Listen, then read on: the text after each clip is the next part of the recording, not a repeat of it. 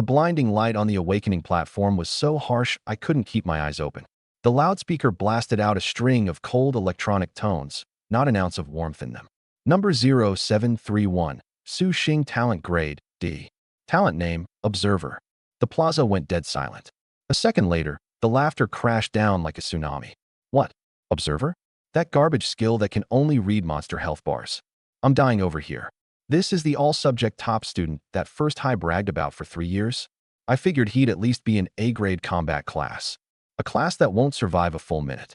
By the time he figures out what breed of beast it is, his head's already been chewed to pieces. In the crowd, a tall kid's face went from disbelief to open, undisguised contempt. Li Wei, my good buddy, we'd shared a dorm room and split a pack of instant noodles more than once. Xingzi no Su Xing. His voice was quiet, but every word landed clean. Ugh, forget it. Once we leave the sanctuary, we're not walking the same road anymore. Take care of yourself. Lin Qingya stood beside him. Through countless nights of grinding practice, I'd pictured that silhouette fighting at my side. Right now her face was cold as the ancient permafrost outside the sanctuary. She didn't so much as glance at me. She just wiped her hands on a handkerchief with a look of disgust, like even standing on the same patch of ground as me had dirted her. Li Wei, let's go. Nothing worth saying to a D-grade. Don't waste your time. The voice was crisp and clear, and it cut deeper than any curse. I swayed, nearly losing my footing. I didn't look at those faces. I didn't listen to the chatter. The world felt muted, nothing left but a faint ringing in my ears. That so-called genius halo, under the letter D. It shattered until there was nothing left, not even dust. This world had been brutally real ever since the beast invasion 100 years ago. Humanity huddled inside sanctuaries just to scrape by, and power and talent were the only passports that mattered. Without power, the title of genius, of top student, was just scrap paper. A joke. In the VIP section, a middle-aged man in a suit with slicked-back hair shot to his feet, his face ashen. He didn't even look at me. He whirled around and started chewing out my homeroom teacher, Yun Shang. Yun Shang, a young woman with a graceful, alluring charm, had gone frighteningly pale. Yun Shang, this is the once-in-a-century genius you guaranteed me? An observer who can only serve as a live target? Trash. A fame-chasing piece of trash. Do you have any idea how many resources the school advanced for him? All down the drain. Yun Shang's lips trembled as she tried to defend me. Director Zhang, Su Xing has always worked so hard. Maybe there was a malfunction with the awakening platform. Shut up. Director Zhang cut her off cold, the fury in his eyes nearly spilling over. No excuses. Starting today, First High revokes every privilege he has. I don't want to see this name again. With that, he stalked off without a backward glance, leaving Yun Shang frozen in place, pinned by countless gleeful, gloating stares. I saw all of it. I saw the muscles at the corner of Director Zhang's mouth twitch as he cursed. I saw the Miss Teacher Yun Shang was fighting back in her eyes. I saw the relief on Li Wei's face as he turned away. I saw the cold line Lin Qingya drew in the arch of her brow. I saw exactly how the whole world threw me away. An indescribable exhaustion welled up from deep inside. But what followed wasn't despair. It was an almost eerie calm. Manipulated. Labeled. Looked down on. I was sick of it. To hell with genius. To hell with expectations. To hell with D-grade. I drew a deep breath, my chest heaving hard. Then I did something no one could make sense of. I activated my talent again. Observer. Only this time, the target wasn't any person. It was the cold, ancient awakening platform beneath my feet. The world changed in an instant. No lights. No crowd. The whole world was like a shattered mirror, and countless bizarre, dazzling images, sounds, and scents poured into my mind like floodwaters through a broken dam. I saw chaos. I heard the first roar that split heaven from earth. I saw a god step out from a sea of stars, the radiance he scattered with a wave of his hand becoming endless living things. I saw gods and demons slaughtering each other across the primordial ages, shattered godhoods streaking like meteors down the long river of time and space. These were fragments of space and time this awakening platform had recorded across the eons. So the observer's true purpose was never about reading some monster's stat panel. It was to observe all things, to see into their roots, to trace back through history, even to seize that miracle flashing by in an instant. My consciousness groped and thrashed through the endless fragments, like a drowning man reaching for a straw. The agony had my very soul shuddering, but I held on with everything I had, driven by pure, stubborn refusal to lose. Finally, in a primordial fragment that was about to dissolve completely, I spotted a few threads of gold, finer than strands of hair. It was the last of the divinity that had drifted free from an unnameable ancient god as it fell. That was it. Almost entirely on instinct, I hurled every ounce of my mental power at those threads of divinity. Get over here. The next second, reality erupted. The awakening platform, which had gone silent, shook violently without warning. The ancient runes on its base lit up one after another as if life had been poured into them, brilliant and blinding. Boom. A thick golden pillar of light shot into the sky, piercing straight through the dome of the venue, lighting up the entire night sky over the Nanjiang sanctuary. Every mouth in the crowd fell open, the mockery on their faces freezing into ridiculous shock. Before they could even snap out of it. Boom. A second pillar of light blasted skyward. Boom. A third. 3 pillars of light, each marking the highest possible rating for a human class. SSS grade, stood side by side like 3 divine swords cleaving open the heavens, the pressure buckling everyone's knees until they nearly collapsed. The venue went dead still. At the center of the light, the boy everyone had written off as trash slowly climbed to his feet. My face was white as paper, my whole body soaked with sweat, but in those pitch-black eyes of mine, 3 sacred pillars of light were reflected. A brand new talent panel slowly surfaced in my mind. Holy shit, you see that? What the hell is that? Light. Golden pillars of light. 1, 2, 3 of them. God almighty. 3 SSS-grade pillars. Nanjiang Sanctuary would light incense in gratitude for a single S-grade. These are 3 SSS. The loudspeaker sputtered like broken junk and couldn't produce another sound. The roaring, tidal wave of mockery was ground into powder in the face of 3 pillars piercing heaven and earth. The faces that had been spraying spit moments ago all froze, mouths gaping wide enough to fit an egg, strange wheezing sounds leaking from their throats like a failing bellows. The pressure of the pillars was like a giant hand made of substance, clamping down on every neck, pinning everyone in place.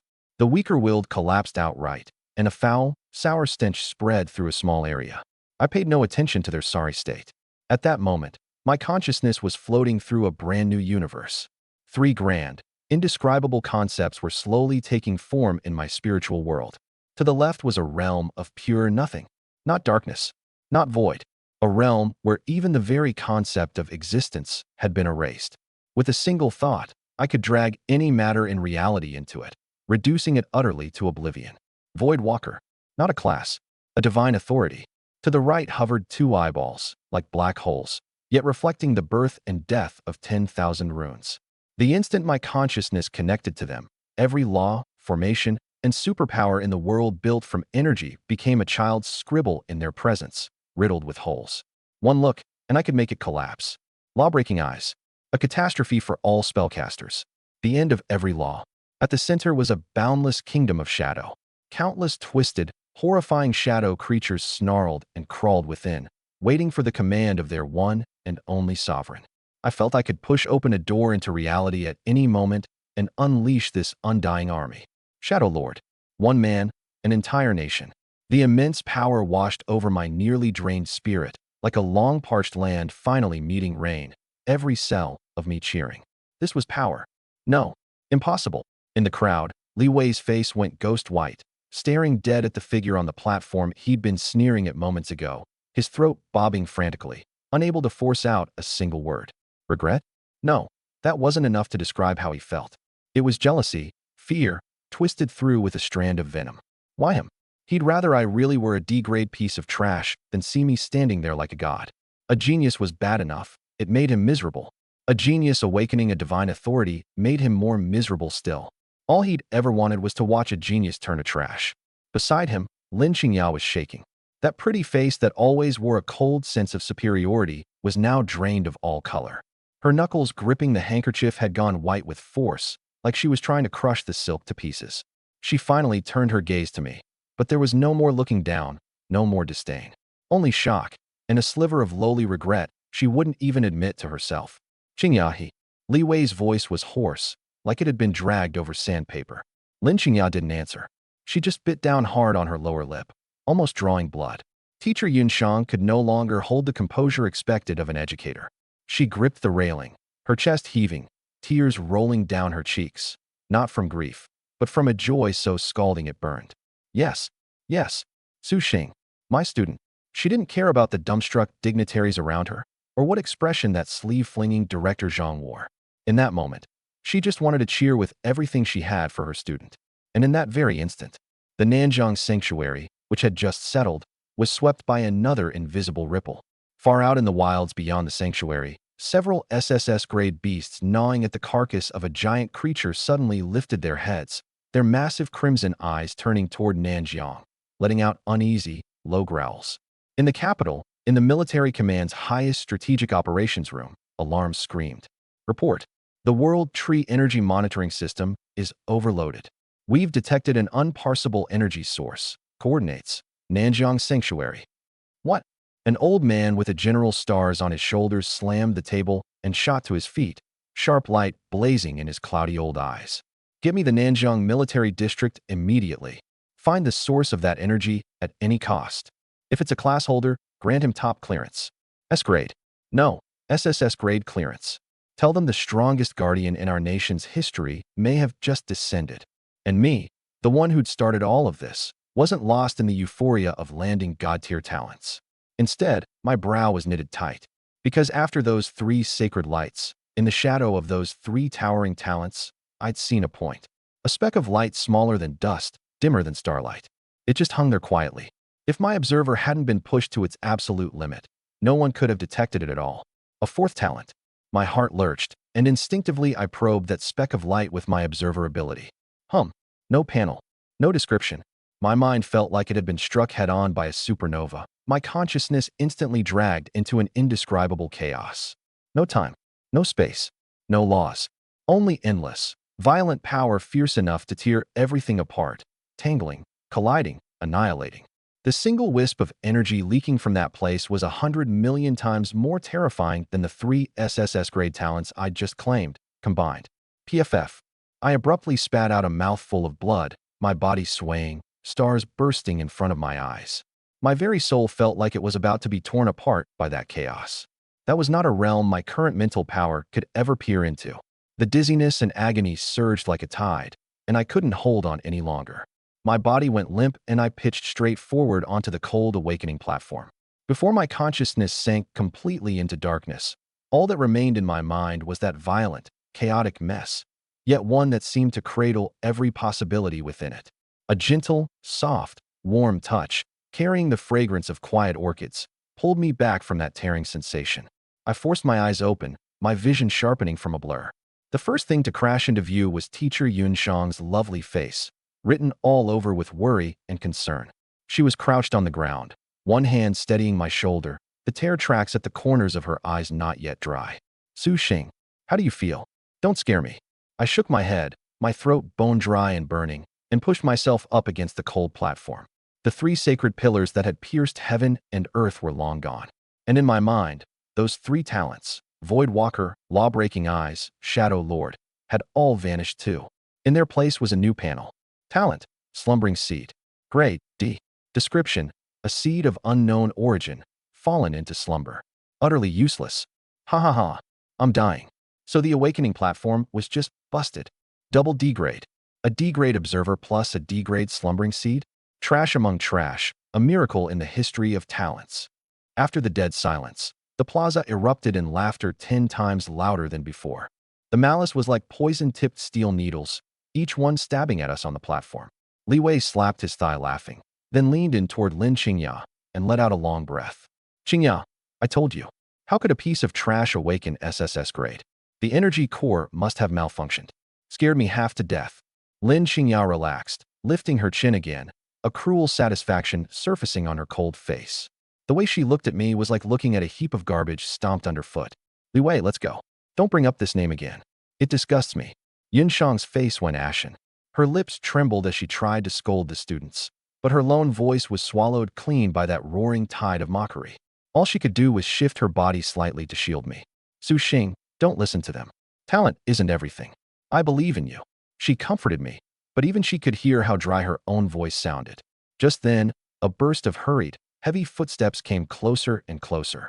Several military personnel in black combat uniforms, the emblem of a sword and eagle stamped on their chests, escorted a middle-aged man with 2 golden stars on his shoulders as they rushed over.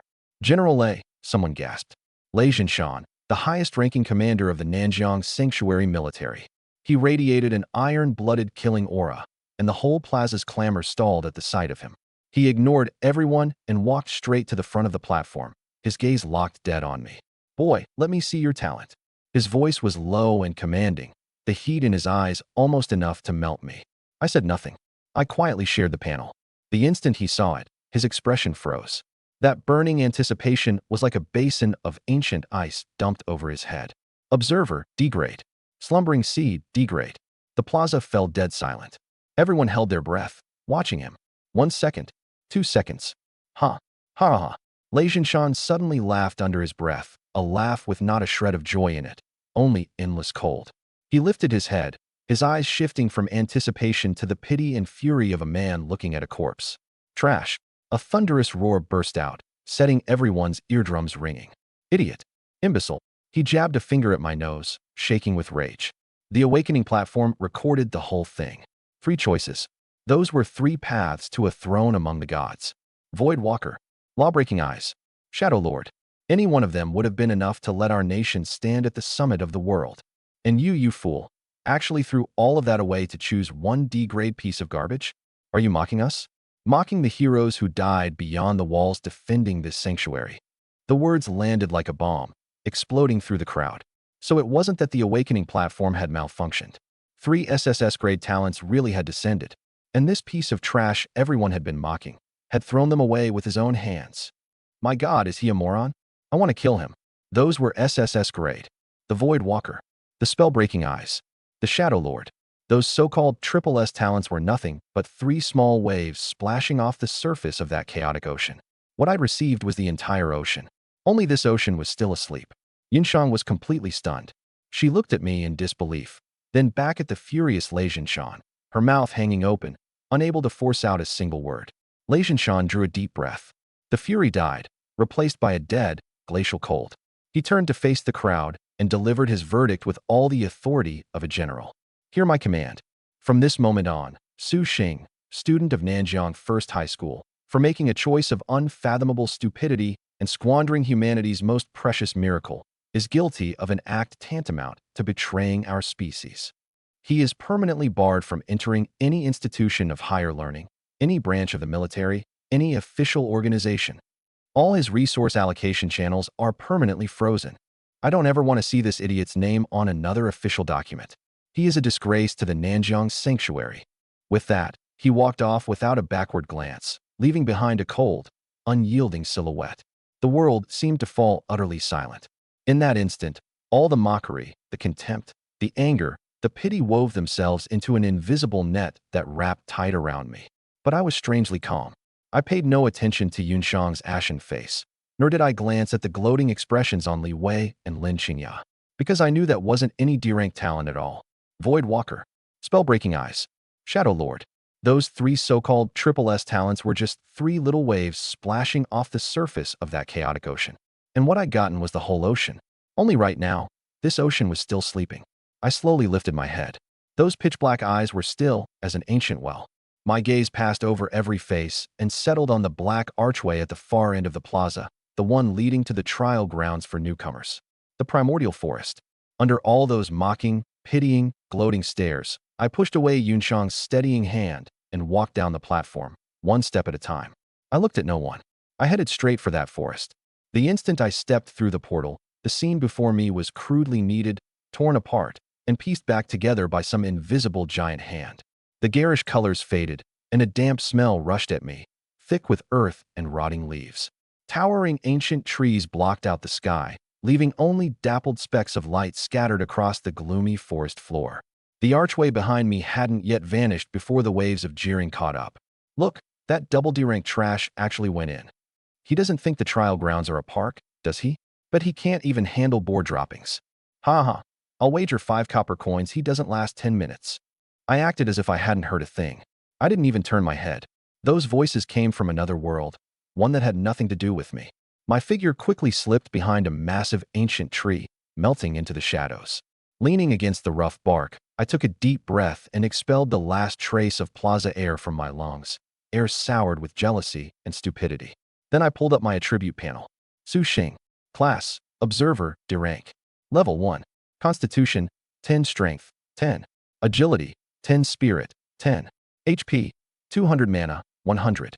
Attack, 40 Defense, 40. Starting Skills, Weakness Analysis, Energy Scan, Energy Siphon, Passive. Hidden Class, Sleeping Seed, D-Rank, 0%. The panel was almost embarrassingly bare. But as I stared at those 4 core attributes, the weight on my heart eased a little. A double D-Rank class. The starting stats weren't just D-Rank. They were 2 classes stacked. Constitution, Strength, Agility, Spirit. Each had a base value of 5, and doubled. That made 10. That already matched the starting point of a standard C-Rank class. Sure, the growth coefficient was a pitiful 0.5x per level. But at least I had 2 0.5x. The starting line wasn't as hopeless as I'd thought. My fingertips swept across the panel, opening each of the 3 skills in turn. Weakness Analysis and Energy Scan were the core of the observer. One for insight, one for locating targets. They complemented each other well. As for the Energy Siphon passive, the system didn't mark its origin. My mind raced. The one variable on the panel was the progress bar behind that D-Rank hidden class, Sleeping Seed. 0%. Was absorbing energy meant to evolve the seed? A bold but reasonable thought quietly took root in my mind. I gripped the rusty beginner's iron sword in my hand. Its cold touch sharpened my focus. Beginner's iron sword, black iron grade. Attributes, strength plus 10. Description, a blacksmith's half-hearted effort. Better than nothing. After equipping it, strength, 10-20. Attack, 40-80. 1 point of strength gave 4 points of attack. Good. At least my attack was up to 80. I hesitated no longer. Steadying my breath, I moved deeper into the forest, silent as a ghost. I hadn't gone far when a heavy, snuffling wheeze and the sound of rooting soil reached me. A tusked boar LV.1, black iron grade, covered in filthy black bristles, appeared in my sight. That was the one. My eyes sharpened. I silently invoked Weakness Analysis. In an instant, the world was stripped of all color, transformed into a grayish-white space made of countless data streams. On the boar buried in its feasting, several highlighted red zones of varying intensity emerged. Spine, high defense, non-lethal. Lower belly, weak point, moderate damage possible. Rear, fatal weak point. Roughly 3.14 seconds before this creature charges, its anal sphincter briefly loosens from maximum energy buildup. In that instant, defense plummets by 90%. Staring at that line of glaring red, I couldn't stop the corner of my mouth from twitching. A plan formed in an instant. Crazy, efficient, and, well, rather flavorful. Without hesitation, I deliberately stepped down and snapped a dry branch underfoot. Crack. Grop. The boar's head shot up.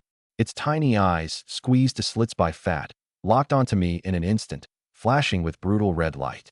It pawed at the ground, let out a roar, and came thundering at me like a runaway pickup truck. Now, instead of retreating, I charged. I rushed straight into that rank gust of wind. When we were barely 3 meters apart, at the very instant those curved tusks were about to graze me, my body suddenly dropped.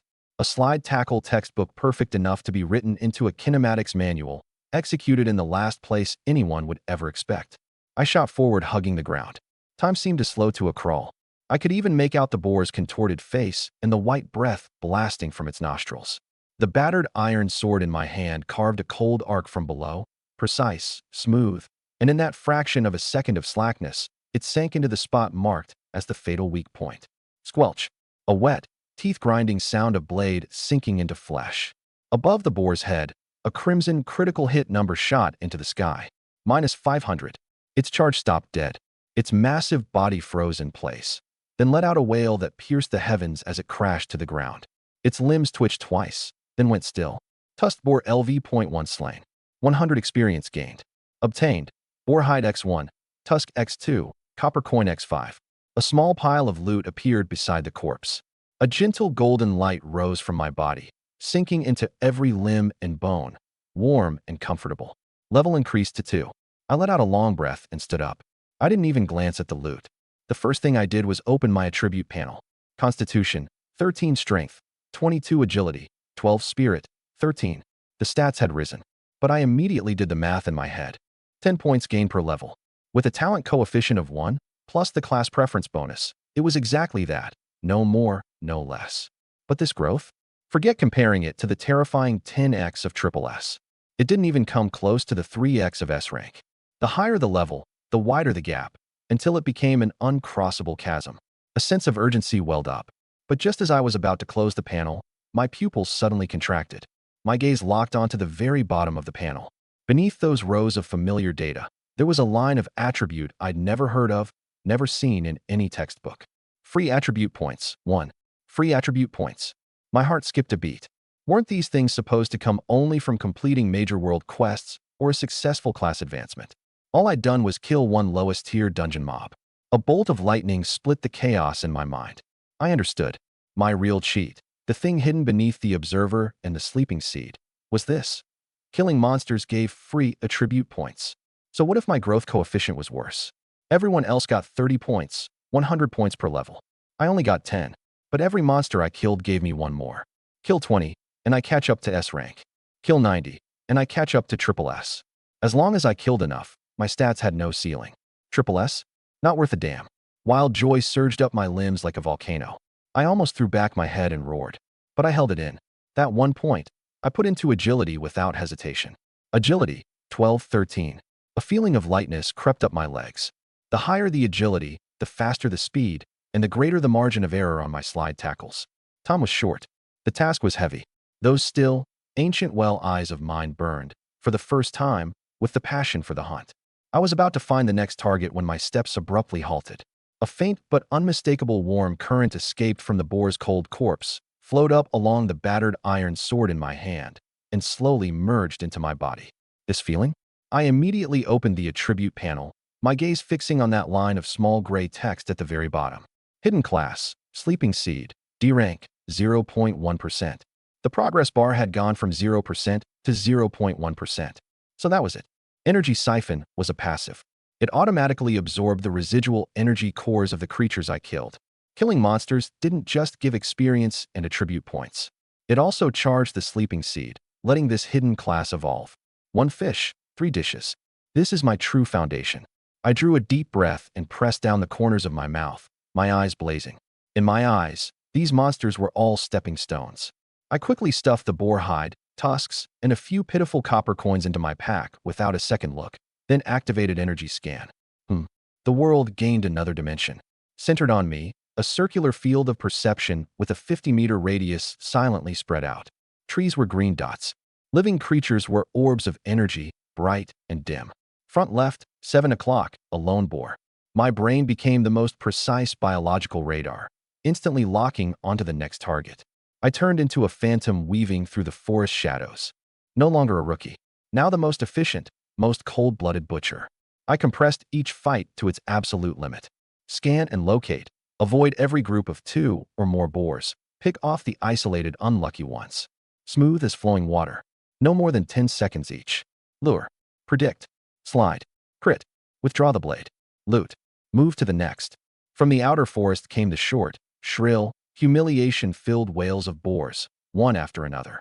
The system's cold notification chimes became the most beautiful symphony in the world to my ears. Tusked boar slain. Experience plus 200.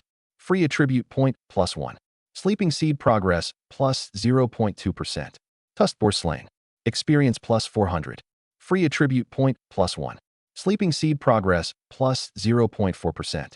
Level increased to 3. Level increased to 4. An hour later, another boar fell with an unwilling wail, and my level had reached 5. The boar hides and tusks in my pack had long maxed out at 99, and I'd also dropped dozens of black iron-grade iron swords, leather armor, and boots. The sleeping seed's progress climbed steadily to 25%. Just 75% more, and I'd witness its evolution. I was looking forward to it. Grinding 100 boars an hour was a frankly terrifying pace. Even triple S-rank class holders might not manage that efficiency, and most of my time was still spent finding the boars. Otherwise, it'd be faster. Those 100 free attribute points, I dumped every single one into agility. Agility, 19,119. Right now, I moved so fast my figure almost left after images. It was right then that the teleport entrance to the primordial forest flared with light. The first batch of freshmen, fully prepared, stepped in as a party, brimming with confidence. Haha, make way, make way. Squad Gale is here. Everybody ready? Today you'll all see what my A-rank class, Child of the Wind, can really do. Heard there are tons of boars in this dungeon. Perfect practice for the captain. Neatly equipped, spirits high. as if they could already picture themselves sweeping the field and rocketing up in levels. But the moment they stepped into the forest, every one of them froze. The rookie monsters they'd imagined running around everywhere, snuffling and grunting, weren't there. Not a single one. In their place was a deathly silence and a ground littered with boar corpses. Every one of them had died the exact same way, as if by the hand of the same pervert. Rears mangled to a bloody pulp, innards crudely churned apart by a sharp weapon, a wretched way to go. What the hell? What's going on?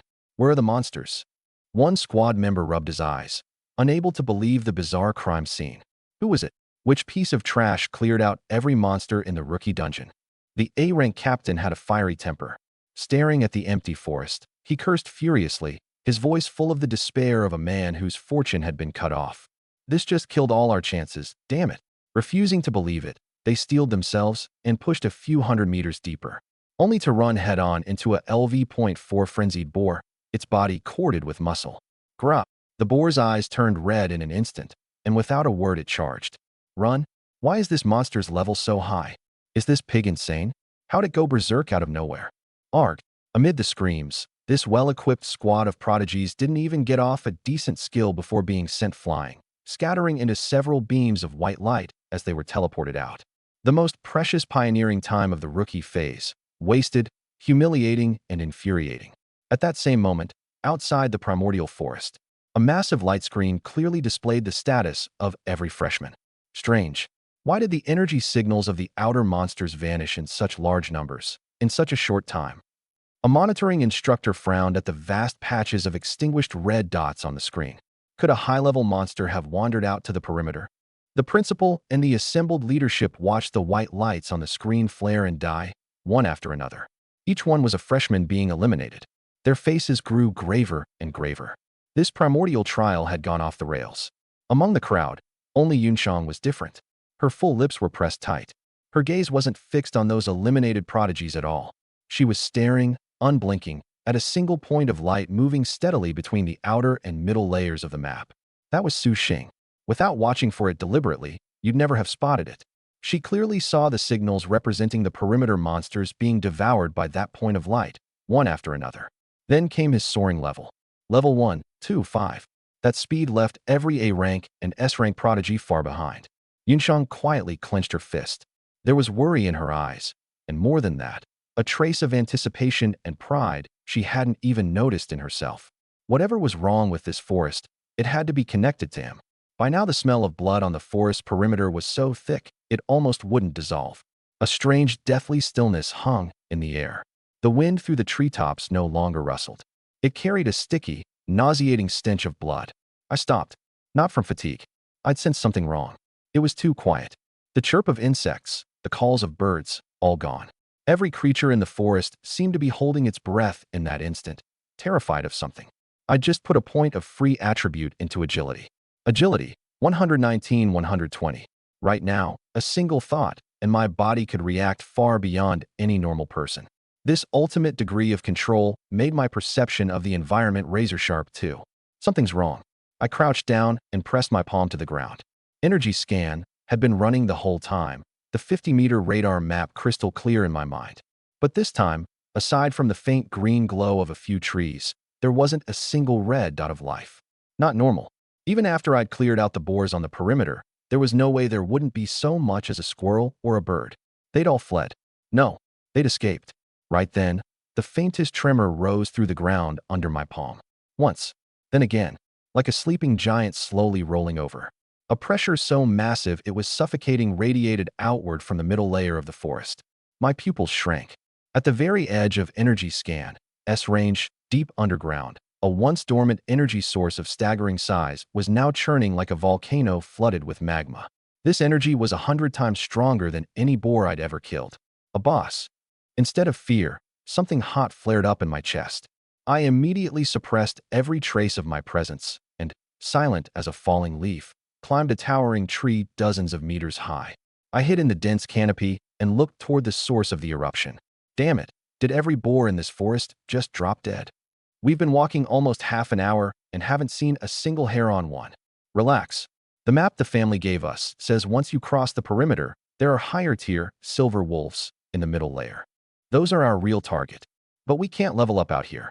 When we run into the silver wolves, we'll be in real trouble. What are you scared of? You didn't awaken some garbage D-rank class like that loser Su Xing. Even at level 1, you could stomp him flat.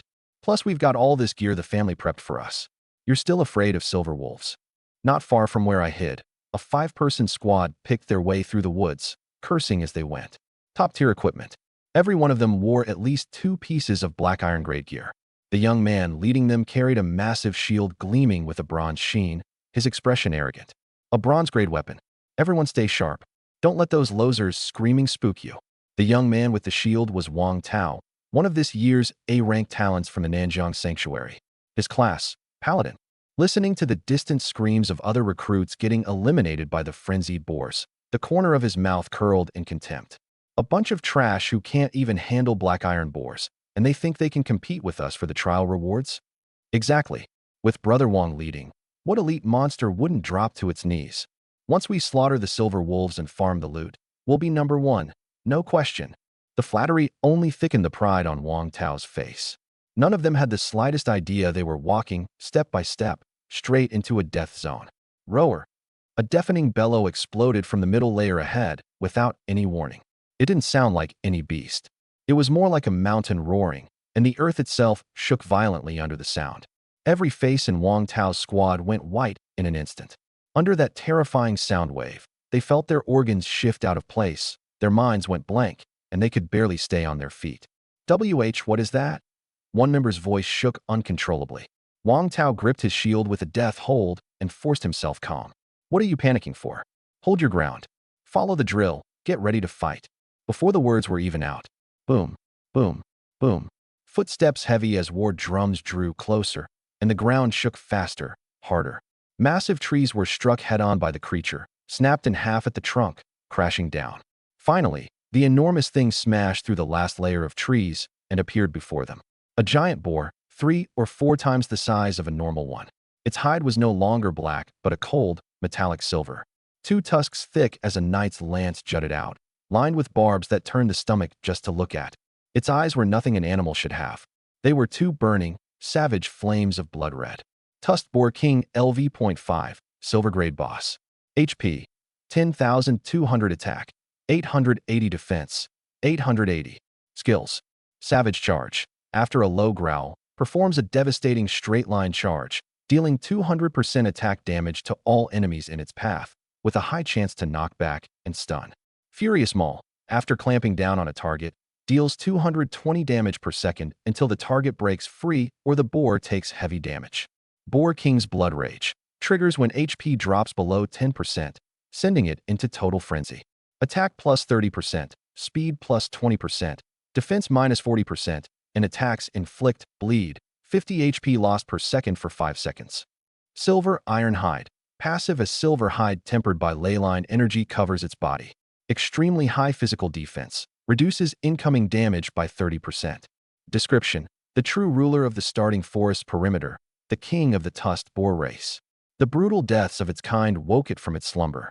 It comes bearing endless rage, ready to tear apart every living thing that sets foot in its territory. The support class girl behind Wang Tao took one look at the boss's stats, and her legs gave out. She collapsed to the ground. A silver grade boss. Run. Run. Are you kidding me? Another member's voice cracked into a sob. 880 defense. And 30% damage reduction on top of that. How are we supposed to fight this? We can't even break through its armor. Over 10,000 HP. It could just stand there and let us hack at it, and we still couldn't bring it down. Despair swept over the squad like a tide, drowning them in an instant. The gear they'd been so proud of was flimsy as paper in front of this thing.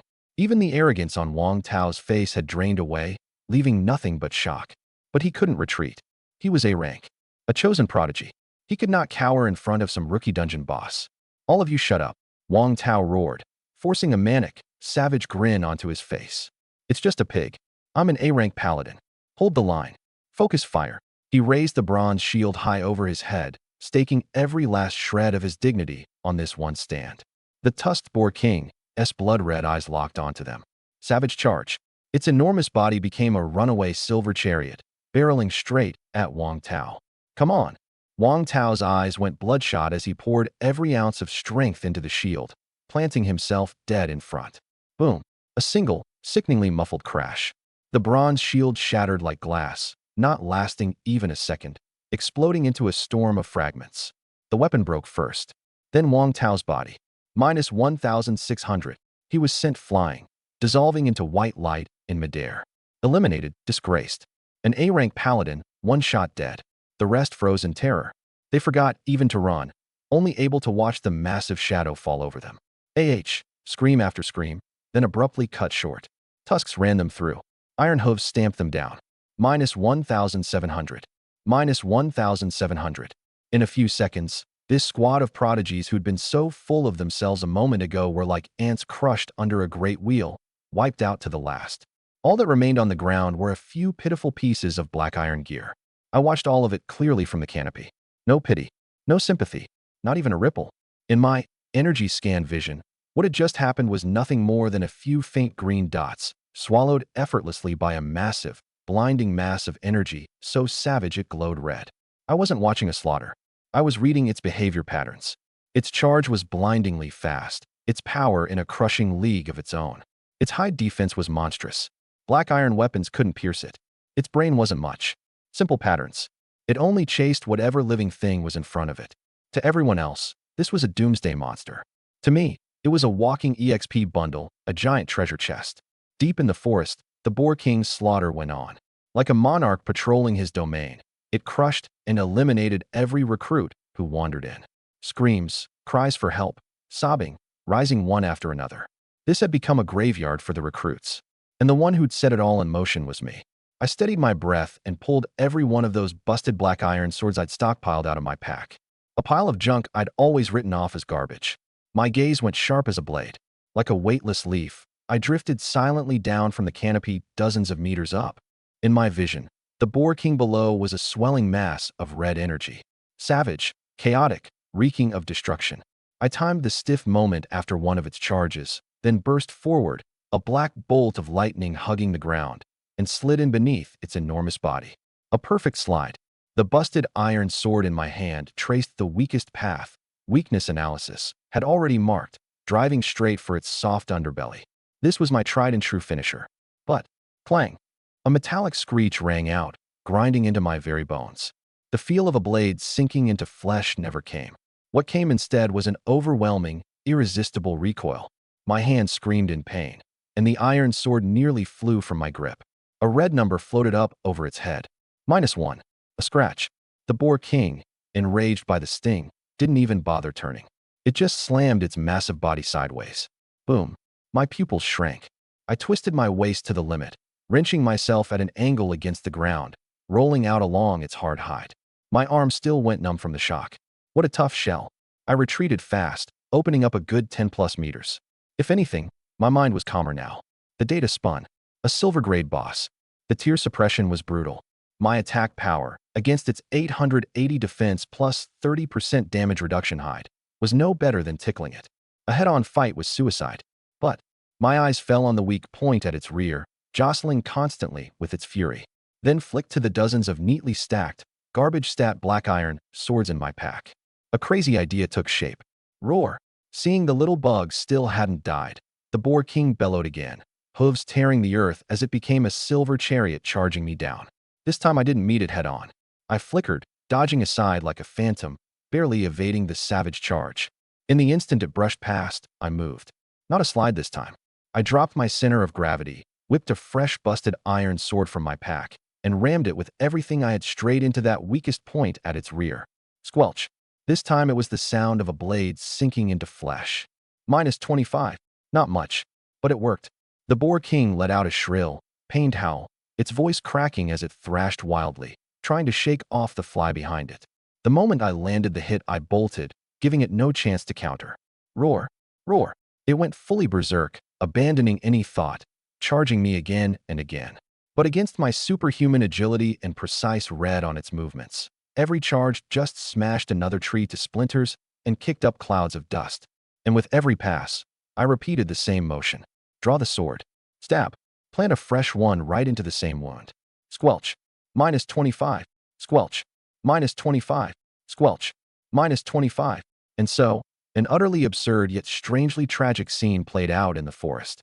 A massive silver boar king, its rear studded like a mobile scabbard with a dozen-odd black iron swords of varying lengths. It ran like mad while blood poured out, dragging a vivid trail of it across the ground. And the human it saw as nothing more than an insect kept finding ways to add one more wound to its backside, in the most humiliating manner possible. Its health bar dropped slowly but steadily. Finally, it broke below 10%. Then everything changed. Grah! A roar completely unlike the ones before, full of agony and savagery, tore up from deep in its throat. Its body seized. Blood-red steam burst from every pore, and its silver-white hide dyed an ominous crimson at a startling speed. Those burning eyes now blazed bright as two searchlights, the bloody glow almost taking physical form. Boar King's blood rage triggered. Alarm bells went off in my head. I was just setting up my next scratch when the Boar King's shape blurred in an instant. So fast, my pupils shrank. Almost purely on combat instinct, I threw my body backward. Ryup! A blur of blood-red tusk grazed past the tip of my nose, the wind stinging my cheek. Before I could steady myself, its enormous body twisted around with a nimbleness that made no physical sense, and a second charge, carrying a towering wave of bloodlust, was already on me. Its speed was at least 20% faster than before. I relied on my agility to dodge fast and open the distance. This was the payoff for going all in on agility. In my weakness analysis vision, its defense stats were plummeting all over its body. The once impenetrable silver iron hide was now brittle as tinfoil. Dangerous, but also the only opening. I couldn't keep dragging this out. At its current speed and attack power, one graze would kill me. Come on, you beast! I roared and, instead of retreating, pushed forward, charging it head-on. Agility maxed out. No longer just dodging, but dancing on the edge of a knife. Its frenzied attacks brushed past me each time, tusks ripping the air, iron hooves shattering the earth, the wind pressure loading every movement with enormous resistance. But in the gap after every dodge, the iron sword in my hand found its mark in that rear I'd stabbed countless times. Squelch. Minus 195. Squelch. Minus 200. With its defense down 40%, every one of my hits had become a true, lethal wound. Just 4 attacks, and its health bar plunged at a speed it never had before. Only 4. But every one of them, I was dancing on a knife's edge, every one nearly sending me out of the forest for good. Finally, after one more heart-stopping sideways dodge, I seized the instant when its old momentum was spent and its new momentum hadn't yet built. I hurled the last iron sword like a javelin, with everything I had. Die! The iron sword became a streak of black light, carrying all my strength and will, and buried itself dead center in that bloodied, mangled rear, all the way to the hilt. Minus 220. Silver-grade boss Tusked Boar King LV.5 Slang. Gained 7,500 EXP, plus 15 free attribute points. Slumbering Seed progress, plus 7.5%. Obtained. Boar King Armor. Skill Book, Silver Plate. Copper Coins X 750. The final blow. Its enormous body seized mid-sprint. The savagery in its blood-red eyes drained away fast, leaving only endless unwillingness and confusion. Then it crashed to the ground, kicking up a cloud of dust, the earth trembling. I stood not far off, chest heaving, drenched in blood, reeking of its stench. But my eyes were startlingly bright. It was over. After the boss went berserk, I'd pulled off the near-impossible kill. I was about to step forward and grab the loot. A golden announcement, stretching across the sky and dazzling beyond measure, rang out like a divine miracle, without any warning, in every nation and every recruit's starting dungeon at once. Global announcement. Congratulations to Dragon Nation's D-rank class holder Observer for the world's first kill of the silver-grade boss, Tusked Boar King. Reward. Free attribute points X100, silver treasure chest X1. At that moment, inside Country M's starting dungeon, a young man wrapped in golden lightning, warhammer in hand, was locked in a brutal fight with a massive silver-tier boss, the Thunderous Python. He was Country M's most dazzling prodigy this cycle, the SSS-rank job holder, Thor. Kane. Damn worm. Die, he roared, hammer coming down. A golden global announcement lit up in front of his eyes. The lightning coursing over Kane's body froze. D-rank? First kill on a silver boss? A Dragon Country guy? What the F? Bam! In that split second of distraction, the giant serpent tail whipped around like a steel lash and sent the arrogant Thor flying, snapping several trees on the way down. Meanwhile, inside the Euro Union's starting dungeon, A young woman in priestess robes sat cross-legged with her eyes shut tight, ripples spreading through the space around her. She was the SS-rank prophet, Anna. The instant the announcement rang out, Anna's eyes snapped open, her face went white, and then she coughed up a mouthful of blood. The future, the threads of fate have been thrown into chaos by someone I can't see. Sakura country, Northern Bear country, Tianju country. Baka, how can it be D-rank? The system must be glitching. The Dragon Country people are cheating. They definitely used some dirty trick. Investigate. Find out right now who this observer actually is. Shock, doubt, envy, dread, every kind of emotion churned wildly in the hearts of the world's top prodigies. Being surpassed by a D-rank piece of trash was a goddamn humiliation. An urgency they'd never felt before pressed down on them like a mountain. And me, the one who started all of this, had no idea about the uproar outside. I walked over to where the Boar King had fallen. The massive corpse was condensing into points of light, getting drawn into my body bit by bit. My level shot up from the enormous experience of killing the boss, jumping straight from 5 to 7. Right after, an energy far more massive and far more refined than a level up surged into me. Seed of Slumber, progress 32.5%. Almost there. Next to the Boar King's corpse lay a heavy suit of silver glowing armor, a skill book, and a big pile of copper coins, all sitting quietly. I reached down and picked them up. Boar King armor, silver tier. Attributes: Constitution plus 105, Strength plus 105. Description: forged from the silver iron core of the tusked Boar King. Extremely high physical defense. Plus 105 to both stats? That's just a killing machine. 210 attribute points total, the same as an SSS-rank job holder gaining 2 full levels outright. Looks like if I want to close the gap in job rank, aside from the free attribute points that drop from grinding mobs, I've got to rely on gear. As long as the gear is top tier, I can crush SSS ranks all the same. If silver isn't enough, gold. If gold isn't enough, platinum. As long as I stay one tier above them, always. I put it on without hesitation.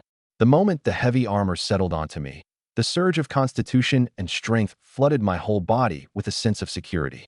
My aura was several times stronger than a moment ago. Then I looked at the skill book, its cover inlaid with a thin silver plate and etched with flowing silver armor patterns. Silver armor, silver tier. Effect: consumes 40 mana. For 30 minutes. Constitution plus 150, strength plus 150.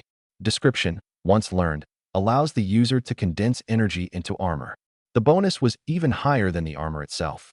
Good stuff, just a mana hog. Learn it. A flood of knowledge about condensing energy armor poured into my head. There was still the system-rewarded silver treasure chest in my bag. I opened it right away. Silver light burst out. Obtained: Swift Shadow Silver Bow, Skill Book, Gale Step, free attribute points x10. I looked over each one. Swift Shadow Silver Bow, silver tier. Attributes: Agility plus 105, Strength plus 105. Description: the bowstring is woven from wind silkworm thread, humming when drawn. Arrow initial velocity plus 20%, extra plus 5% crit rate on weak point hits. An eagle is carved into the bow's body. No accuracy loss when firing on the move. The silver bow paired with my weakness analysis and energy scan, plus my terrifying agility, I could just kite my opponents. No more dangerous face-to-face melee every single time. Good weapon. I tossed the broken iron sword and switched to the silver bow. Agility and strength climbed another notch. There was also a yellowed parchment skill book with an afterimage of a running figure drawn on it. Gale Step, silver tier. Effect: consumes 30 mana. For 60 seconds, agility plus 150, evasion rate plus 15%. The first attack during this window is guaranteed to crit. Description: a short burst of mobility, good for chasing or disengaging. Note: agility must be refined above 60 to draw out its true essence. A perfect fit for my build, chasing enemies down and escaping alike. If I'd had this earlier, that fight with the Boar King wouldn't have been such a mess. Learn it. Even a moment's hesitation would disrespect this book.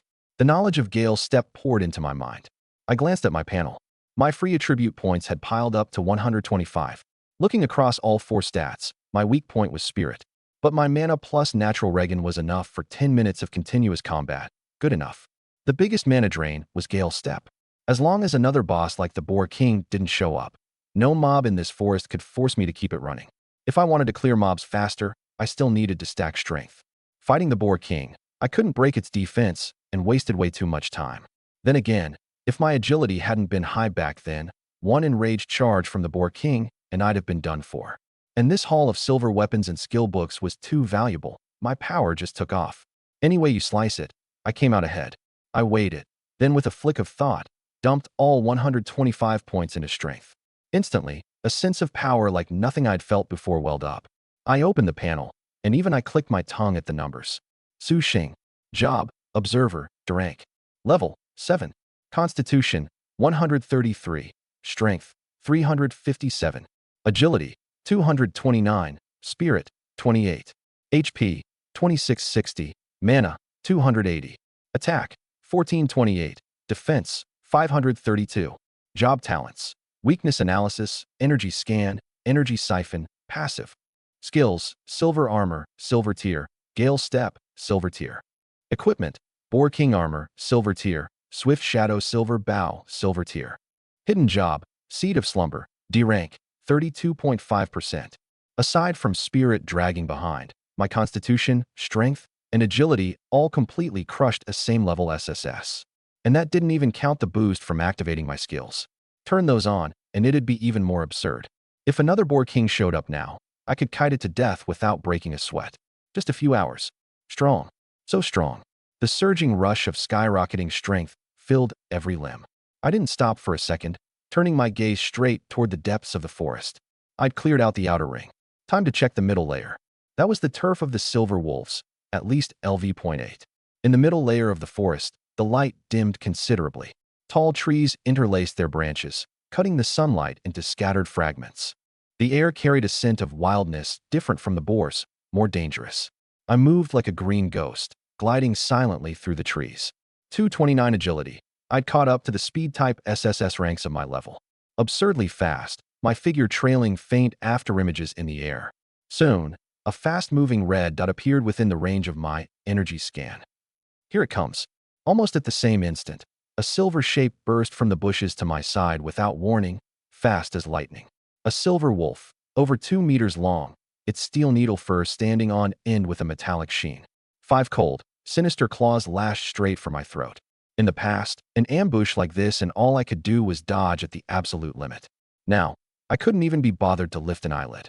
I just casually shifted to the side. At the same time, 40 mana, silver armor on. Constitution plus 150, strength plus 150. Constitution, 133283, strength, 357507. Attack, 14282028. Defense, 53211132. Defense broke 1,000, just like that? Clang. Metal shrieked against metal. The wolf's claws raked hard across my shoulder plate, sparks flying. The armor was left with nothing but a few shallow white scratches. An insignificant number floated up above my head. -1. Not enough damage, so it forced minimum chip damage. I didn't budge an inch. A flicker of shock crossed the silver wolf's eyes, an almost human confusion. It couldn't figure out how this two-legged creature's body was harder than steel, but I had no intention of giving it a second chance to think. I didn't even bother knocking an arrow. While its momentum was spent and its next move hadn't yet come, I swung the silver bow around backhand, using it like a war hammer, and with the surging attack from silver armor, I smashed it hard across the ribs. Crack! The crisp snap of shattering bone. That arrogant silver wolf didn't even get out a whimper. Its whole body flew sideways like a torn sack, slamming into a tree, its spine snapping clean in two on impact. A terrifying number floated above its head. -2,000. Killed silver wolf LV.8. Gained 800 experience. Obtained Wolf Fang X2, Wolf Claw X4, Copper Coins X40. One shot. Only now did I taste the joy of being an SSS-rank job holder. I pulled the silver bow back and swept up the drops on the way. To test the skill, 30 mana, Gale Step on. Only 60 seconds, but agility jumped plus 150 flat. Agility, 229379. At this speed, even an SSS rank would give me a wide berth. I was as fast as a phantom. The monstrous defense from the Boar King armor as a base, stacked with silver armor and Gale Step. Right now, I was the ultimate killing machine in this forest. But defense was just my foundation. My real kill move was this, Swift Shadow Silver Bow. I drew the bow and knocked an energy arrow the system auto-generated. Weakness analysis on. In my field of vision, another silver wolf in the distance, startled, had its head and heart instantly marked with deep red lethal points. The string trembled softly. Plus 20% initial velocity. The arrow vanished into the air the moment it left the string. 100 meters out, that silver wolf that had just poked its head out took a bloom of blood between the brows, and its huge body crashed to the ground. First attack, guaranteed crit. Minus 9,999. Weakness crit. Headshot at 100 meters, clean and precise. Fierce. So fierce.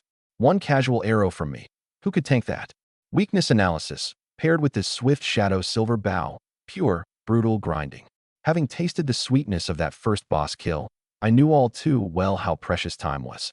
Not a second to waste. Mana, I wasn't rationing it anymore. Silver armor stayed up permanently. Gale Step reactivated the moment it ended, and I became a whirlwind of death reaping lives through the trees. 30 mana per minute. 240 mana was only enough for 8 minutes of carnage. But 8 minutes was enough. Pull the mobs, group them up, stand in a relatively safe spot, and pick them off one by one. Every arrow that flew out dropped a silver wolf. The free attribute points climbed like crazy. These treasures, I didn't hesitate for a second. All of them into Spirit, my one weak point. Spirit up, mana cap up, and regen faster too. And mana was the only limit on my continuous killing. 8 minutes later, as the last silver wolf fell with a grudge, a level up light rose from my body too. Level up to 9. Spirit, 9598. Mana, 980. The mana cap surged, letting me throw skills around even more recklessly. I didn't rest for a moment. Same method, driving deeper still. Another 8 minutes. When the golden light flared again, my level finally reached the ceiling of this stage, level 10. Level up to 10. Spirit, 162165. Mana, 1650. I'd become the first person at the Nanjiang Sanctuary to max out the first job transition. And in that very moment, this seed of slumber, progress bar on my panel, the one that had been quietly climbing this whole time, finally reached its end. Notice, D-rank hidden job, seed of slumber energy has reached 100%. Evolution beginning. Here it is. My heart lurched. A terrifying throb, from the deepest part of my bloodline, from the very origin of my soul, erupted. I had no time to react before an irresistible, massive power surged out from within, forcing me down onto one knee against my will, my palm pressing hard into the damp soil beneath me. The next second, I seemed to see it. In my perception, countless illusory, faintly green dark jade roots surged wildly from my palms, my knees, from every part of my body touching the earth. These roots were like living things, greedily boring into the depths of the earth, spreading, weaving, and coiling in every direction. Within a few breaths, a vast, web-like energy network covering 100 meters in every direction had formed underground. Within that 100 meters, the life pulse of every tree, the crawl of every insect underground, even the path of the wind brushing across the grass blades, all of it fed back into my mind with perfect clarity. The whole world seemed to gain an entirely new dimension in that instant. Ding! The system panel refreshed. That line of gray text now lit up with a green glow. Hidden job, Abyssal Soul Drinker, C-rank. Bonus Constitution, 100. New skill, Root Entanglement, binds enemy movement. Evolution trait, roots pierce the surface, forming a web-like energy network underground, sensing life fluctuations within 100 meters. I clenched my fist. A sense of power welled up through my limbs, like nothing before. More importantly, I now shared a blood-deep affinity with the earth beneath me, like I'd taken root in this dense forest.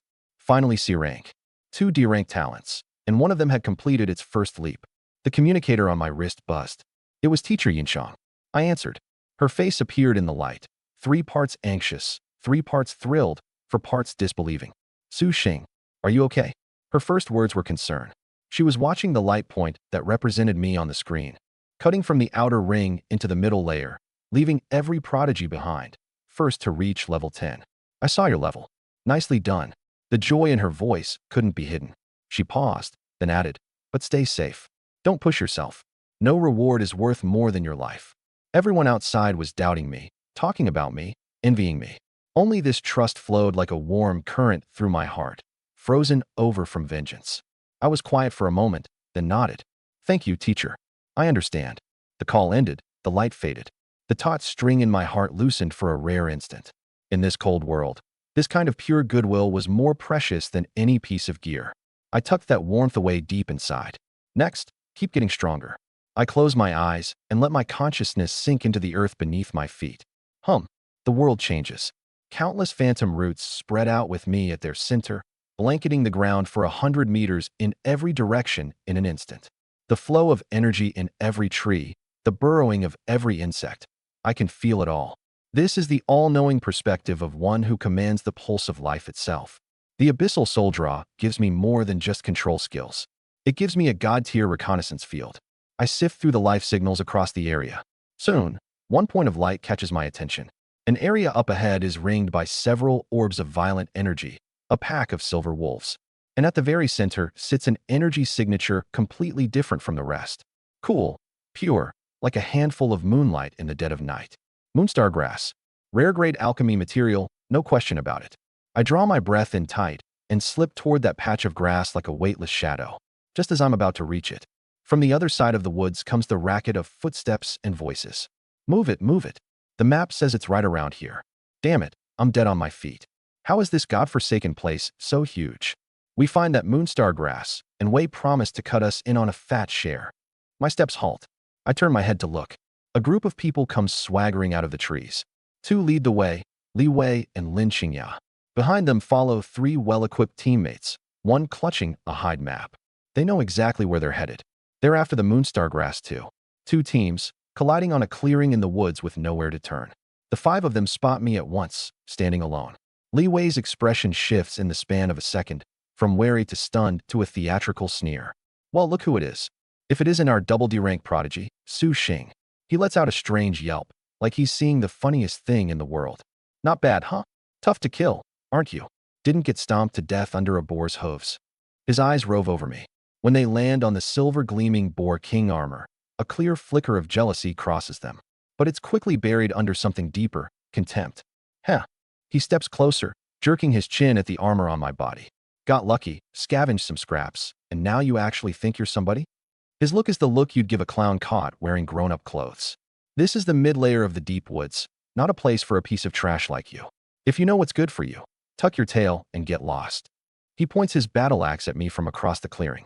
This moonstar grass, and this whole area, Team Thunder is claiming all of it. The air goes taut in an instant. That's when Lin Qingya glides forward a step, wearing her signature pitiful, wounded fawn expression. Su Xing, that's just how Li Wei talks. Don't take it to heart. Her voice is gentle. We're only looking out for you. This place is too dangerous. You can't handle the silver wolves around here. You really should go. But even as she says all this, her eyes flick a hidden signal toward Li Wei. The meaning is crystal clear. If he doesn't leave, cripple him and take that eye-catching silver armor. That little maneuver she thinks nobody noticed. My perception, with mental stats far beyond any normal person's, catches all of it. I watch this man and woman put on their clumsy little routine in perfect sync, and I feel nothing. If anything, I find it a bit laughable. Not worth losing my temper over trash like this. Seeing through them beats getting played by them. I stand where I am, saying nothing.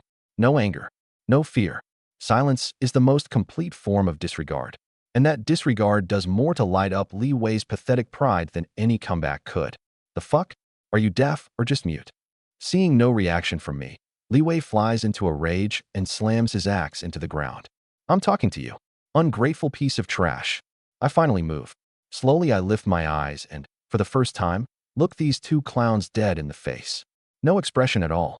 My gaze is as calm as if I'm looking at two corpses about to go cold. Li Wei's cursing still echoes through the trees.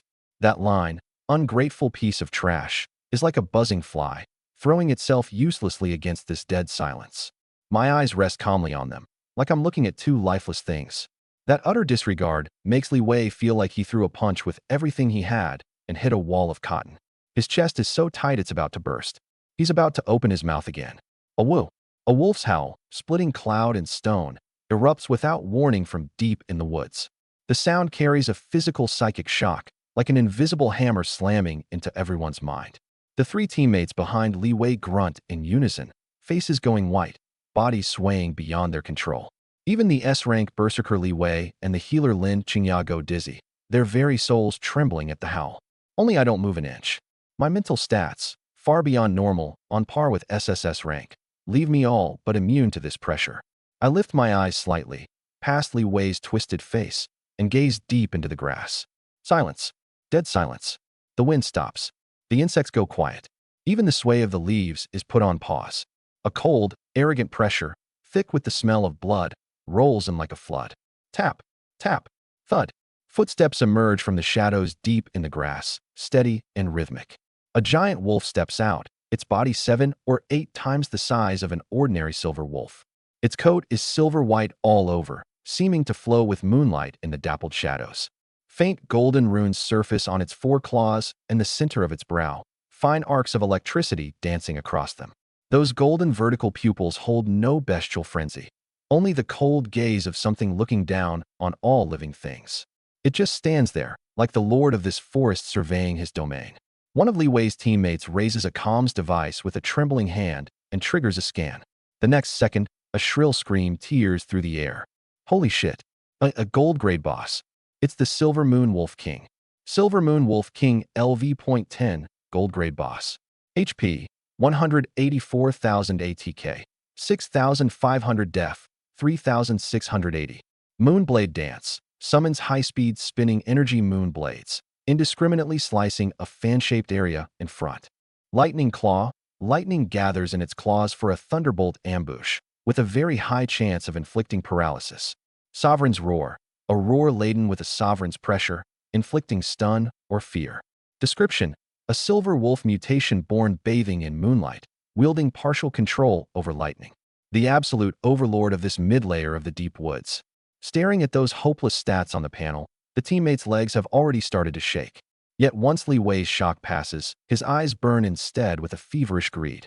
A gold-grade boss. A top-tier existence you'd barely see a handful of in the entire newcomer trial. Kill it, and the rewards. What's there to fear? It's just a beast. Li Wei bellows, forcing down his terror. The way he sees it, this is the perfect chance for him, an S-rank prodigy, to show off his power. In front of Lin Qingya, in front of me, the trash. Battle stations. Show them what Team Thunder can do. He activates his S-rank Berserker skill. For glory.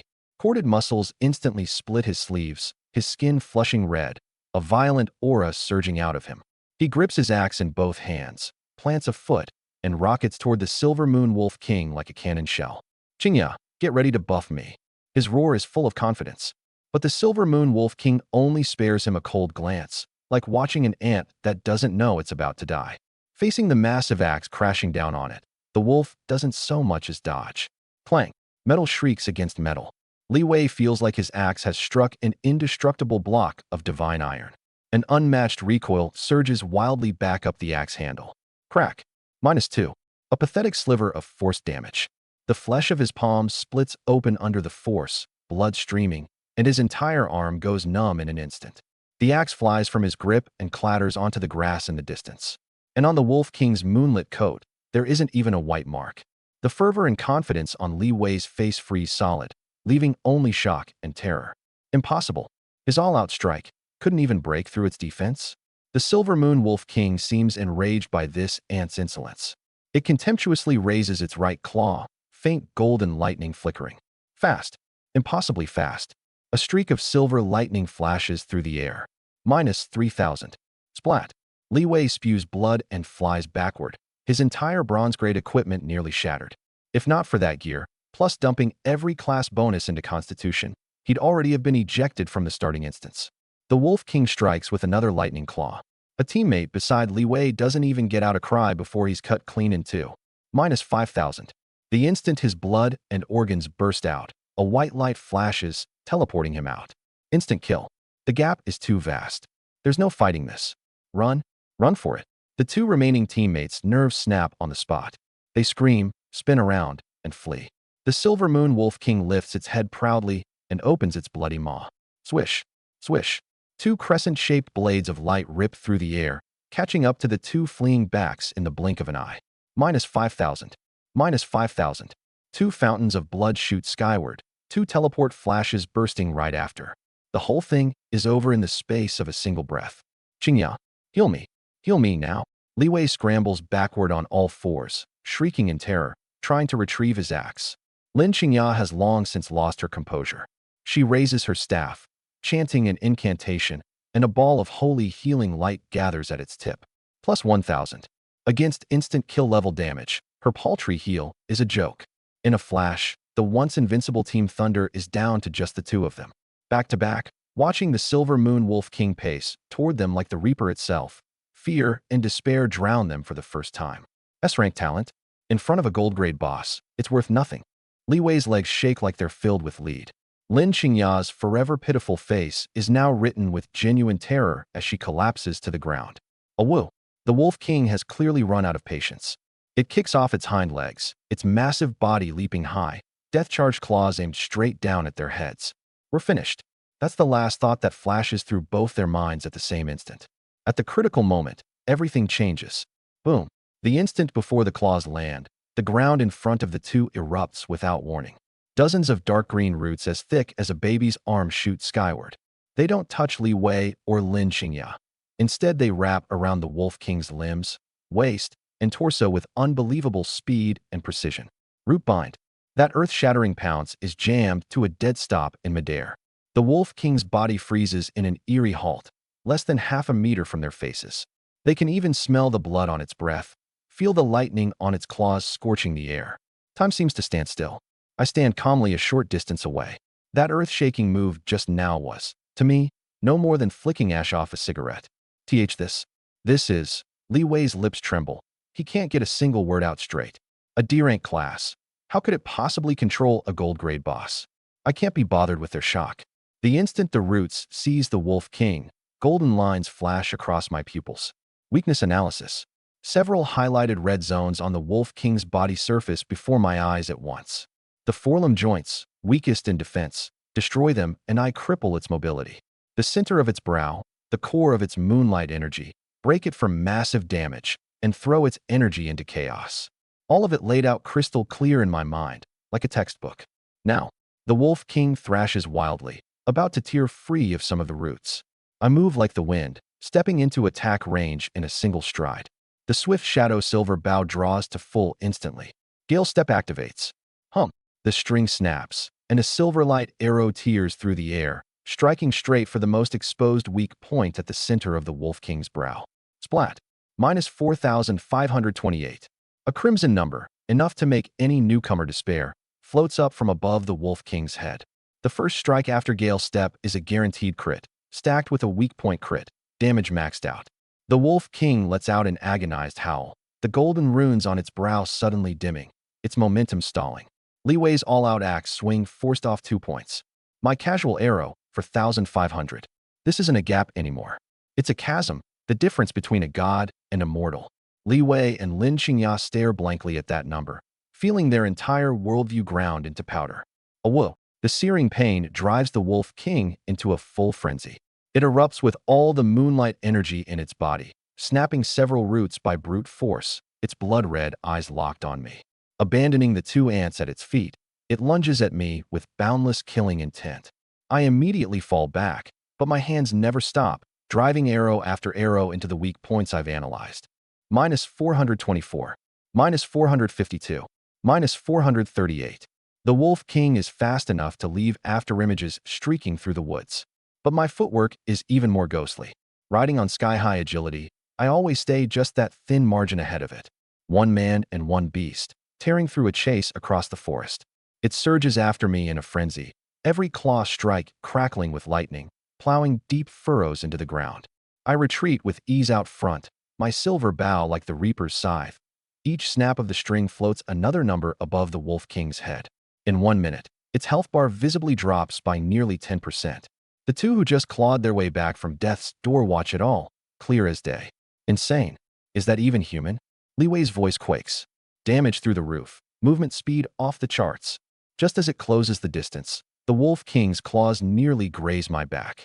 The green glow lights up beneath my feet again, roots bursting from the soil to bind its ankles. A pause of less than half a second, enough for me to open up another body length of space. Timing pushed to the absolute edge. Roar. Missing strike after strike while bleeding out the whole time. The Wolf King is enraged beyond reason. It throws its head back and howls, summoning its pack. Dozens of LV.10 silver wolves come pouring out of the woods, hurling themselves at me from every direction, fearless of death. I don't dodge, don't evade, can't even be bothered to spare them a glance. My full attention is on the Wolf King, letting the silver wolves bite down on me. -1. -1. -2. That much damage is no different from being tickled. Getting bitten by the pack is just forced chip damage. Getting touched by the Wolf King is what's lethal. The sight of me strolling casually through a pack of monsters left Li Wei and Lin Xingya completely dumbfounded. Tanking a swarm of elite monsters just to kite a single golden boss. What kind of terrifying strength and game sense was that? Insane. Was this guy even human? Explosive damage, ridiculous move speed, absurd defense. And that golden boss, unable to catch me, unable to land a hit, getting steadily worn down, was frustrated to the breaking point. It finally turned all its rage on the two trembling spectators nearby. Can't reach me? Then take it out on the only ones you can reach. Oh no, run. The second Li Wei saw the Wolf King coming. He dropped Lin Xingya and bolted. He scrambled away on all fours. But why would the Wolf King give him a chance? Can't catch me, but I can't finish off you two trash? It whipped its tail hard, and a crescent blade of light, utterly unstoppable, swept viciously toward the fleeing Li Wei. Squelch. Li Wei didn't even get out a scream before he was cut clean in half, dissolving into white light and getting sent off. In his last moment, his face was frozen in pure disbelief. Lin Xingya shrieked, and before she could even react, the Wolf King's claw came down on her, and she vanished into light the same way. In the last second before she was sent off, she watched my back as I casually hunted the golden boss in the middle of the wolf pack, and endless regret flooded through her. What kind of monster had they crossed? After the two of them dissolved into light, they left behind a pile of gear and a few vials of faintly glowing blue potions. I glanced over but didn't rush to grab them. First things first, clear out these annoying wolf pups. 3 minutes later, the last silver wolf collapsed with a whimper, and everything finally went quiet. Only the Wolf King's furious panting and my steady footsteps remained. With the pack out of the picture, my efficiency shot straight to the top. Another 5 minutes of hard kiting, and the Wolf King's health was ground down below half. Its shimmering silver coat had gone dull, its body covered in wounds, its movements noticeably sluggish. But I frowned slightly. The blue bar on my panel had bottomed out completely. If clearing the pups hadn't burned through so much mana, this boss would already be at critical health. And in the exact instant Gale Step failed to cast, because my mana was empty, the Wolf King caught that split second of hesitation in my speed. Its chance. Aru. It let out a roar laced with savage glee, its body turning into silver lightning as it launched. Danger.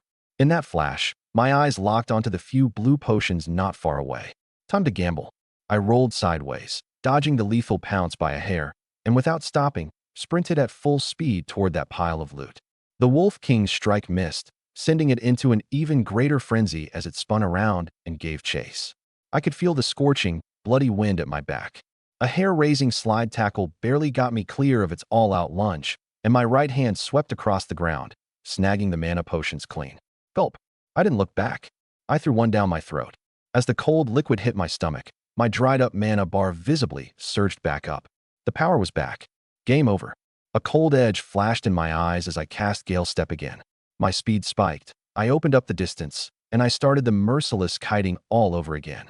Minus 4,500. Opening crit.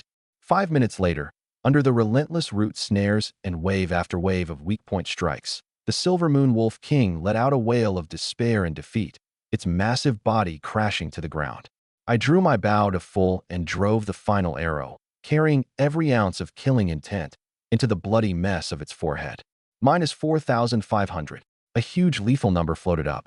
You have slain the Golden Tier boss Silver Moon Wolf King LV.10. Gained 20,000 EXP, plus 40 free attribute points. Abyssal Soul Siphon progress, plus 10%. Obtained, Silver Moon Breastplate, Golden. Silver Moon Greaves, Golden. Skill Book, Moonlight, Golden. Copper Coins, X 2000. Almost the same instant, a golden announcement even more dazzling than the one from killing the Boar King blazed across the sky like a blinding sun, lighting up every nation, every newborn starting instance. Global announcement. A miracle again. Dragon Nation's D-tier class, Observer, is the world first kill on the Golden Tier boss, Silver Moon Wolf King, LV.10. Reward, plus 300 free attribute points. Golden Treasure, Chest X1. At that moment, in Nation M's starting instance, Storm Canyon, a young man wreathed in golden lightning, descending like a god, was smashing his thunder warhammer straight into the skull of the Golden Tier boss, Storm Giant. He was Nation M's brightest prodigy, the SSS tier classer, Thor, Kane. With the giant's health bottoming out and the first kill within reach, A victorious smile had already crept onto Kane's face. That was when the blinding global announcement burst into existence. Kane's smile froze on the spot. Fuck. That observer again. Dragon Nation again. The moment he lost focus, the dying storm giant landed a clean punch, sending him flying like a cannonball into a deep crater. How is anyone faster than me? Kane clutched his chest and roared out his helpless fury. Anyone whose first kill was snatched away would blow up. Right now, Kane wanted nothing more than to storm into Dragon Nation and hack that observer to pieces. At the same time, every newly minted SSS tier classer around the world lost it. That's gotta be fake. No way that's real. We demand a full investigation. He must have used a bug. Who the hell is this observer? Some monster Dragon Nation's been hiding. A D-tier class? Dragon Nation really went all in, dumping who knows how much into some backdoor pick. And I had no idea about the storm raging through the other instances. Calmly, I reached out and opened that golden treasure chest radiating its tempting glow. Within the golden light, one piece of gear after another, each shimmering with moonlight, quietly emerged. Silver Moon Bow, golden. Attributes: Strength plus 400, Agility plus 400. Description: a war bow forged from moonlight metal. When the arrow leaves the string, it makes no sound, leaving only a silver trail of death. Silver Moon War Boots, golden. Attributes: Constitution plus 400, Agility plus 400. The last two lines of the gear description surfaced in front of Su Xing. With the Silver Moon War Boots on, every step I took was like moonlight falling, silent and unseen. The moonstone in the Silver Moon helm anchored my mind, so confusion and illusions could never touch my will again. The bracers bound cool lunar energy to my arms, and when I put power into them, I could feel the very tides of the moon sea. All four pieces were golden tier. I glanced down at the two silver pieces I was wearing, and just like that, they lost their appeal. Golden tier really was another level. One piece was worth 2 attributes maxed out. If I'd put this set on earlier, would that Silver Moon Wolf King have even lasted? One arrow, and it'd be pinned to the ground. Add in the 2 pieces the Wolf King dropped, and clearly they were part of the same set. Silver Moon Breastplate, golden tier, Constitution plus 400, Strength plus 400. Like a silver wall guarding my vitals. Silver Moon Greaves, golden tier, Spirit plus 400, Agility plus 400. Carrying me into silent shadow. 6 golden pieces, and I put them all on. The moment the set came together, my aura shot straight up. Total upgrade, no contest. Then I froze. The set had bonuses too. Silver Moon Set, 6 out of 6. Effect 1, Moonlight's Protection, all attributes plus 20%, doubled under moonlight. Effect 2, Moonshadow Strike, 10% chance on attack to trigger a free Moonblade. The first was a percentage bonus to all attributes. The higher the attributes, the more it added. Doubled under moonlight, so a full 40%. The second was a simplified version of the Wolf King's Moonblade Flurry, a chance to throw in a free strike on attack, and it didn't even cost mana. 1 free hit for every 10 attacks, buy 10 get 1 free. Good deal. With this whole set, my strength jumped up another big notch. I wouldn't say I could crush those SSS talent prodigies yet, but catching up to them? A sure thing. Then I looked at the one skill book that dropped this time. Moonlight, golden tier. Costs 800 mana. For 30 minutes, Spirit plus 400, regenerate 15 mana per second, doubled under moonlight. Golden tier really was strong. Sure, it cost a lot, but with plus 400 Spirit, my mana would be full again in 54 seconds. Under moonlight, that'd be 800 Spirit, 30 mana per second. From now on, I'd never have to worry about mana again. Cast skills freely, no cost, no fear of running dry. Pop Moonlight and the mana pours right back in, even saving me potion money. I learned the book, and a rush of knowledge flooded into my mind, dots of starlight flickering in my eyes. I gave it a try, spending 80 mana to cast Moonlight. Mana plus 30. Mana plus 30. Under the moonlight, my mana ticked up every second, the blue I drained in that fight slowly refilling. Sweet. Then I tallied up the free attribute points. The Silver Wolves gave 60, the Wolf King 40, and the Golden Boss first kill reward was 300. For 100 points total.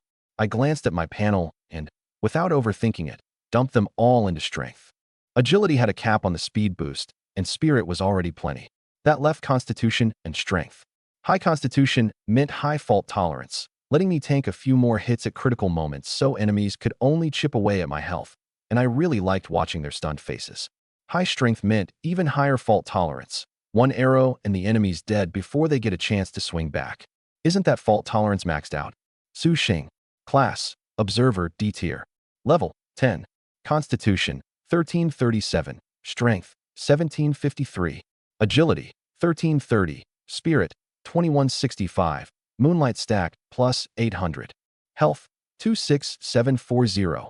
Mana 21,650. Attack 7012. Defense 5,348. Starting skills: weakness analysis, energy scan, energy siphon, passive, root snare. Skills: silver armor, silver, gale step, silver, moonlight, golden. Equipment: silver moon bow, silver moon war boots, silver moon helm, silver moon bracers, silver moon breastplate, silver moon greaves. Hidden class: abyssal soul siphon, C tier, 40%. I stared at that string of stats, satisfied. An unprecedented power surged inside me, and I slowly exhaled a breath of stale air. 26,000 health, 7,000 attack, 5,300 defense, 21,000 mana. Sense of security, maxed out. Who'd believe these were the stats of a level 10 newborn? A D-tier talent, no less. Put this panel out there, and same-level SSS classers would drool over it. The second and third advancement veterans would drop their jaws. I let the moonlight fade from my body and turned my attention back to the final piece of loot. I walked over to where the Wolf King had fallen. Amid the wreckage, a small blade of grass sat glowing quietly. Its leaves were ink black, dotted with points of light like stars, as if it held a tiny scrap of the night sky. Moonstar grass. I carefully dug it up by the roots. The moment my fingertips touched it, the information surfaced. Moonstar grass, golden tier. Grows only in ancient places bathed in both moonlight and starlight at once. Channels the power of the heavens into a classer's body, raising their class talent potential. Raising class talent potential? My pupils contracted. In an instant, I understood why Li Wei and the others had been so desperate to get this grass. This thing could directly upgrade a class tier. An A-tier prodigy who used it would have a shot at breaking into S-tier. So my D-tier observer could level up too? No wonder. This thing was worth far more than an entire set of golden gear. I stowed the Moonstar grass and glanced again at the pile of stuff Li Wei and Lin Xingya had dropped. Mostly bronze and silver. Next to my full golden set, they looked as dull as trash. Still, even trash beats black iron, and I could sell it for some coin. Call it compensation for finally seeing those two for what they were. After gathering the gear, I headed toward the heart of the forest. In the entire starting forest of the South River Sanctum, I was now the only living soul. I walked deeper in. At that same moment, outside the forest, in the central plaza of the South River Sanctum, the atmosphere was so heavy it was hard to breathe. On the enormous light screen, the dots representing the newborns winked out one after another. Finally, the 5 dots of Li Wei's Thunder Squad all faded to gray. Total wipe. Over 1,000 students, hundreds of teachers, and representatives of the major families let out a collective sigh of regret. On the high platform, Lei Zhinshan, the military supreme commander who had pinned his hopes on the Thunder Squad, went livid and slammed a fist into the armrest. What a waste, he ground out, his voice full of the anger of dashed expectations. An S-tier paladin paired with an S-tier healer, and they couldn't even take down a single golden boss. An utter disgrace. The teachers beside him chimed in. Commander Lei is right. This batch of newborns is a bit lacking in quality. Compared to Dragon Nation's other top sanctums, we're one step behind and falling further. Forget comparing us to the ones overseas. This is the worst class I've ever taught. Looks like no one's going to claim this year's final trial reward. The more Lei Zhinshan listened, the darker his face got. Thinking back to that ungrateful D-tier kid from earlier, his anger only flared hotter. The glow of the teleportation array dimmed, and Li Wei and Lin Xingya appeared in the center of the plaza in a sorry state.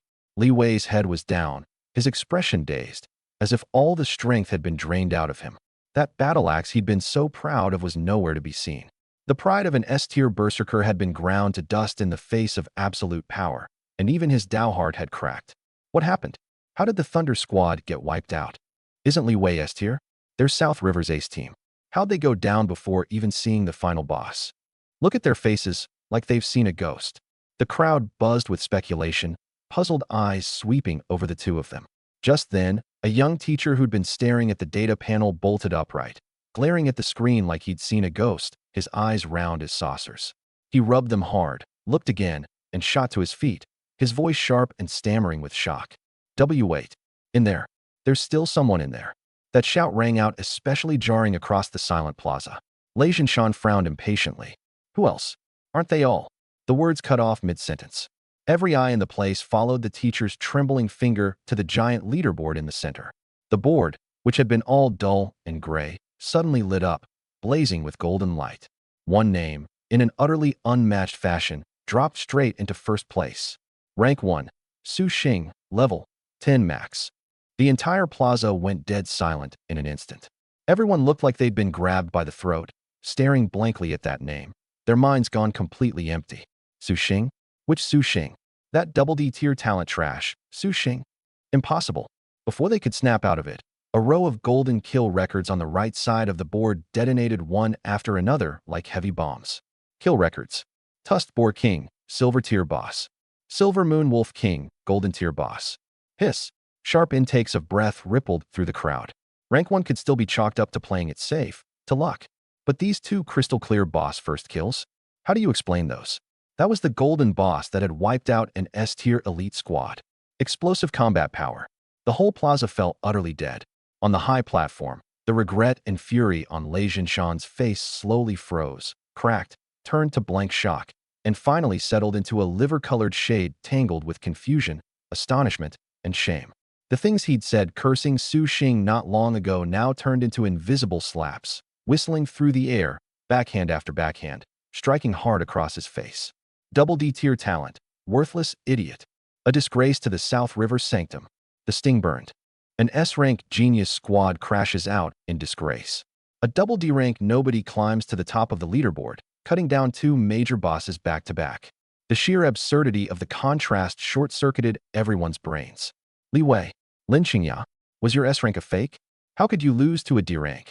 Someone finally couldn't hold back, shrieking the question out loud. The words hit like a needle, jabbing deep into Li Wei's numb nerves. His head snapped up, eyes bloodshot, but not a single word came out. That was when Lin Qingya, silent until now, made her move. She went limp, sagging against Li Wei as if she couldn't hold herself up. That innocent face of hers had gone white as paper, her beautiful eyes rimming red in an instant. Two lines of clear tears slid down her cheeks at exactly the right moment, her voice trembling, thick with grievance. Commander Lei, instructors, you have to stand up for us. The moment she spoke, every eye in the plaza snapped toward her. Even Lei Zhinshan, whose face was already dark with anger, turned to look. Lin Qingya wept, grief and fury tangled together, like she'd been dealt some monstrous injustice. Her nails dug deep into her palms as she poured every ounce of strength into her accusation. Our squad gave everything we had. We sacrificed 3 of our closest teammates before we finally ground that gold-tier Silver Moon Wolf King down to a sliver of health. Her voice cracked, every word designed to draw tears. But just as we were about to land the finishing blow, Su Xing, that shameless thief, he'd been lurking off to the side the whole time. He's nothing but a lowlife, hiding in the shadows, watching us wear each other down with the Wolf King until we were both half dead, then jumping in to steal the last hit. And it wasn't just the kill. He made off with all the loot too. The enraged Wolf King turned on us with its dying breath, and our whole squad was wiped out. Not one of us left standing. Lin Qingya wept like a flower drenched in rain, 9 parts lie to 1 part truth, painting black as white so vividly you'd swear you were there. The entire plaza fell dead silent. A second later, the spark hit the powder keg. It blew. I knew it. How could some double D rank nobody kill a gold-tier boss? So that's what happened. Shameless to the core. Stealing his own countrymen's spoils. How is that any different from being a traitor? A disgrace to the Nanjiang sanctuary. I say we strip his qualifications on the spot. The outrage surged, wave after wave. The ones who'd already envied me seemed to find a release valve, hurling the vilest curses at the thief they saw in their minds. Up on the platform, Lei Zhinshan's face was black as the bottom of a pot. If there was one thing he hated most in this life, it was a lowlife who betrayed his teammates and gamed the system. A rotten character, just as I suspected, he declared, his verdict final, his gaze cold as a blade. Someone like this, even if he stumbled into a little strength, can never be trusted with real responsibility. Authority had spoken. The condemnation in the plaza hit its peak. In 1 second, a hero became a traitor to his nation. But I didn't hear a single word of it. In the crowd, only Yun Shang stood frowning. She wasn't looking at Lin Qingya sobbing her heart out, nor at the furious Lei Zhinshan. Her eyes were locked on the cold data scrolling across the screen. My record was spotless. Nothing but kills and level ups. She turned to the gray-faced principal beside her and said, quiet but firm, "Principal, I don't believe he's that kind of person. Look at the record. From the first kill of the Fanged Boar King to the first kill of the Silver Moon Wolf King, his level shot straight up, all in one continuous streak. It's terrifying how consistent it is.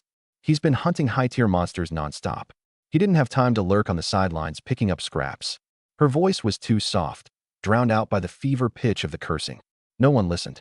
No one cared. Every eye was fixed on that mountain of an authority figure. Lei Jinshan had been thoroughly set ablaze by that tearful tale. Word by word, he ground out my sentence through clenched teeth.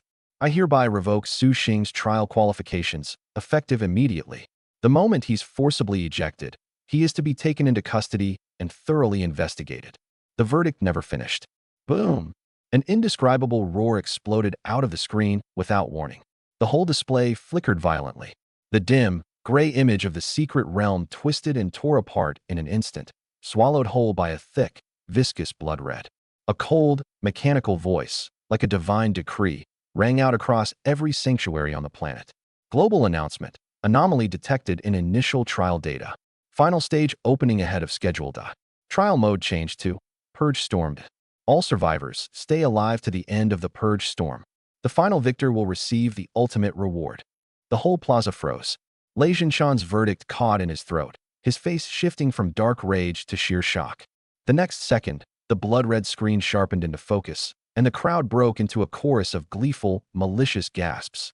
The footage from inside the secret realm was now broadcasting live. Inside the realm, I just fought my way into the core of the dense forest. The ground beneath my feet lurched. I looked up. At some point, the sky had turned an oppressive, dark red.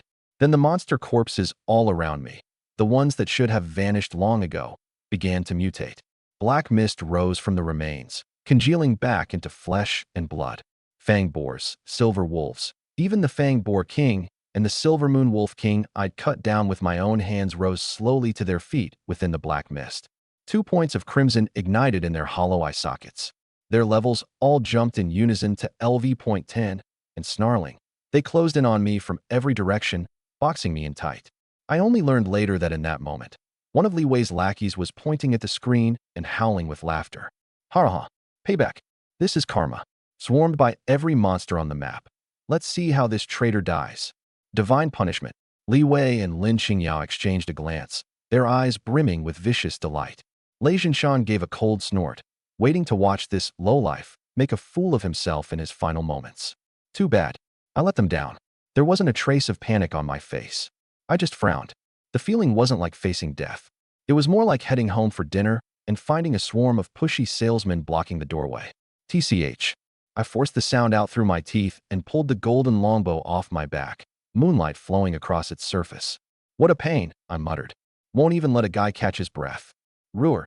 Before the words had faded, the resurrected Fanged Boar King and Silver Moon Wolf King charged at me from left and right, kicking up clouds of dust. The sheer force of it could have flattened an army. Outside, every heart leapt into every throat. They could already picture me being torn to shreds. I couldn't be bothered to give them a proper glance. I raised the bow one-handed and drew the string. A pure energy silver arrow formed in an instant, casual, as if I were plinking targets in my own backyard. Whip. I let go. A flash of silver, too fast for the eye to follow. The next instant, the charging Fanged Boar King's head jerked to a sudden halt. The eye socket, the hardest spot to protect during its charge, now had a tiny hole punched through it. A bright red number floated up above its head, and the whole plaza fell speechless. Minus 28,888. Crash. The Boar King's massive body tumbled forward on momentum, plowing a long trench through the ground before it slammed down and went silent for good. One arrow. Instant kill. The plaza was dead quiet. Every jeer, every taunt, choked off as if an invisible hand had clamped down on their throats. Lei Jinshan's pupils shrank to pinpoints, his mouth hanging open without his knowing. Holy crap, what did I just see? What kind of damage is that? A silver tier boss, 5 digits. The Boar King, famous for its defense, one shot? Insane. How monstrous does your attack power have to be? On my end, my eyelid just twitched, and I muttered under my breath. My damage right now is seriously insane. Even I'm a little scared of it. Before I'd finished, the Silver Moon Wolf King was already in my face, its bloody maw gaping wide, claws slashing toward me with a cold glint that ripped through the air. I moved. My body blurred, sliding back a dozen meters like a phantom. Its speed was nothing against my agility. The bowstring hummed in rapid succession. Whip, whip, whip. 3 arrows in a triangle formation, not aimed at its body. All 3 nailed the claws it was thrusting forward. Minus 11,000. 3 arrows. A sixth of its health gone. The Wolf King was forced into a clumsy, desperate turn, its attack rhythm completely thrown off. For the next minute, the people outside watched a show they'd never forget. The gold-tier boss that had wiped out Li Wei's squad and left them in despair now looked like a husky being toyed with. However it roared, lunged, or unleashed its skills, the arrows in my hand always sealed off its movement in advance, from the trickiest angle imaginable. Every arrow was a precise prediction, a taunt delivered with absolute confidence. Roar! After more than 10 seconds of being played with, the Wolf King finally lost it, leaving a massive opening. Now, I stopped holding back. A brilliant streak of silver pierced clean through its throat. Minus 20,000. The proud gold-tier boss crashed to the ground with a mournful, unwilling cry. To its dying breath, it probably never figured out that the bow that killed it was made from the materials of its own kind. A pretty miserable way to go. 2 bosses down, and I hadn't even paused for breath. I stood where I was, facing the dark tide of beasts surging toward me, and simply became a cold, unfeeling turret. The bow drew like a full moon, arrows flew like shooting stars. The silver moon bow moved so fast it left nothing but afterimages, brilliant arrows pouring down like a summer night's downpour. With the aid of weakness analysis, every arrow struck a vital point dead on. 1 arrow, 1 life. Not a single wasted motion. Calling it a battle would be generous. It was a massacre, cold to the bone. 3 minutes. Just 3 minutes. The last resurrected silver wolf howled and collapsed, and the entire secret realm fell silent as death once more. Under that blood-red sky, only I remained standing, bow in hand, corpses blanketing the ground at my feet. Outside, the whole world ground to an eerie halt along with that one-sided slaughter. The plaza was dead silent. The faces that had jeered the loudest, cursed the hardest, were all frozen stiff, like crude statues locked in ice. Mouths open, eyes bulging, throats scalded shut as if they'd swallowed molten iron. Not a word would come out. Minds blank. I only found out later that in that same moment, other scenes were playing out in secret realms across the globe. Nation. Boom. A thick bolt of lightning crashed down, blasting the resurrected abyssal hydra until its hide split open. A blond youth wreathed in golden electricity, his gaze arrogant, hovered in midair. Nation's SSS-rank genius, Cain the Thunder God. A pack of resurrected garbage dares block my path. The corner of his mouth curled up. He already had the whole strategy mapped out. Paralyze these idiots with high-frequency lightning, wipe the field with a thunder god's wrath, then whittle the boss down at his leisure. That ultimate reward is mine. Dongying, a youth in samurai garb, a cold gleaming katana in hand, stood before the resurrected Yamato Naroki with his eyes closed. He was Dongying's SSS-rank sword saint. The serpent's violent breath sent his sleeves snapping in the wind, but he didn't budge an inch. Every ounce of his spirit and focus concentrated on the blade's edge. He was waiting for that 1 in 10,000th of a second opening, to sever the serpent's head with the perfect first sword, and prove that the martial way of Yamato reigned supreme. And yet, just as Cain was about to channel that world-ending ultimate skill, just as the sword saint was about to swing the all-or-nothing strike of his life, the apocalyptic bosses before them suddenly flickered twice, like the plug had been pulled, and dissolved into countless points of light, vanishing into thin air. Huh. Cain nearly choked on the lightning he'd been holding back. Huh? My thoughtless blade.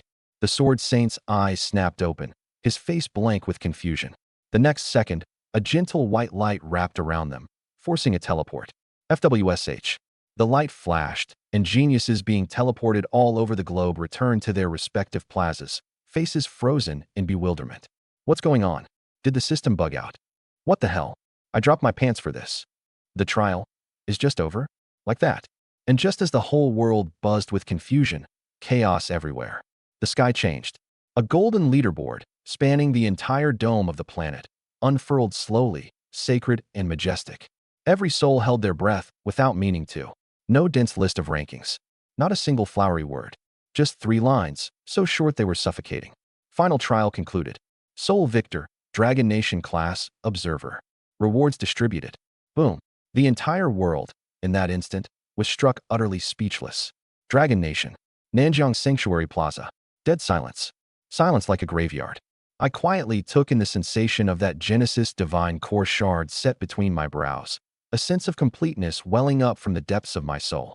Li Wei's lackey collapsed to the ground, face white as paper. Li Wei was shaking all over, not from anger, but from fear. His lies, his slander, all of it looked like a pathetic joke in the face of that global announcement. He turned to look at Lin Qingya. That face, so pitiful moments ago, had lost all its color. Those eyes that could always cry at just the right moment held no more carefully crafted grievance. Only the rawest terror of someone whose mask had been ripped away. Traitor? Thief? Shameless lowlife? Someone in the crowd muttered. The words landed like slaps, one after another, across the faces of Li Wei, Lin Qingya, and everyone who'd echoed them a moment ago. A stinging, burning pain. Up on the platform, the expression on Lei Jinshan's square-jawed face was a sight to behold. Green, then white, then red, before finally collapsing into an ashen gray.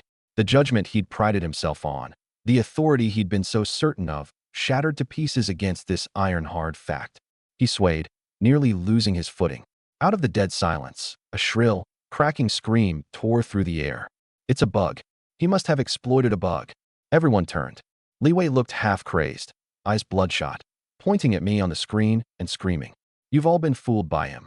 Lin Qingya seized on it like a lifeline.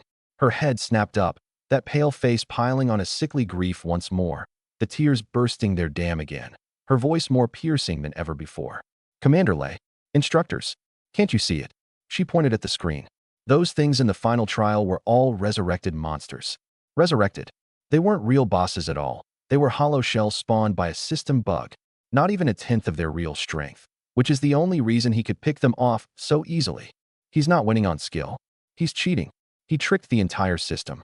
He stole the glory that should have belonged to all of us Nanjiang recruits. That backwards, black as white shriek exploded like a thunderclap. The people who'd just been drowning in shame and self-reproach froze for a moment. Then a light burst into their eyes, the light of finding a way out. Right. A bug. It had to be a bug. How could a double D rank nobody one-shot a silver tier boss? Gun down a gold tier boss in under a minute? It made no sense. So he was a cheating fraud all along. I said it. How could a D rank reject be that strong? So he exploited a bug. Shameless to the absolute limit. The shame of Nanjiang. More despicable than a traitor. The reward doesn't belong to him. He has to hand it over. The rage that had just died down flared back to life in an uglier form, burning 1,000 times hotter than before. What they'd wanted was never the truth, just a foothold that would let them keep hating with a clear conscience. On the platform, Lei Jinshan steadied himself again. He thought of that terrifying damage number on the screen, then listened to Lin Qingya's perfectly reasonable explanation, and his shattered understanding instantly found a new support beam. Right. How could a fresh recruit who'd just hit level 10 deal damage like that? Even an SSS-rank genius couldn't. The only explanation was a bug. Those resurrected monsters were hollow shells. But little did they know, beneath my calm exterior, my mind was racing. The upside of joining Genesis Pantheon. Protection. The fragment of the creation core, the mark of the world tree.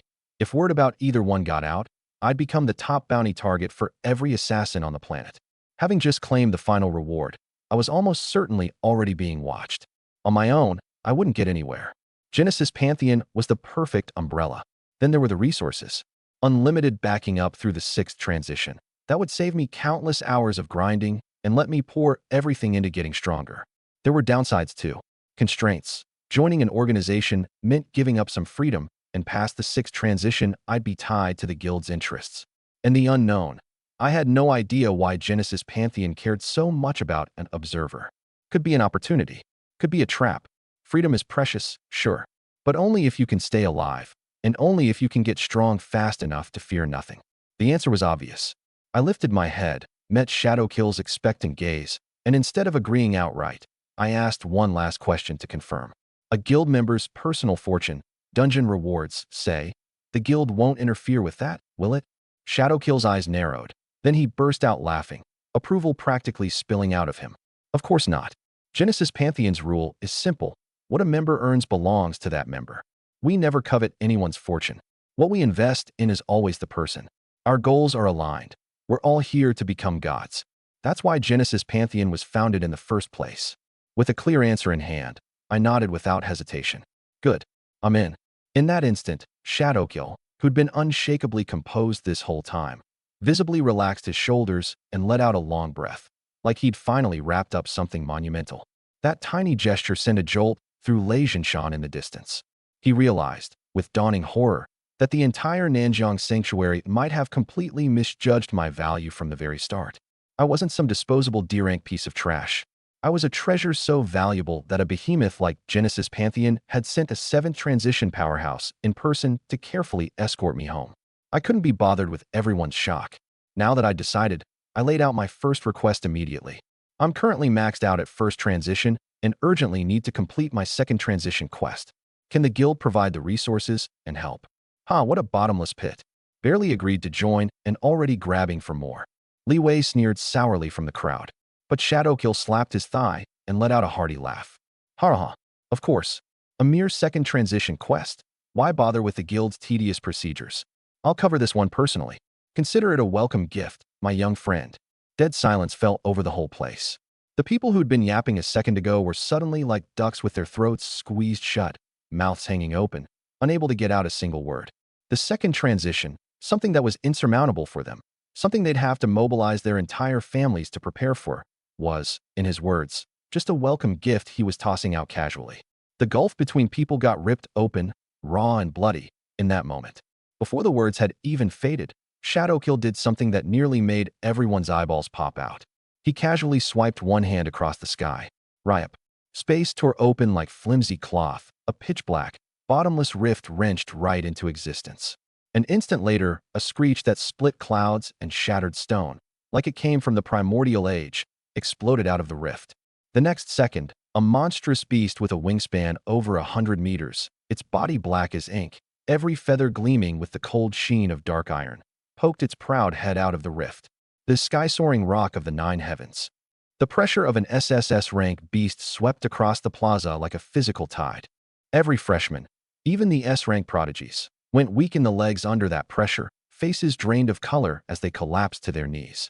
Even 5th transition Lei Jinshan felt his chest tighten, his heart pound, his breath catch. An SSS-rank mount. So this was the foundation of the #1 guild in Dragon Nation? Nanjiang's strongest companion beast was only S-rank at best. Shadowkill leapt up and landed steadily on the rock's back, then looked back at me. I didn't move. I turned around, facing the figure who had shielded me from everyone this entire time. She was looking at me now, her eyes full of awe and relief. I held out my hand. Teacher Yunshang, come with me. She'd turned against everyone for my sake. I couldn't stand the thought of leaving her here alone. Yunshang froze. She looked into my eyes, her nose stung, and her eyes went red in an instant. She nodded hard. The people on the plaza watched with envy, jealousy, regret, and fear all mixed together.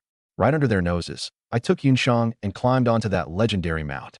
The rock beat its wings, kicking up a howling gale, and shot into the sky. In the blink of an eye, it was gone. Below, only Li Wei and Lin Qingya's ashen faces remained, along with the complicated look in Lei Jinshan's eyes that refused to settle for a long, long time. In that moment, the world was clearly split into 2 tiers. The Nanjiang Sanctuary's Class Changers Association wasn't far from the Awakening Plaza. Shadowkill rode the rock in a few loops, then quietly flew back. We're leaving anyway. Would be a shame not to put on a show. Shadowkill grinned. This rock is a real head-turner. Let's twist the knife on that jealous bunch a little more, make them green with envy. I thought it was a bit childish, but I knew he was doing it to look after my feelings. I was actually pretty grateful. The Resource Exchange Hall. Understated decor, but you could feel the luxury. Everyone coming and going carried a steady aura, clearly all experts. Shadowkill led me and Yunshang up to the exchange counter. The staff member on duty gave only a polite nod, but a flicker of contempt lurked deep in his eyes. In his view, this was just another rookie who'd gotten in on connections to gawk at the sights. I ignored him. I stepped forward calmly, opened my system inventory, and then, right in front of his impatient face, dumped everything out. The next second, Crayash, like a flash flood breaking a dam, like the Milky Way pouring back down. A mountain of gear, black iron, bronze, silver, weapons and armor of every grade, mixed with countless glittering materials, gushing wildly out of thin air like a waterfall. The clatter never stopped. Everyone in the hall whipped their heads around.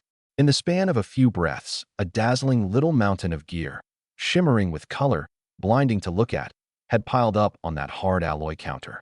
The whole hall went dead quiet. And then it erupted. Holy crap. What is that? Did he rob some guild's vault? It's all gear. So many silver grade pieces. Oh my god, a freshman can farm this much. The staff member who'd been sneering a moment ago now had his mouth open wide enough to fit a fist, eyes about to bug out of his head. He fumbled around, face flushing red, grabbed the internal comm and shrieked. Quick! Someone get over here.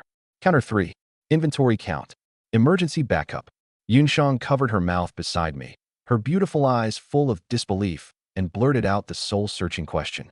Su Xing, did you loot the entire starting forest? Even Shadowkill, the 7th transition powerhouse who'd been steady as a mountain, had the corner of his eye twitching like mad.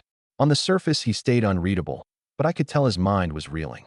Back when I first changed class, I brawled myself bloody with people over a single silver-grade weapon. This kid is obscenely rich, Shadowkill muttered under his breath. And here I was thinking his class change materials wouldn't be enough. Hell, this isn't not enough. This is me wondering if my welcome gift was too stingy. He had no idea what was coming. He'd be crying soon enough. While the staff scrambled to count that little mountain, I acted like nothing was going on, took the still-dazed Yunshang by the hand, and walked over to the treasure exchange section nearby. Every single item here shimmered with color, clearly top-tier stuff. I pointed at a necklace that looked woven from moonlight and said flatly, this one, Tear of the Moon Goddess. I'll take it. Certainly, that'll be 100,000 copper coins. Before the staff could finish, I'd already confirmed the payment. It was a gold-grade defensive accessory. It could tank one fatal blow. I held it out to Yunshang. Teacher, this is for you. No, this is far too precious. I can't accept it. Yunshang was both startled and delighted, hurriedly pushing it back. Take it. My tone left no room for argument. Without you, I wouldn't have made it this far. Yunshang looked at me, and her eyes reddened at once. She stopped refusing and carefully fastened the Tear of the Moon Goddess around her snow-white neck.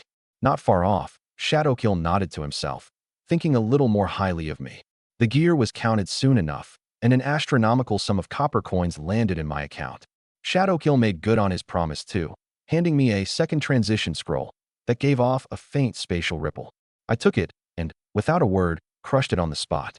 A flash of light, and I was transported into a grand, solemn class change temple.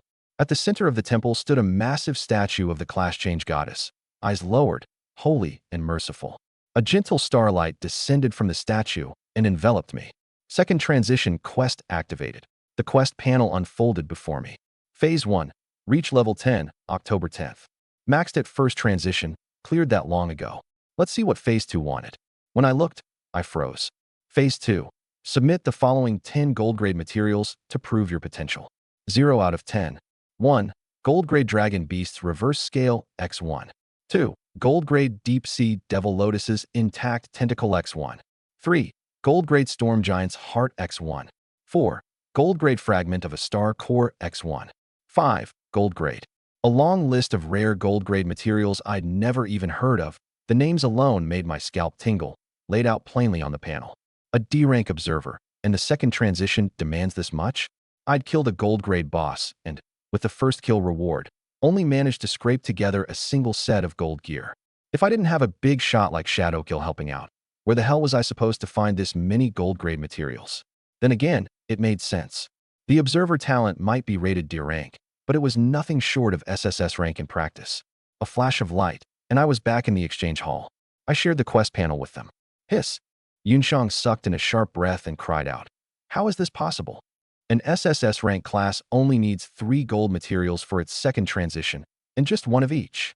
Shadowkill was stunned too. He leaned in for a look, and that hearty grin on his face froze solid for the first time. He stared hard at the list, his expression a sight to behold, from bewilderment to shock, then to a trace of blankness. Then he instinctively turned his head to look at my class panel. That crystal-clear D-rank observer seemed to be shouting mockery at the big talk he'd just made. He'd thought this would be a quick, easy favor. Who could have guessed it was a goddamn bottomless pit? The whole hall fell into an eerie silence. The air itself seemed to congeal. The awkwardness was thick enough to cut with a knife. Dead silence. The entire exchange hall was so quiet that time itself seemed frozen. Yunshang clenched her fists nervously, palms slick with sweat, terrified this 7th transition powerhouse would fly into a rage from embarrassment and turn on us right there. And Shadowkill's expression had reached peak drama. First silence, then shock, then a deep, deep blankness. He'd roamed the world for decades. What storms hadn't he weathered? But today, he felt his entire worldview get smashed to pieces by the second transition quest of a D-rank class. This counted as a second transition quest? The combined second transition materials of several SSS-rank classes would only just match the value of this list. This wasn't a class change. This was robbery. Ahem. It was his own dry cough that broke the silence. He drew a deep breath, like he was trying to inhale a lifetime's worth of frustration into his lungs, then let it out in a long sigh. A flicker of heartache, a flicker of helplessness, passed through those deep eyes. In the end, it all resolved into a screw-it resignation. Fine. He gritted his teeth, his voice carrying a note of tragedy. I, Shadowkill, walk this world on 4 words alone. A promise is a promise. It's just 10 gold grade materials. He paused, every word forced out through his teeth. I'll give them. The moment he said it, he reached into his storage ring and started pulling things out, one by one. The motions couldn't have been more agonizing. Ugh, this vial of dragon blood I worked so hard to steal from the Abyssal Dragon King's lair. He took out a crystal vial, gazed at it reluctantly for ages, then set it on the table. Ugh, this star core fragment I was saving to upgrade my precious dagger. He fished out a piece of metal glittering with starlight, his face the very picture of hemorrhaging wealth. Yunshang watched, dumbfounded. This legendary 7th transition powerhouse looked exactly like an old father whose kids had drained him dry.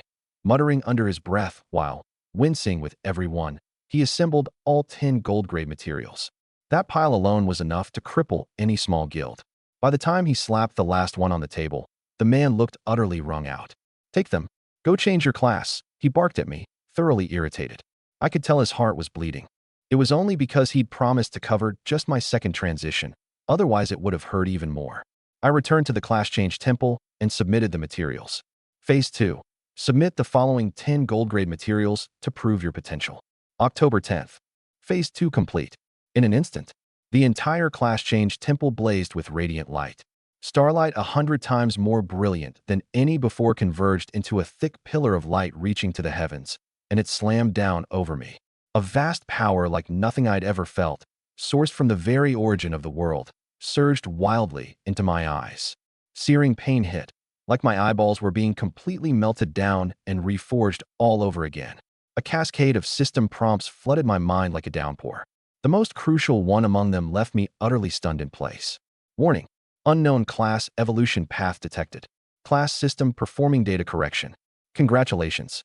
Your class, D-rank observer, has successfully absorbed the essence of law and completed an unprecedented rank leap. Current class, C-rank, law gaze. Bonus spirit, plus 100. New skills, law analysis, spatial rift. Evolution trait. The whites of the eyes turn to transparent crystal, refracting law halos of different colors and perceiving the contours of law, symbolizing a preliminary comprehension of the world's essence. So that was it. A tidal wave surged in my chest, and it all clicked at once. This wasn't an ordinary second transition at all. It used a massive amount of rare resources as fuel to forcibly shatter the iron law of class rank. A defiant, heaven-defying evolution. A class could actually evolve. That flipped decades of my understanding on its head. I'd punched a hole clean through this world's iron law. You have to understand, an ordinary class changer's class simply can't level up in rank. S-rank stays S-rank, unless you get a class change tome and swap into something higher, like an SSS-rank class. But me? All I had to do was complete a class change quest, and my class rank would rise. Absurd. Outside, Shadowkill and Yunshang saw that pillar of light nearly bursting through the temple's dome, their jaws practically hitting the floor. A D-rank class, causing this much of a commotion on its second transition. The light faded. I slowly opened my eyes. My level cap had already risen to 40, but none of that was the point. What mattered most was that the world in my eyes had completely changed. It was no longer just a physical world. I could see, clear as day, countless faintly glowing basic elemental particles drifting through the air. I could see the silver moon set on my body radiating rings of soft, invisible moonlight force. I could even see the vast energy inside my own body, slowly circulating. I instinctively turned my gaze toward the massive statue of the class change goddess at the center of the temple. Then I activated my brand new talent. Law gaze.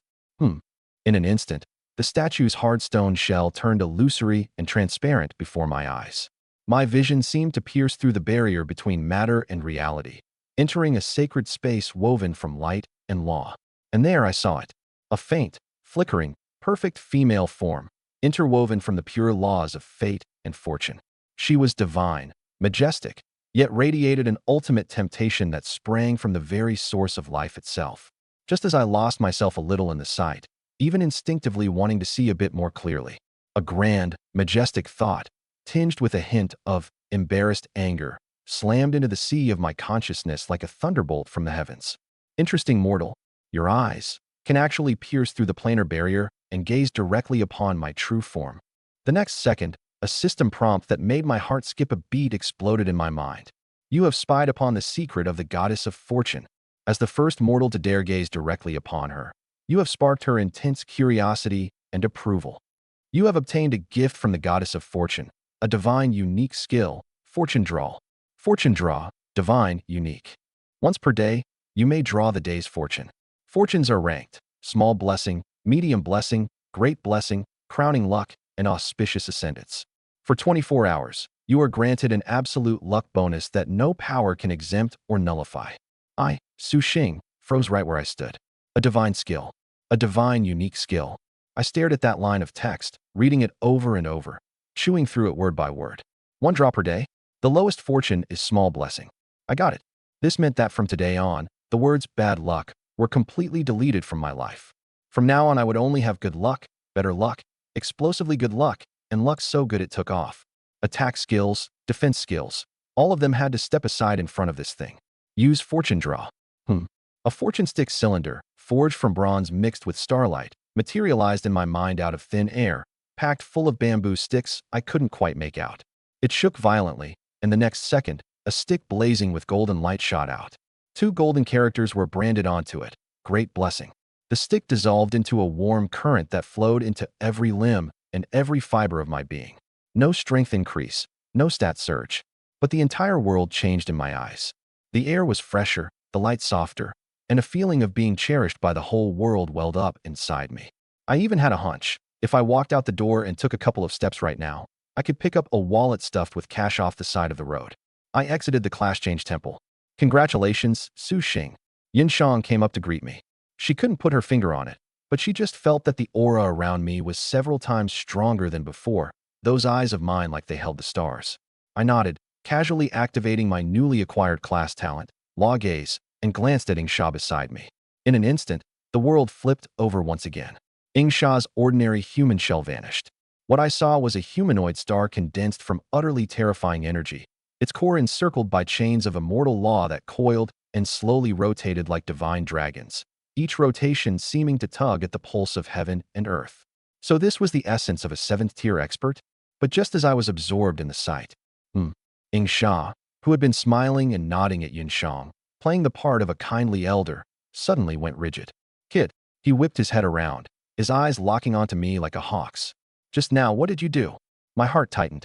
I instantly realized he'd sensed the Law Gaze, and I quickly reined in my aura. That feeling of being stripped bare and inspected vanished along with it. Yunshang was startled by the atmosphere, looking between the two of us in bewilderment. Ahem, it's nothing. I laughed it off. I was just thinking Senior Yingsha looks really well. Yingsha stared at me suspiciously for a long while, but couldn't detect any malice, so he had to let it go.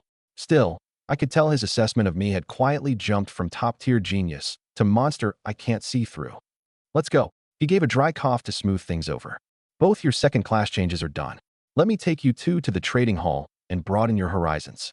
There's plenty of good stuff there, especially the unappraised materials. Before appraisal, nobody knows if it's a priceless treasure or a worthless rock, just like gambling on raw jade. It's fun. The trading market of the Nanjiang Sanctuary had 3 levels. The first floor was for ordinary trades, the second for treasure auctions, and the liveliest, most mixed crowd of all was the bargain hunting zone underground. Yingsha let us down, and the din hit us in the face. The stalls were piled haphazardly with broken swords, cracked magic orbs, giant beast scales, and lumps of mud wrapped in chaotic energy that gave no hint of their material, all unappraised items dug out of dungeons and ruins. Another piece of scrap iron. Score? A silver-grade bracer. Didn't lose out this time. The classers in front of the stall sighed in frustration one moment and burst into cheers the next. The whole area was like a giant casino, frenzied and thrilling. How about it, young friend? Fun, isn't it? Ingsha was in high spirits. This place takes both a sharp eye and good luck. Sometimes a legendary piece of gear is hidden in the trash, and sometimes a treasure with terrifyingly strong energy fluctuations turns out to be junk once appraised. To show off a seventh-tier expert's expertise in front of me, he stroked his chin, struck the pose of a transcendent master, and stepped in personally.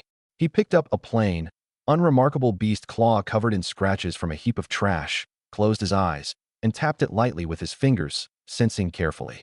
After a moment, he opened his eyes, wearing the confident air of a grandmaster. This item appears dim in energy, but there's a trace of dragon might lingering inside. Though eroded by chaotic energy, its core law imprint is undamaged. I declare it to be gold grade at the very least. The people around gathered in, half believing, half skeptical. Ingsha boldly bought it on the spot and called over an appraiser. The moment the seal was undone, a golden light shot up to the sky. Gold grade material, claw of an adult subdragon. The whole crowd was in an uproar. Damn, no wonder he's a big shot. That eye is unreal. Grandmaster. Now this is a true appraisal grandmaster. Every gaze of admiration and envy landed on Ingsha, and Yunshang's beautiful eyes flashed with wonder. Ingsha kept a breezy, nonchalant look on his face, but inside he was immensely pleased with himself.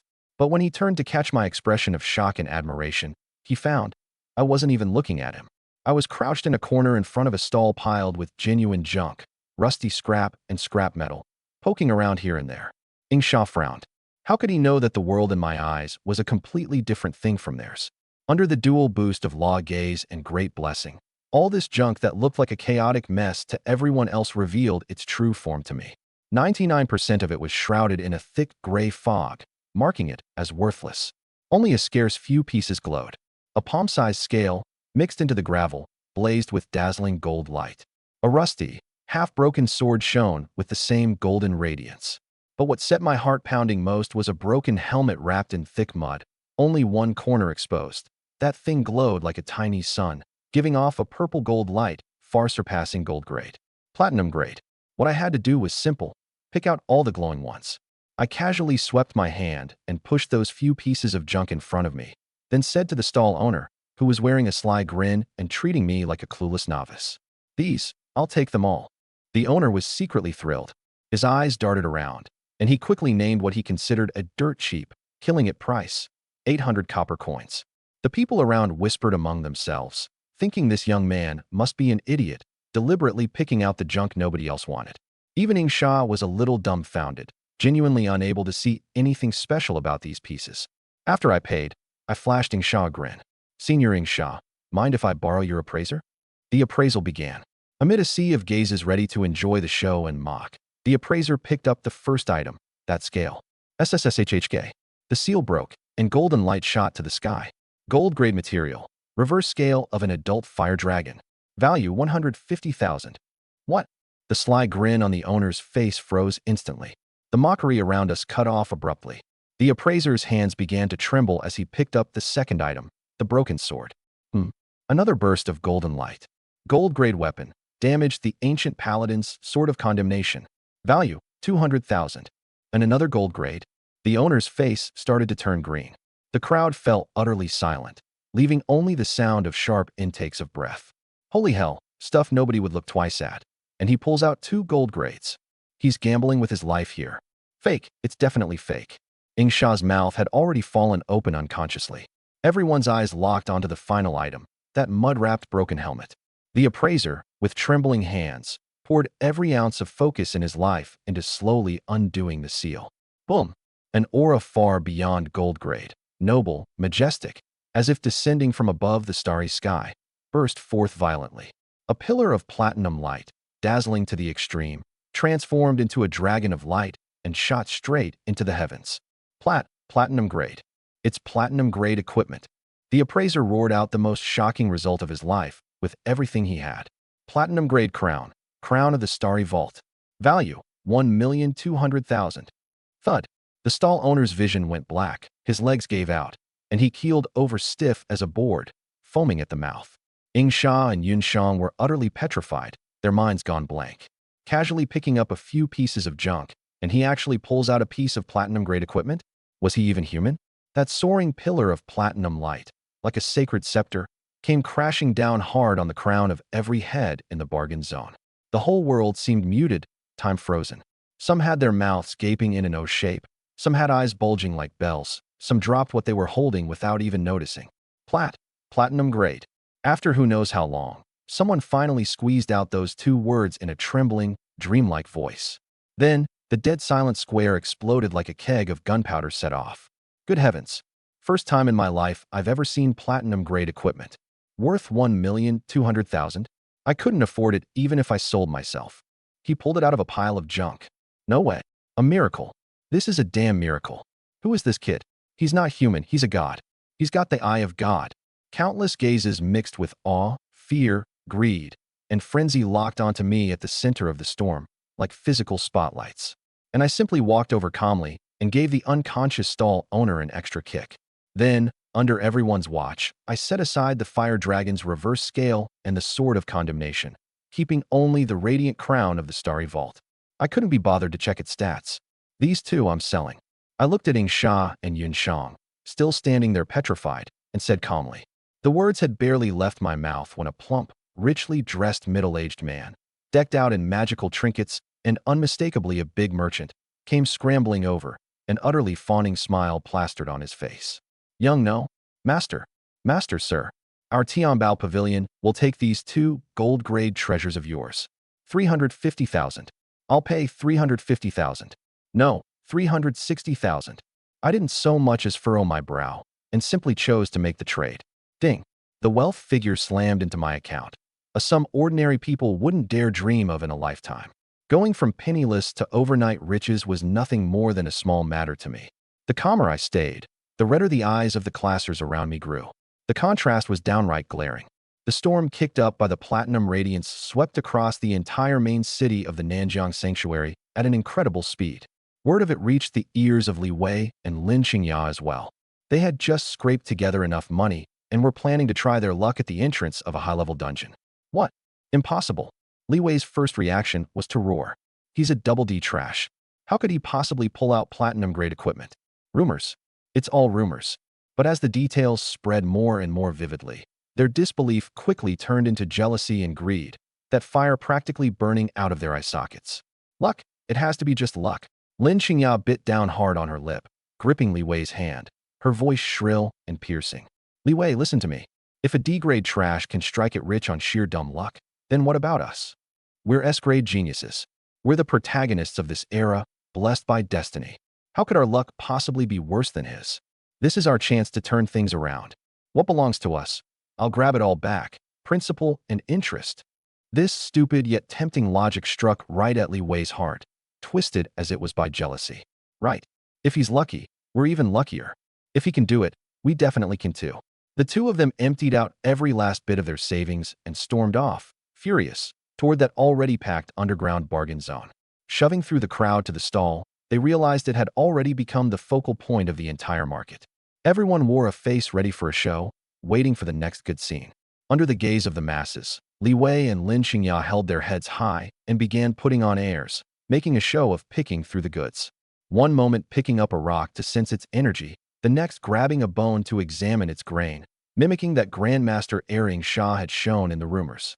Spending their last copper coin, the two of them confidently selected a few unappraised items with extraordinary energy fluctuations and superb condition.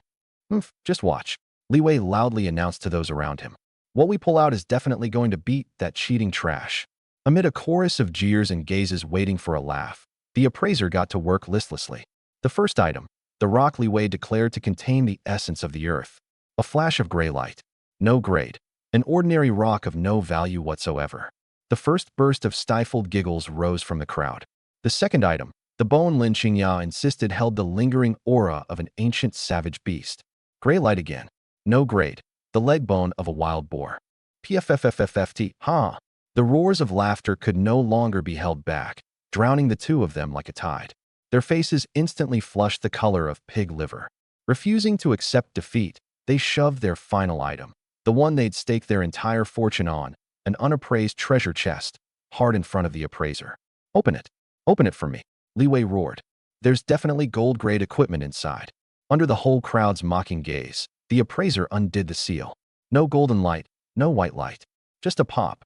An indescribable stench came gushing out. Inside the treasure chest was nothing but a dried-up lump of dung from some unknown creature. Li Wei and Lin Xingya's last shreds of dignity and fantasy shattered to dust, right along with that lump of dung. Their faces went from pig-liver red to ashen gray, and finally to a deathly pale. The whole crowd burst into thunderous, utterly unrestrained laughter. Bankrupt and disgraced, the two of them became the biggest, stupidest laughingstock in the entire Nanjiang sanctuary. And the one who set all this in motion, me, was at this moment leisurely seated on a sofa in the VIP room on the top floor of the Class Changers Association. Holding a cup of light tea, I admired the radiant platinum-grade piece I'd just acquired, the crown of the Starry Vault. The clamor and frenzy of the trading hall downstairs felt like it belonged to another world. Ingsha finished handling the handover and walked into the room. Kid, you stirred up quite a storm today. He shot me a glance, half smiling. I've got to go swat some flies. Other countries' sanctuaries caught the scent and are circling in. While I'm at it, I'll set up your second ascension level in quest. He paused. First thing tomorrow, I'll take you somewhere good. One day, and I guarantee you'll hit max level for the second ascension. In the meantime, whatever personal business you've got left here at the South River Sanctuary, wrap it up. After that, you come straight to the Kyoto Sanctuary with me. That's where you belong. It's also a lot safer. I nodded. I understood perfectly. Right. I had to say goodbye to Teacher Yinshang. And along the way, make good on the promise I'd given those two clowns. Having said his piece, Shadowkill's form wavered, dissolving like a drop of ink into water, and vanished without a sound. Once again, I was alone in the room. A thought crossed my mind, and the Star Vault crown, still radiating divine light, floated quietly into my palm. Star Vault crown, platinum tier. Requirement to equip, LV.40. Attributes, Spirit plus 800, Constitution plus 500, Agility plus 500. Description, legend says this crown was forged not by mortal hands, but from the fallen core of a star, woven together with solidified galactic light. Any being that wears it can hear the whispers from the depths of the cosmos, their eyes deep as the Star Vault itself, perceiving the trajectory of all things. HSSS. Steady as I usually am, even I couldn't help sucking in a sharp breath after reading the stats. Too strong. These attributes were absurdly, unreasonably powerful. Massive bonuses and a perfect fit for both my Observer and Abyssal Soul Siphon classes. I couldn't wait to put it on and feel that power. But that one line, requirement to equip, LV.40, hit me like a bucket of cold water, dousing every ounce of my excitement. Level. I clenched my fist. I had never, in any moment, craved leveling up like I did right now. The next day, dawn. The first rays of morning spilled into the room, and right on time, I pulled the door open. Outside, Shadowkill was leaning against the wall, bored out of his mind, like he'd been waiting a while. He saw me come out and yawned, his tone as casual as if he were remarking on the mosquitoes last night. Let's go. Get ready to move out. Oh, right. Last night, I cleaned up a few rats trying to sneak into the South River Sanctuary to come after you. Nothing special. Wouldn't even rank among the 7th Ascension crowd. The foot I'd raised froze mid-step. Cold sweat instantly beaded down my back. Assassins. I'd been out of the starting trial for less than a day. Foreign assassins were already here. And from the way he talked, more than one had come. Maybe even a 7th Ascension powerhouse? A bone-deep chill shot from the soles of my feet straight to the crown of my head. In that instant, I understood. If Shadowkill hadn't been here, if I hadn't made the smartest decision of my life by joining deification last night, I probably wouldn't have even known how I died. Even if I'd gotten lucky and escaped back to the starting trial through the World Trees mark, that would have meant being trapped in that beginner village forever, never able to set foot in the real world again. In that moment, for a guild I'd only joined by word of mouth, I felt genuine belonging and gratitude for the first time. At my weakest, most vulnerable moment, this guild had blocked a fatal blow for me, asking nothing in return. Senior Shadowkill. My voice carried real weight for the first time. Thank you. He waved a hand and laughed, completely unbothered. It's nothing. Protecting the guild's future seeds, that's my job. He looked at the fire that had suddenly ignited in my eyes, a fire that seemed ready to set the whole world ablaze, and nodded, satisfied.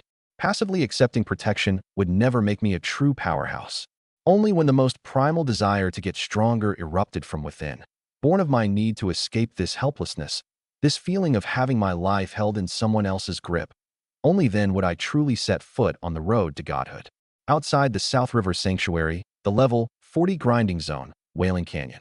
Overcast skies loomed year-round, and howling winds tore through the canyon like the wailing of ghosts. Across the ground, countless skeleton warriors and wraith mages, each radiating an ominous aura, wandered aimlessly. For the vast majority of newcomers at the South River Sanctuary, this place was strictly off-limits. But today, this forbidden zone welcomed a god. Whoosh! Shadowkill appeared at the canyon's entrance with me in tow, like a teleport. Wanting to show off a 7th Ascension powerhouse's lightning efficiency to a junior, he grandly opened up party mode and thumped his chest. Kid, stand firm. Watch closely. This is what efficiency looks like. The words had barely left his mouth when he waved a hand casually at the dense swarm of monsters ahead, over 100 of them. Domain, Shadow Realm Annihilation. BZZZT. A domain of darkness that devoured all light dropped like an overturned bowl, completely blanketing several hundred meters ahead. Inside the domain, the shrill wailing lasted only an instant before cutting off abruptly. Countless shadow blades, sharp as knives, whipped and slashed madly through the black. 3 seconds later, the darkness dispersed and sunlight poured back in. The 100+ monsters that had been baring their fangs a moment ago were now nothing but ash drifting on the wind. Not even a shard of bone remained. World-shattering destruction, delivered with effortless flair. Shadowkill stood with his hands behind his back, robes fluttering, striking the pose of a master who reduces mighty foes to dust with a flick of the finger. He turned around, ready to receive my flood of admiration. Instead, what he saw was the odd look on my face, and an experience bar that had barely budged. My level had jumped only from 10 to 12. Huh. The master of the craft air on Shadowkill's face froze instantly. What's going on? In disbelief, he pulled up the system log and read through it carefully. Due to excessive level gap, experience gain reduced by 99%. Due to teammate one-shotting monsters, experience gain reduced by 99%. Due to a string of system penalties slapped this 7th Ascension powerhouse across the face like ringing blows. His weathered face flushed red. He cleared his throat twice, scrambling to cover the awkwardness. Ahem, a slip-up. Purely a slip-up. Looks like we need a different approach. He made a snap decision, promptly leaving the party, and waved at me in a tone that brooked no argument. New plan. I'll cripple them. You finish them off. The moment he finished speaking, his form melted into a black shadow too fast for the eye to track, and vanished. The next second, he appeared before a level 40 elite monster over 5 meters tall, wielding a massive bone blade, a skeleton general. Facing a ferocious strike powerful enough to split stone, Shadowkill neither dodged nor blocked. He simply extended one finger. Seemingly offhand, he tapped it against the skeleton general's brow. BZZT. The pale bone fire blazing across the general's body dimmed in an instant, like a candle guttering in the wind.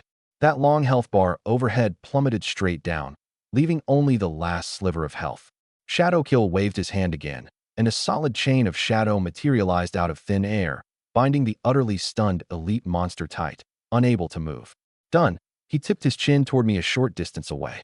The meaning was clear. Your turn. I got it right away. I stepped up immediately, loosed a single arrow from my silver moon bow, and cleanly finished off the elite monster that had been so imposing moments ago. A crisp notification chimed in my mind. Ding. Slain LV.40 Skeleton General, Elite. Experience plus 8,000. Free attribute point plus 1. Abyssal Soul Siphon progress plus 0.8%. My eyes lit up instantly. Now this was good. As long as I got the finishing blow, all the experience and free attribute points were mine. What followed was the strangest, most extravagant scene the Wailing Canyon had ever seen. A 7th Ascension big shot who could shake a region with a single stomp was now acting like the most efficient butcher and the most attentive nanny. He darted through the monster swarm like a phantom, and every time his finger tapped, it precisely brought a level 40 monster to death's door. Then, like a package takeout order, he bound it with shadow chains and delivered it neatly right in front of me. And me? I became the happiest diner in the world. The only thing I had to do was stand still, draw the bow, knock the arrow, and shoot. Then close my eyes and savor the triple harvest of experience, free attribute points, and class evolution progress. Ding. Slain Wraith Mage. Experience plus 4,000. Ding. Slain Skeleton Warrior. Experience plus 4,000. Ding. Slain. The system chimes wove together into the most beautiful symphony in my mind. My level shot up like a rocket, climbing madly. LV.15, LV.20, LV.30, LV.35. Beside me, Shadowkill watched this junior's level rocket upward, his aura growing stronger by the minute, and the emotion in his heart gradually shifted, from the initial exasperation and loss of face, to a deep sense of shock and boundless anticipation for what was to come. After all, every single being that joined deification was, at minimum, an SS tier talent class holder. 8,000 monsters. 8 hours. Senior Shadowkill beat every last monster down to a sliver of health, then fed them to me one by one. Draw, shoot, repeat, all day long. By the time the setting sun dyed the canyon gold, the system chime finally sounded. Ding. Congratulations, you've reached level 40, the current tier's maximum. I stared at the panel, my heart skipping a beat.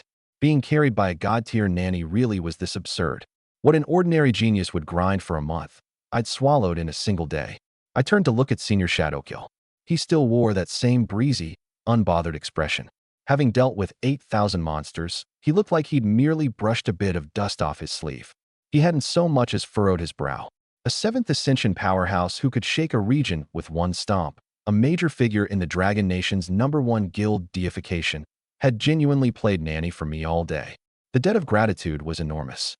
But when the attribute panel popped up, that flicker of guilt was instantly washed away clean. Free attribute points, 8,000. 8,000 points. And the hidden class's progress bar, after absorbing the energy of the final monster, had come to rest steadily at 100%. Ding. Hidden class, Abyssal Soul Siphon, energy has reached 100%. Proceed with tier advancement. Advance. I didn't hesitate for a second. Boom.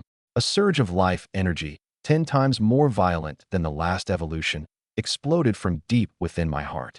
I seemed to see a seed take root in the darkness, its tender sprout breaking through the soil that symbolized prejudice and mockery, growing wildly toward the sky with a spirit that would die before it bent. Ancient runes surfaced on the new leaves, greedily drinking in the moonlight from the void. Second time tier ascension of hidden class detected. Evolution direction confirmed. Survival and retaliation. Congratulations. Hidden class has evolved into Unyielding Thorns, B tier. Bonus Constitution, plus 300. New passive, Life Drain, recover 5% max HP per second.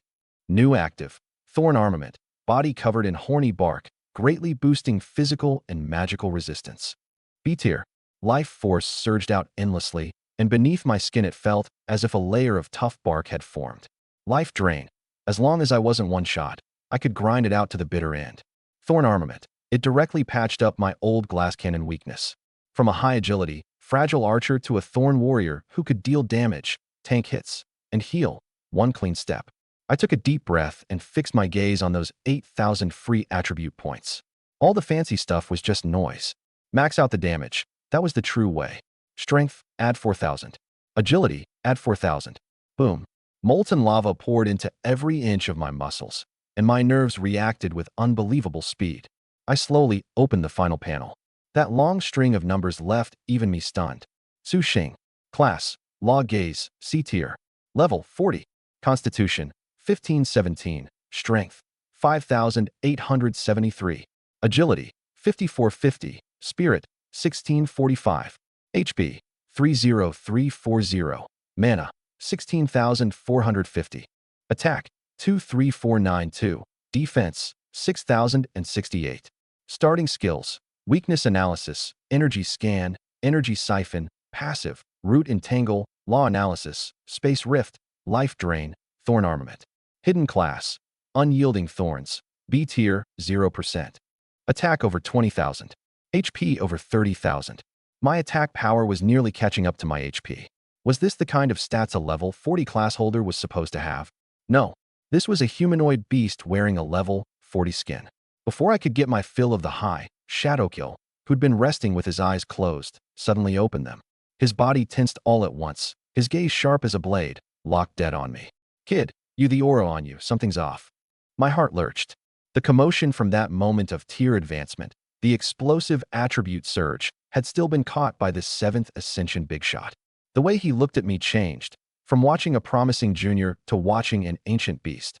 I gave an awkward smile and brushed it off. I'd hidden my panel info long ago, but that instantaneous slip hadn't gone unnoticed. Looked like I'd have to advance tiers on the sly from now on, or come up with a skill that could disguise my panel.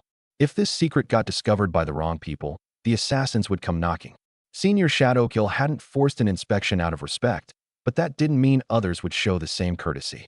A big shot above the 8th Ascension might see through it at a single glance. Stepping out of the Wailing Canyon's gloomy exit, I hadn't even finished my first breath of fresh air before I ran straight into a group. At their head was Li Wei, his face so dark it was practically dripping, and beside him, Lin Qingya, her pretty face twisted with venom. Behind them trailed a few middle-aged class holders with no weak auras, well-equipped and arrogant in bearing. Clearly hired guns their families had paid a fortune to bring in. The air froze instantly. After going bankrupt and getting publicly executed, these two had scraped together whatever they could to hire people to level them up, grinding themselves half to death just to crawl to level 10. Their disheveled exhaustion made a jarring contrast against how effortlessly relaxed I looked. Li Wei's eyes swept over the blazing LV.40 above my head, and his eyeballs went bloodshot on the spot. Su Xing. He jabbed a finger at my nose and cursed at the top of his lungs. That hysterical edge in his voice, pure jealousy, burned red. From start to finish, it was the same tired refrain. Garbage, cheater, exploit-abusing dog, over and over. One day? How the hell could you possibly hit level 40 in one day? He'd lost it completely, not even recognizing Shadowkill, who'd concealed his features and aura to look like some old butler. In his eyes, I'd just gotten dumb lucky and latched onto some faction with a bit of power.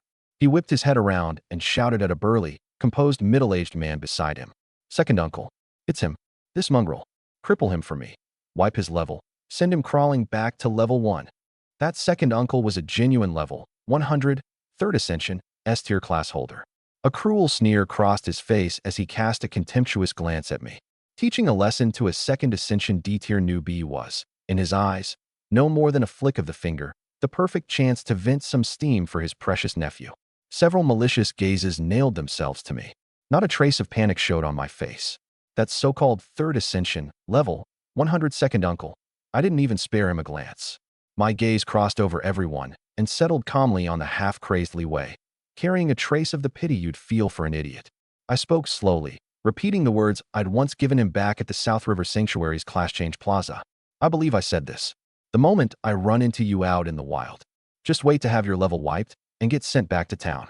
The words were calm to the extreme, more terrifying than any roar. And they thoroughly enraged that second uncle. You still dare to run your mouth?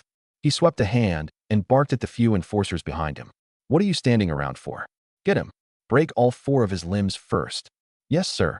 Several level 40 A-tier class holders lunged forward with cruel grins, like starving wolves pouncing on prey. In their eyes, dealing with a D-tier piece of trash was the easiest job in the world. Facing them was a humanoid monster fresh off an epic transformation. Halfway through their charge, I moved. I didn't retreat so much as a half-step. I drew the gold-tier silver moon bow off my back, knocked in an instant, pulled, and drew a bead. With over 5,000 points of agility behind it, my movements were too fast to track. To everyone watching, I was nothing but a blur. Fwip, fwip, fwip, fwip, fwip. 5 silver arrows ripped through the air, launched last, but landing first. 5 arrows in a single second. Thunk, thunk, thunk, thunk, thunk. Everyone struck a fatal weak point dead on. That heavy armor of theirs was flimsy as paper against my arrows. A string of blood-red critical hit numbers exploded above their heads. Minus 83,848. Minus 84,012. Minus 93,965. The vicious grins froze on those A-rank fighters' faces. Before they could get off a single skill, their health bars were wiped clean. They didn't even manage a scream before dissolving into 5 beams of white light, force teleported back to the city. Instant kills. A one-sided slaughter. The entire canyon exit fell dead silent. All that remained was me, slowly lowering the bow. Across from me stood Li Wei and Lin Qingya, both dumbstruck, and that level 100, 3rd transformation uncle, the vicious grin frozen on his face, his pupils contracting hard. Even the wind seemed frozen. Li Wei and Lin Qingya stood like 2 soul-drained wooden statues, staring blankly at the spot where the white light had vanished. Their brains had crashed completely. 5 genuine level 40 A-rank professionals, gone, and not one of them had so much as brushed the hem of my clothes. They finally understood. What they provoked wasn't some lucky nobody. It was a real monster. Fear flooded their hearts like an icy tide. But that third transformation uncle steadied himself quickly after the initial shock. He was, after all, a battle-hardened S-ranker. The things he'd seen were on a whole different level from a greenhouse flower like Li Wei. He fixed his eyes on me. My breathing was even, without a trace of energy fluctuation. A flicker of menace crossed his gaze, and then a contemptuous sneer tugged at the corner of his mouth. He thought he'd seen through the whole thing. Humph. So that's it. He scoffed inwardly. He used some kind of forbidden technique or scroll, an instant burst with a steep price, hoping to scare me off in one shot. Clever, in a small way, but small is all it is. There's no way he can pull off a burst like that a second time. Kid, you're too green. After a one-shot blitz like that, you've got to be running on fumes now. You can barely stand, can't you? This man's pride wouldn't let him accept that he'd been rattled by some rookie who'd barely hit his second transformation. So he forced a reason on himself and on Su Xing, one that felt perfectly logical. The moment the thought settled, his heart, which had been pounding wildly with shock, calmed right back down. Kid, you're out of trump cards. Meanwhile, Li Wei and Lin Xingya, the two who'd just been scared stiff, snapped back to their senses the instant they heard their uncle's explanation. That was their uncle for you, seasoned in battle, spotting Su Xing's weakness in a heartbeat. They'd nearly been bluffed clean out of their wits. Yes, I knew it. There was no way Su Xing could be that strong. Right, this has got to be some life-saving skill that Deification Guild gave him. You idiot. Su Xing, blowing your forbidden technique now. Let's see how you explain yourself to that Shadow Slayer bastard later. Beside me, Shadow Slayer, his features hidden, was grinding his teeth in fury. These little brats had no manners at all. He was going to zero out their levels and ship them back to the sanctuary if it was the last thing he did. Just then, Li Wei's uncle straightened his back, an overwhelming aura befitting a third transformation powerhouse erupting off him. He declared from on high. Now it's my turn. He roared. As a level 100 powerhouse with platinum tier gear bonuses, he was ready to finish off this grandstanding little punk in one move and reclaim his standing. But what answered him wasn't a plea for mercy, nor fear. I slowly drew the gold longbow in my hand once more. Gale Step, activated. First strike, guaranteed critical. This time, there was no rapid fire. The motion was slow and heavy, as though I weren't drawing a bowstring but the very power of heaven and earth. The air around me began to tremble. Countless motes of ink-green energy, emblems of life and thorns, surfaced from the void, converging madly toward the arrow in my hand as if summoned by an emperor. Even the ground beneath me seemed to come alive, threads of pure earthen power surging up through my feet and pouring into the shaft. That once ordinary energy arrow deepened in color until it resembled the finest black jade. At its tip, a point of razor-sharp light grew brighter and brighter. A dangerous presence, one that made even a level 100 powerhouse's scalp prickle and his soul shudder, erupted outward. This is impossible. The vicious grin on Li Wei's uncle's face froze in an instant. He felt a lethal threat. It was a terror that could annihilate him on the spot, a crushing pressure from some higher plane of existence. He didn't dare underestimate me any longer. He unleashed his strongest attack, the one he'd been holding in reserve. Raging Lion Fury. His eyes bulged as every ounce of energy in his body erupted without reserve. Before him, it instantly coalesced into an energy lion over 10 meters long, lifelike, roaring as it charged at me. The strongest strike of a level 100 S-rank professional, powerful enough to move mountains and fill seas. And me? The moment the energy lion pounced within reach, my gaze sharpened. I released the string. Whoosh! The ink-green arrow flew free. No earth-shattering explosion. No world-ending roar. Just a single instant of absolute, deathly stillness. Just one arrow, born of overwhelming, absolute power. That streak of ink-green light, like a blade of judgment cutting through the night, flew with perfect precision into the gaping maw of the energy lion, and punched clean through. The next instant, Gruawar, that once invincible energy lion let out a shriek of unbearable agony. Its body, starting from the core, bloomed with countless ink-green cracks that spread across its whole frame like a spiderweb. Boom! The massive energy lion detonated in midair, bursting into a sky full of light motes. And that ink-green arrow lost not a shred of its power. Still carrying the edge of death, it flew straight at Li Wei's uncle's face. No! Li Wei's uncle let out the most terrified scream of his life. In his horror, he frantically triggered every life-saving skill and item he had. Shield after shield lit up before him like layers of eggshell. But it was useless. Thunk! The arrow tore through the first shield, the second, the third, effortlessly, and finally slammed hard into his last line of defense. Boom. Minus 60,000. Plus 1. At the last possible moment, Li Wei's uncle's emergency life-saving item kicked in. That single item had cost him 800,000. Li Wei's uncle was sent flying backward more than 10 meters by the massive impact. He tumbled across the ground several times before finally, barely, coming to a stop. Bleak. A mouthful of scalding blood erupted from him, no longer possible to hold back. He lifted his head, his face full of the terror of a man who cheated death, and an utterly indescribable, absolute disbelief. At his chest, the once lethal energy arrow was dissolving under the effect of the item's rules. Not far off, Shadow Slayer, who'd been standing there the whole time, arms crossed, watching the show out of sheer boredom. The easy, carefree look on his face was long gone. In its place, his pupils had snapped tight, a boundless shock, as though he were seeing a ghost in broad daylight. He muttered, his voice carrying a faint, barely perceptible tremor. That arrow, how could it do that much damage? How much raw power? How high an attack stat would that take? Could it contain a sliver of law itself? What the hell? How is this possible? One arrow. Just one arrow. A level 100, third transformation S-rank powerhouse, gravely wounded in public by a level 40 rookie. This reality-shattering scene struck Li Wei and Lin Qingya's hearts like an invisible sledgehammer. And that uncle, driven back by a single arrow, his blood and chi now churning, the storm raging in the depths of his heart, surged more fiercely than anyone's. He could clearly feel it. The bones in his chest had cracked. That gold-tier breastplate he'd been so proud of, the one he'd paid a fortune to get his hands on, was now groaning under the strain, its spiritual power all but drained. If not for it blocking the blow, if not for that expensive life-saving item he'd burned through, that arrow just now would have pierced his heart clean through. He lifted his head and locked his eyes on the youth in the distance, the one who was slowly lowering his bow, his expression still terrifyingly indifferent. Fear, an unprecedented fear, like standing before a natural predator, seized his entire mind in an instant. His brain, in this moment, was racing at a speed it had never reached before. Run. He had to run. It seemed he'd misjudged the situation. He was 10,000% certain now. That terrifying amplification effect of his, rivaling a forbidden technique, hadn't faded at all.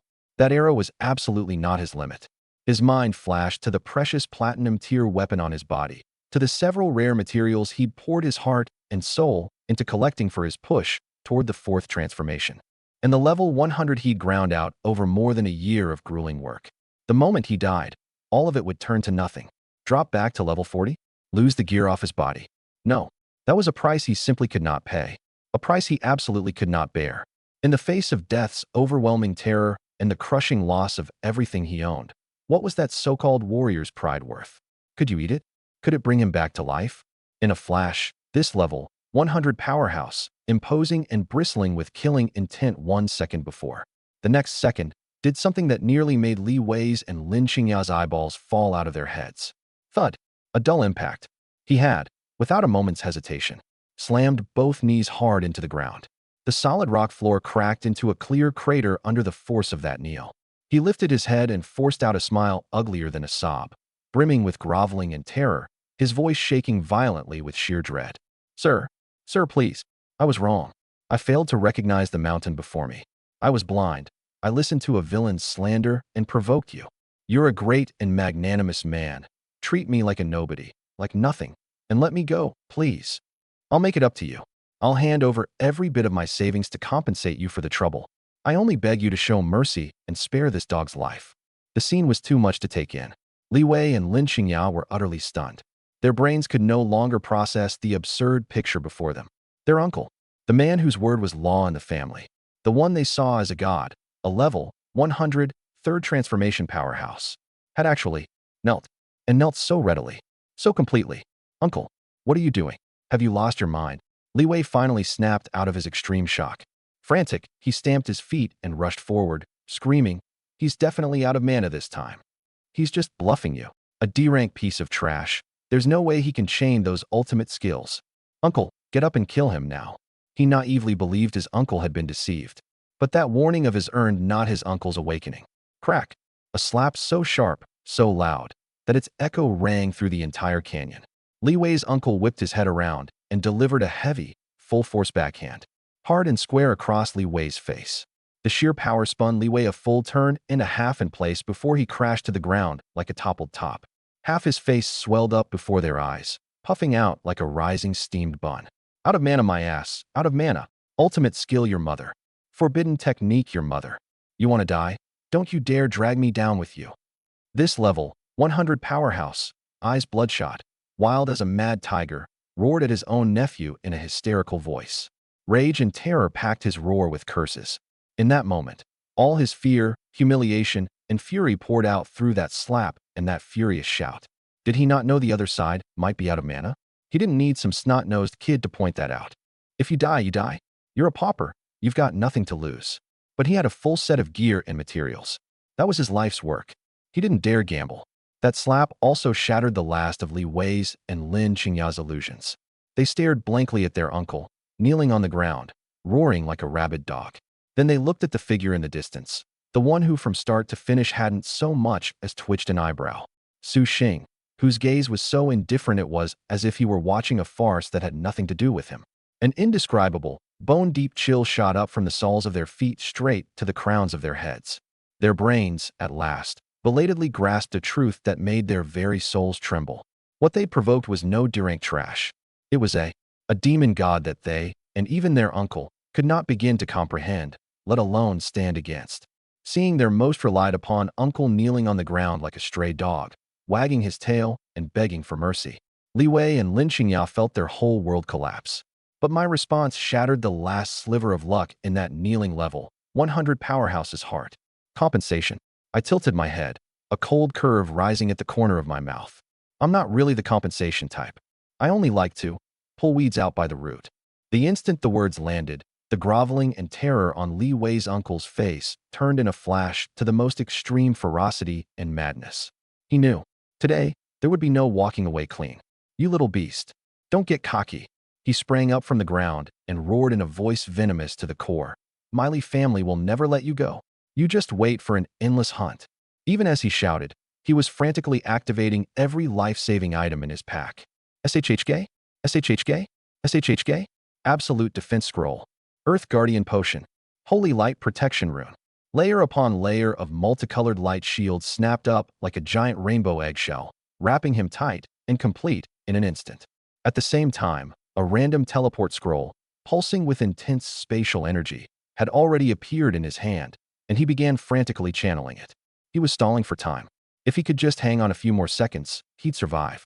He refused to believe the other guy could one-shot through a defense as thick as his shell. Would I give him that chance? The answer, of course, was no. Faced with that absurdly thick turtle shell, Su Xing didn't even bother charging up again. I just calmly drew back the silver moon bow in my hands once more. 5 arrows a second. On the string, 5 silver energy arrows took shape in an instant. Fwhip! The bowstring gave a light hum. 5 arrows, silent. No whistle at all, blurred one after another into streaks of light the naked eye couldn't even follow. With millisecond gaps between them, they struck the exact same point on that rainbow light shield with pinpoint precision. Crack! The first layer, the holy light shield, shattered on impact. Crack! The second layer, the earth shield, crumbled instantly like glass smashed by a hammer. Crack! Crack! Crack! Under Li Wei's uncle's utterly horrified gaze, every defense he'd been so proud of proved as fragile as sheets of paper before that streak of light. The last arrow punched clean through his chest, unobstructed. A blood-red number, one that plunged him into total despair, floated up above his head. Minus 22,588. The teleport scroll in his hand froze at its final tick, forever. His mouth opened, like he still had something to say. But in the end, his body burst apart in silence, with a thunderous crack. The death of a level 100 third-tier powerhouse triggered an unprecedented rain of gear. Clatter, clatter. More than a dozen pieces of equipment and materials, each glowing a different color, scattered across the ground like flowers strewn from the heavens. Among them, a chest plate shining with a brilliant platinum radiance and an unknown material, also platinum grade, were the most dazzling of all. I didn't even glance at Li Wei and Lin Qingya, both already scared witless and slumped on the ground. I casually drew the bow and loosed 2 arrows. 2 flashes of white light. And just like that, those 2 enemies who'd only just hit level 10 were sent right back to the level 1 they knew so well. Only then did I stroll over, unhurried, like a farmer taking a leisurely walk around his own backyard, and swept every last piece of loot on the ground into my pack. Platinum-grade gear and platinum-grade material both? I glanced over and grinned. Yep, another lucky day. Straight profit. Nanjiang Sanctuary, respawn point. A flash of light, and Li Wei's uncle stumbled out. I wasn't there, but the whole sanctuary heard about what happened next. His level dropped from a mighty LV.100 straight down to LV.40. That gorgeous set of gear was almost entirely gone too, leaving only a few basic underclothes, worse off than a beggar. He stared at his empty equipment slots, feeling the pitiful trickle of power left inside him, and froze for a long moment. Then he howled like a dying beast. Aya! Another flash of white light. ALV.1 Li Wei appeared beside him, face blank. Uncle, you worthless little jinx. The third-tier powerhouse's sanity snapped the instant he saw his nephew.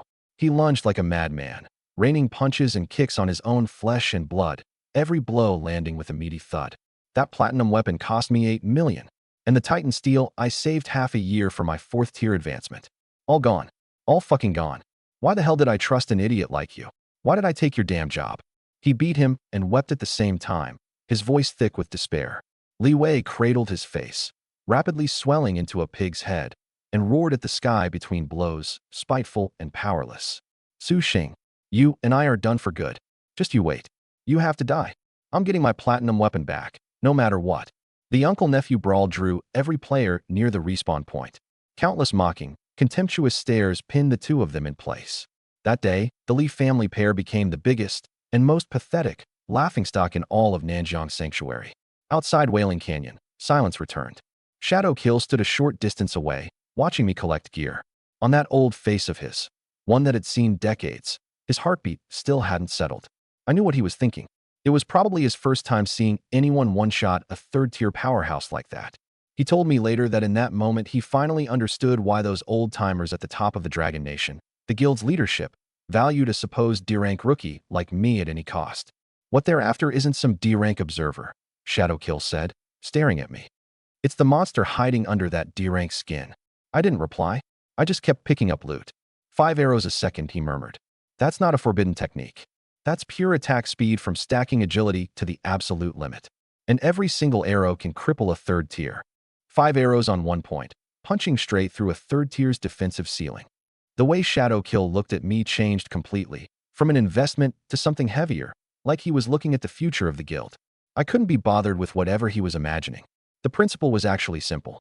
Dump 8,000 free attribute points, and strength and agility skyrocket in a crushing surge. Add the precise analysis of Law Gaze, pair it with the golden weapon Silver Moon Bow. Those 3 things together made an unbeatable one-shot formula. Whoever can't survive my first burst dies. Simple as that. Phew. A full day. Looking at Senior Shadowkill, who dutifully played babysitter from start to finish, I felt a little bad. Senior Shadowkill, you've been at it all day? My treat. Let me take you somewhere to unwind. I brought him to the most upscale, most expensive entertainment club in Nanjiang Sanctuary, Listening Rain Pavilion. At first he kept up his 7th-tier airs, muttering that cultivators should keep their desires in check and shouldn't wallow in decadent music. But when I half-coaxed, half-shoved him into the top VIP suite, when the therapist started working on the shoulders and neck he'd kept tensed for decades, when heavenly classical music drifted into his ears, when dish after dish of gourmet food arrived, this old cadre's defenses collapsed. From sitting bolt upright, to relaxing, to finally sinking into the couch with half-closed eyes, humming a little tune and mumbling. This method is excellent, truly excellent. Cultivation should balance work and rest. That's the true path. I've decided, before I leave Nanjiang, I'm going to enjoy myself here for a few days.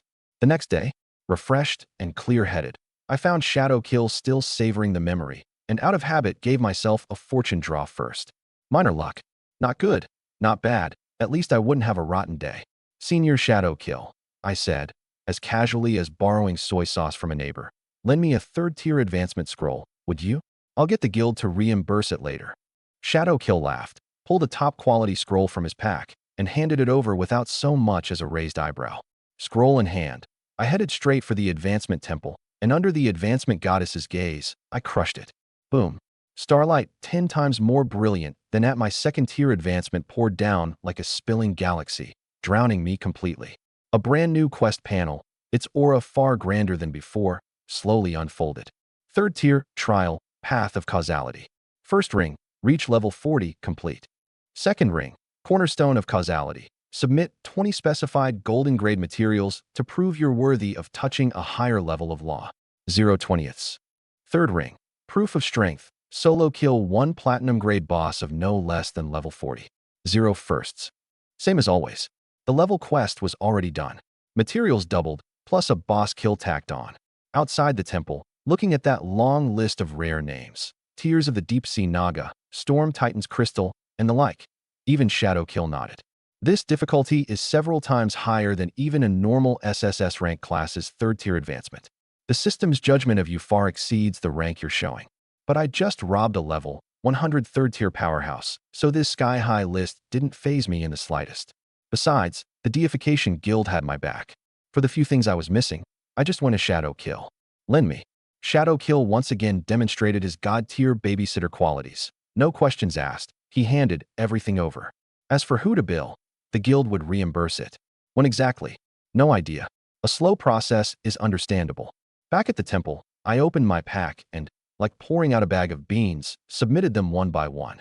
The rare materials inherited from Li Wei's uncle, my own stock, and the stuff Shadow Kill lent me. Ding, ding, ding. In the blink of an eye, all 20 were complete. Second ring, cornerstone of causality, complete. Only the hardest and most crucial ring remained. Dragon slaying. This was one Shadow Kill couldn't help with. I had to do it myself. But platinum grade bosses were far too rare. That kind of thing could flatten an entire small sanctuary, and there was no telling when one would spawn. Shadow Kill flew me over every major high-level grinding zone for a full day. Nothing. Just as we were losing patience and about to switch hunting grounds, a violent surge of energy erupted from a volcanic region below. We stopped and looked down. A golden grade boss, a lava giant lizard over 30 meters long, its whole body armored in molten scales, was rampaging. Not far off, a party of 7 or 8 rookies was barely holding on the verge of collapse. One familiar figure in the party stood out sharply.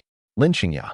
Looks like after the Li family pair became a laughingstock, she'd quickly found a new set of thighs to cling to and put together another party. She was dodging the dragon's breath in a sorry state, and when she looked up and saw me in the sky, the color drained from her face in an instant. I could imagine what she was screaming inside. It's him. How is he here? Is he here to kill me again? But the terror lasted only a second before her practically artistic green tea instincts took over her body. She abruptly stopped her healing spell, turned to face me in the sky as if giving up all resistance, and instantly arranged her dust-smudged pretty face into a delicate, tearful picture of helplessness, weeping as she cried out. Su Xing, why are you here again? How can you be so petty? What exactly did I ever do to you? You have to stalk me every single day like some obsessed, clingy creep. You've already wiped me back to 0 twice. What more do you want? I'm begging you. Just let me go, please. I only want to level up in peace. Her acting was polished to perfection. Her teammates, already dazed from being cornered by the boss, heard this and immediately glared at me, clueless, as if I were the villain committing violence. But faced with this laughably clumsy one-woman show, I couldn't be bothered to so much as twitch an eyebrow. From start to finish, my eyes held only one target, that lava giant lizard. Its health bar, its weak points, its behavior patterns. As for that woman putting on a horse performance below, in my line of sight, she was nothing but a buzzing obstacle blocking the space between me and my prey. Or rather, a fly. I slowly drew back the silver moon bow. Not to answer anyone, not to prove anything. I just wanted the world a little quieter, and, while I was at it, to clear the sight line between me and my prey. Fwhip! A streak of silver split the sky like lightning, launched last but arriving first. Her sobbing wasn't finished, her teammates hadn't reacted, and the arrow had already pierced clean through the center of her brow, freezing all her performance, malice, and resentment on that face forever. A flash of white light. The world went quiet. The blast's aftershock conveniently sent her handful of teammates back to the respawn point too. I didn't spare that white light a single glance. My fingers had already begun playing the melody of death, the bowstring humming in rapid succession. Fwhip, fwhip, fwhip, fwhip. Several more vicious arrows shot out in a chain, carving lethal arcs through the air, and in a blink they'd turned that roaring golden boss into a pincushion. Minus 60,000. Minus 45,000. Minus 48,000. Roar. Golden Grade Boss Lava Giant Lizard LV.10 Slain. Gained 20,000 experience, plus 40 free attribute points. Indomitable Thorns Progress, plus 5%. Obtained, Lava Chestplate, Golden Grade. Lava Leggards, Golden Grade. Lava Dragon Lizards Reverse Scale, Golden Grade. Copper Coins, X 2000.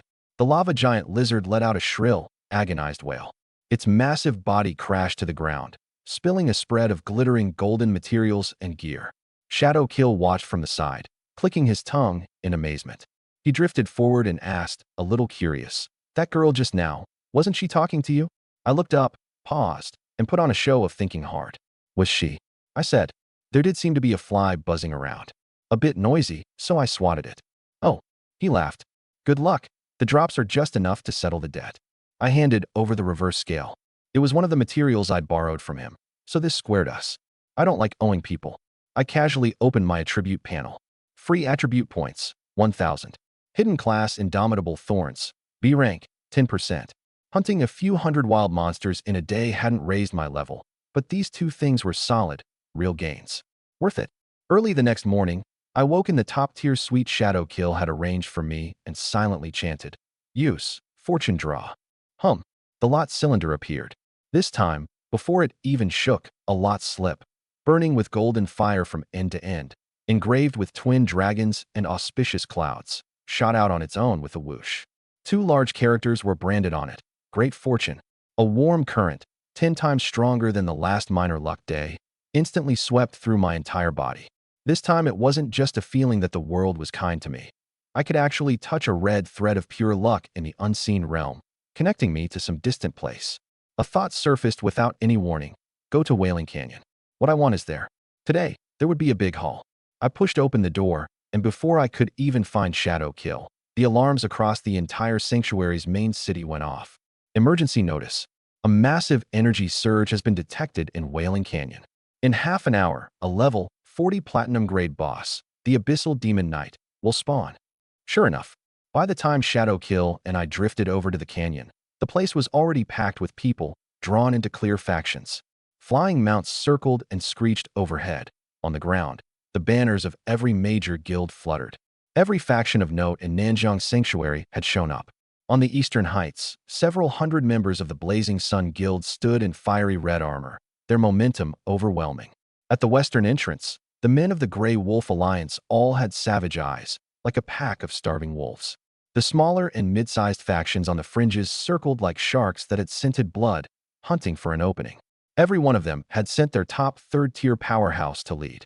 Nobody was willing to lose this platinum boss. The clearing began. A level 100 berserker from the Blazing Sun Guild, hauling a flaming great axe, didn't bother with a single word. He sent a blade of axe energy, slashing straight into the open ground. Boom. The ground split open with a deep trench, and the shockwave sent nearby loners tumbling head over heels. Blazing Sun has this whole place reserved. He pointed his axe at the crowd of loners and bellowed like he was shooing flies. Anybody who doesn't want to die, back off. Domineering. Arrogant. That was the South River Mega Guild style. As a solo player with no guild insignia, I got caught in that shockwave too, squeezed out to the very edge along with Shadow Kill. Shadow Kill didn't intervene. He just watched with interest, and I knew what he was waiting for. He wanted to see how I'd break the situation open. That was when I spotted a few familiar faces in a squad not far off. The Li family crew. And leading them was Li Jiang, the very same second uncle to Li Wei that I'd one-shot and stripped bare with a single arrow just yesterday. He'd suited up in a fresh set of gold-tier gear, clearly scraped together for him by the family in a hurry. Li Wei skulked behind him like a lackey, tagging along to leech XP. They'd come to grab a piece of the boss too. Almost the same instant, Li Jiang saw me. First he rubbed his eyes in disbelief. Once he confirmed I wasn't a hallucination, his face twisted in an instant. The terror of being one-shot in front of everyone, the humiliation of being forced to his knees, the resentment of losing his entire fortune. Old grudges and new, all erupting like a volcano. Everybody stop right the hell now. He whipped his head around, voice shrill and half-crazed, cutting off his own crew's plan to grab the boss. The platinum boss, forget it. Everyone. He jabbed a finger toward my corner, wild as a rabid tiger. Surround that little animal. Today it's him or me. The Li family froze. They couldn't wrap their heads around it. Why abandon the massive payout of a platinum tier boss for some ordinary-looking kid? But Li Jiang's word was law. The next second, under the entire field's baffled, entertained stares, the Lee squad gave up the terrain they'd fought so hard to hold and swept toward me in a great mass, closing in like they were wrapping dumplings.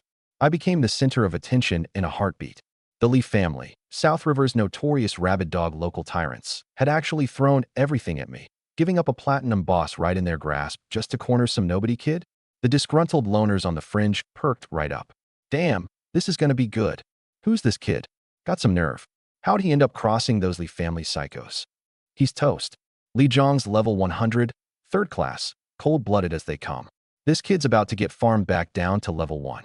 The lead heavyweights from Blazing Sun, Grey Wolf, and the other guilds folded their arms and settled in to enjoy the show. Let the Lee family and this tough nut grind each other down, and they could swoop in for the spoils. Why not? Under thousands of watching eyes, the dignity I'd shot clean through Lee Jiang seemed to come flooding back. He forced down the sliver of fear in his gut, hypnotizing himself over and over. There was no way the kid still had that forbidden skill. A move with that big a cost could only be used once. That was the limit. Right now he was surely an empty shell, just bluffing. Pep talk complete. He decided he was hot stuff again. He thrust a finger at me, wearing that lofty, condescending look like he was granting me charity, and barked. Kid, right now, this instant, kneel and kowtow to me 3 times. Then hand over every scrap of gear and material you looted off me, with both hands. Maybe I'll take pity and only knock you back to level 10. Faced with this clown screeching, I laughed.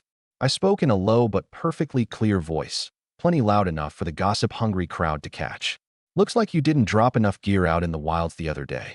That platinum tier weapon's working out great for me, by the way. Memory this bad.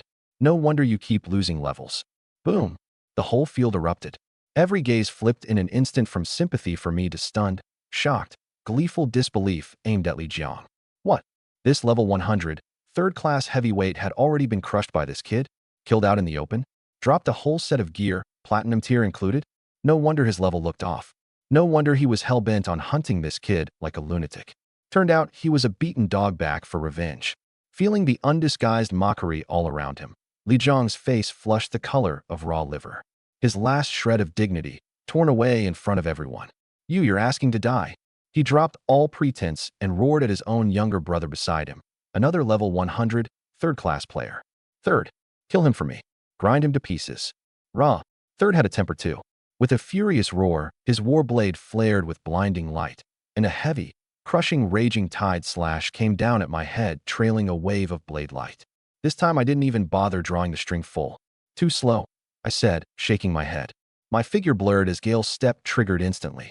My whole body became a green afterimage the eye couldn't track, appearing ghost-like at his flank the split second before his blade could land. Too fast. So fast the vicious grin hadn't even had time to shift into shock. Were you looking for me? The swift shadow silver bow in my hands was already drawn to a full moon. The mystic power of great fortune. Gale Step's guaranteed crit on the first strike. Over 20,000 attack power, all condensing in that single instant onto that silver arrow. Whip. A silver streak, barely trackable, flashed through the air. Squelch. He didn't even have time to pop a survival skill. The arrow drove in through his chest and punched out his back. A number that made every third-class heavyweight on the field go cold floated up above his head. Minus 80,000. Weakness critical. One shot. With a crit and a weakness hit on top. Dead silence. Nobody caught what happened. A level 100, third-class tank famous for his defense. Blood bar wiped clean by a single arrow from an archer who looked first-class at best. A flash of white light, and Leahy's hulking frame scattered into motes of light, leaving 2 platinum glinting pieces of gear on the ground. The world felt muted. Everyone stared wide-eyed, mouths hanging open, watching me slowly lower the bow, minds gone blank. You still had a forbidden skill. This is impossible. Lee Jiang stared at his brother dissolving into white light, level wiped, gear scattered everywhere, so terrified his voice cracked. Behind him, Li Wei was already inching away, prepping to bolt. You think killing you needs a forbidden skill? My voice was cold as a death sentence. No, you're not worth it. I gave a cold laugh and slowly drew the string. In Li Jiang's eyes, that smile was scarier than a demon's. My fingers moved lightly, like plucking out a death symphony, the bowstring trembling in rapid succession. Whip, whip, whip, whip, whip. 1 second. 5 arrows. Minus 44,078. Weakness. minus 44,201. Weakness, minus 93,996. Weakness critical. The arrows flew, and the Lee squad dropped in swaths. Their screams hadn't even faded before those second-class elites dissolved into white light and got shipped back to the respawn point. A few seconds. Just a few seconds. The elites Li Jiang brought, wiped out completely. Only he and the terror-frozen Li Wei were left on the field. Under Great Fortune's blessing, gold, materials, and gear exploded across the ground, blinding in golden light. Now, you still think I need a forbidden skill? I walked across the carpet of loot, step by step toward the ashen-faced Li Jiang. South River Sanctuary, the respawn point. White light flashed again and again as Li Jiang, Li He, and dozens of Li family members popped into existence, faces bone-white. My platinum dragon scale blade. My boots of the earth. Aark. Li He stared at his empty equipment slots, wailing like a stuck pig. That gear had taken him half a year to afford, top-shelf stuff. Li Jiang was completely dumbstruck. Wiped clean again. 2 days running. Level reset to 0, all gear dropped. He could feel the other players in the sanctuary pointing at him, eyes full of ridicule and scorn. It was over. His reputation utterly destroyed. Beside him, level 1 Li Wei slumped to the ground, eyes vacant, muttering to himself. It's over. It's all over. My third class, level 100 uncles, 1 arrow each. Is that damage even something a human can put out? What kind of monster did I cross? I ran into a real daddy this time. Revenge never waited for the next day, and it got crueler every time. Cold dread seeped into all 3 of their bones. The newly respawned rookies around them looked at Li Wei with reverent eyes. Look, it's him again. South River's dead last rookie with the S-tier talent. Back for the umpteenth time. 3 days since awakening, and still level 1. I gotta respect that persistence. I've already hit second class, and he's still level 1. Ridiculous. He must have run into a real daddy, huh? Sent back to level 1 every single time. Over at Wailing Gorge, dead silence, like the sound had been drained out. Just the wind, and my unhurried footsteps. I walked to the golden, glittering drop zone and bent down to start collecting. Light, casual movements. Ding. Obtained platinum tier equipment. Boots of the earth. Ding. Obtained platinum tier equipment. Dragon scale blade. Ding. Obtained gold tier material. Molten heart X3. 1 piece, 2 pieces. I swept the fields light into my bag 1 item at a time. Great Fortune's drop rate was downright terrifying. I'd stripped these dozens of Li family elites clean, 2 platinum pieces alone, plus dozens of gold tier. Not bad. I hefted the platinum war blade still warm from Li He's grip, corners of my mouth curling up. That about covers my third-class material costs. My leisurely manner sent chills down the spines of the guild leaders watching from a distance. That kid. What the hell is he? 1 arrow. I didn't even catch a glimpse of the arrow, and Li He was gone. Li He's a level 100, third-class temple knight. His adamantine body, made of paper. That damage number, 80,000? My whole health bar isn't even a fraction of that. Whispers rose and got hushed. Everyone kept their eyes locked on me, afraid that a raised voice might draw my attention. Loot collected, I stood, sweeping my gaze across the field, finally settling on the eastern high ground, that fiery red camp of the Blazing Sun Guild. I said nothing. I just started walking that way. Thud, thud, thud. Every step landed like it was pressing on everyone's heartbeat. The Blazing Sun camp went into an uproar. Captain, he's coming. He's walking toward us. One member's voice was outright shaking. Over 100 Blazing Sun elites braced like they were facing a deadly enemy, palms clammy on their weapons. The image of dozens of Li family members getting vaporized in an instant was still fresh in their eyes. Their handful of people. How many arrows would I need? Blazing Sun's captain was a hot-tempered berserker. Seeing me dare to walk straight over, blood rushed to his head, his face full of humiliation and rage. Shut up. I'm not blind. I don't need the reminder, he snarled, choking down his fury. This kid thinks we're pushovers? Really thinks Blazing Sun's made of mud. He hoisted his great axe to charge, only for the vice captain to grab hold and hang on for dear life. Captain, calm down. Didn't you see how he died? You charge in. You're just feeding him. The vice captain was sweating buckets. Voice dropped low. As long as the mountain stands, there's firewood. No sense dragging the whole guild down for that Li family idiot. Fall back first. The berserker's chest heaved violently, breath rasping like a bellows, eyes fixed on that figure drawing closer and closer. He wasn't stupid. He knew the vice captain was right. All his rage and reluctance finally dissolved into fear. Fall back. One phrase, forced out through gritted teeth. The words had barely left his mouth before over 100 Blazing Sun members, like they'd been granted a pardon, scrambled and stumbled off the eastern high ground they'd just seized, as pathetic as stray dogs. From start to finish, not one of them dared throw out a single threat. The Grey Wolf Alliance crew in the Western Gorge let out a collective breath of relief. Thank God, he wasn't coming for us. Damn, that scared the hell out of me. My legs went weak just now. One guy chased off a top South River guild. That's insane. But the Grey Wolf captain's brow was tightly furrowed, eyes locked on my back, his mind churning. Something's off. This is nowhere near a D-tier rookie's strength. One-shotting third-class players, scaring off a whole guild. When did South River produce someone like this? Could he be the core heir of some reclusive family, out here cutting his teeth? Among the loner players on the fringe, the gasps had already broken out. Holy mother of gods. Who is this guy? Absolutely insane. Now that's a real man. One person, an entire guild. Hold on. Don't you think that figure looks kind of familiar? Now that you mention it. Holy crap. I remember now. Isn't that Su Xing, the double D-tier talent kid from the Rookie Awakening ceremony? It's him. Definitely him. The name Su Xing, in that moment, seared itself into the mind of everyone present.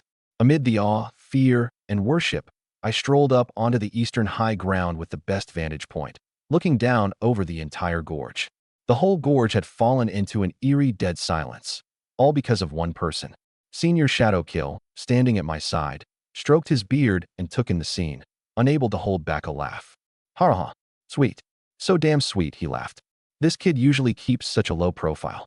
Who knew he had a real knack for showing off when it counts? And in that silence, wound to its breaking point. Rumble. The earth shook violently without warning. Rubble tumbled from the cliff walls, and the whole gorge droned. Everyone's face changed. They steadied themselves and turned as one toward that massive cave at the gorge's deepest point. Here it comes. It's spawning. The Platinum tier boss, the Abyssal Demon Knight, level 40, is about to come out. Up on the high ground, I narrowed my eyes, feeling the tremors underfoot, and slowly raised my hand, knocking the silver moon bow. I hadn't come here today just to clean up a few flies. The real prey was only now taking the stage. Roar. A roar like it came from the ninth depths of the abyss exploded from deep within Wailing Gorge. The earth trembled, the mountain rocks rolled. From that pitch-black cave, a black mist reeking of sulfur and death surged out wildly. Crushing. Suffocating. Every classer present, second class or third, felt like a massive boulder had pressed down on their chest, barely able to breathe. It was a terror carved into the instincts of life itself. Thud, thud, thud. Heavy, rhythmic footsteps came from the cave, each one making the gorge shudder. At last, a hulking black figure like a mountain range strode out of the black mist. Its whole body was clad in a set of savage black heavy armor, ominous crimson light pulsing in the seams. In its hand was a black spear taller than a man, its tip glinting with a chill that could rend the soul. Beneath the helm, a pair of crimson eyes blazed with hellfire, cold, brutal, and utterly without feeling. Just standing there, that world-dominating pressure drained the color from every face and turned every limb to ice. A third-class Grey Wolf scout tossed out a detection skill with trembling hands. The next second, a string of scalp-prickling stats surfaced before everyone's eyes. Abyssal Demon Knight, LV.40, Platinum Tier Boss. HP, 4,302,000 / 4,302,000. Attack, 29,280. Defense, 57,360. Skills. The Abyssal Charge locks onto a target and executes an undodgeable, devastating charge that deals massive physical damage and knocks the target airborne. Shadow Trample. The skeletal warhorse stomps the ground, releasing a ring of shadow shockwaves that damage and slow all enemies in range. Death's Gaze fixes its stare on a random target, locking them in fear for 3 seconds, unable to move or use skills. Description: a fallen knight from the abyss. Once a hero who defended the kingdom, he was corrupted by darkness in his battles against demons and became a killing machine wandering the world, guarding a treasure he long ago forgot. Dead silence. A full 10+ seconds of dead silence. Fuck. Someone cursed, shattering the frozen air. 4.3 million HP. 57,000 defense. Is this some kind of joke? I'm busting my ass here and my attack can't even scratch it. How are we supposed to fight this? Are we just gonna let it stand there while we hack at it? Despair spread through the crowd like a plague. Those guild captains who'd been so cocky a moment ago now looked worse than if their fathers had died. These elites, ranging from level 40 to 100, barely had anyone breaking 5,000 attack. Against 57,000 defense, their attacks might as well have been giving the thing a massage. Everyone. Ranged probing attacks, the Grey Wolf Alliance leader gritted out. He refused to believe this boss was truly invincible. Fireballs, ice arrows, wind blades. A rainstorm of colorful skills came crashing down on the Abyssal Demon Knight. Boom, boom, boom. Explosions rippled one after another, the light nearly illuminating the entire canyon. But when the smoke cleared, it still stood there quietly, not having budged an inch. A string of blood-red, glaring damage numbers floated up above its head. -1, -1, -1, -1. Nothing but force chip damage. Even the all-out strikes from those third-class, level 100 captains only left a white scuff on its armor and floated up a pitiful single digit. We're done. Totally done. There's no breaking that defense. 4.3 million HP. Even at 100 damage per second, we'd have to grind 12 hours straight without eating or drinking. 12 hours? Dream on. You think our mana bars can hold out? As the crowd stood at a loss and sank into despair, the Grey Wolf captain's eyes darted around and landed on a dirty little trick. He cleared his throat, took a deep breath, and shouted to the unaffiliated players on the fringes. Fellow lone wolves, I know you're all here to make a name for yourselves. Well, here's your chance. Just charge in with us and burn down this boss's HP. As for the loot at the end, us guilds only want the crafting materials. Every piece of gear that drops is all yours, split evenly among you. The moment the words left his mouth, those loners who'd been ready to retreat because the boss was too strong felt the fire of greed rekindle in their eyes. Gear dropped by a platinum-tier boss. A single piece would save you years of grinding. Up on the high ground, I watched the whole thing and let out a cold laugh. Same old routine. Use the loners as cannon fodder to burn through the boss's skills and HP. You didn't need half a brain to see the problem with that. How is this any different from dangling an empty promise? Sure enough, big rewards always bring out the reckless. Brothers, charge. Platinum tier gear, here I come. Fortune favors the bold, cowards starve. Let's do this. Hundreds of loners, riled up like they'd been juiced, howled and threw themselves at the Abyssal Demon Knight. Quite the spectacle. But what greeted them was death's gaze from the abyss. Abyssal charge. A flicker of contempt crossed its eyes. It didn't even bother lifting its lance. Its body dipped slightly, and the next second it dissolved into a black blur that plowed straight into the crowd. Squelch, squelch, squelch. -20,000. -22,000. -21,000. A tiger among sheep. Wherever the black blur passed, flesh and blood scattered, and strings of 20,000 plus damage numbers burst like fireworks. One charge. Just one charge. More than 30 loners didn't even get to scream before they turned into white light and were sent back to the respawn point. Holy shit. That damage. Run. Run for your lives.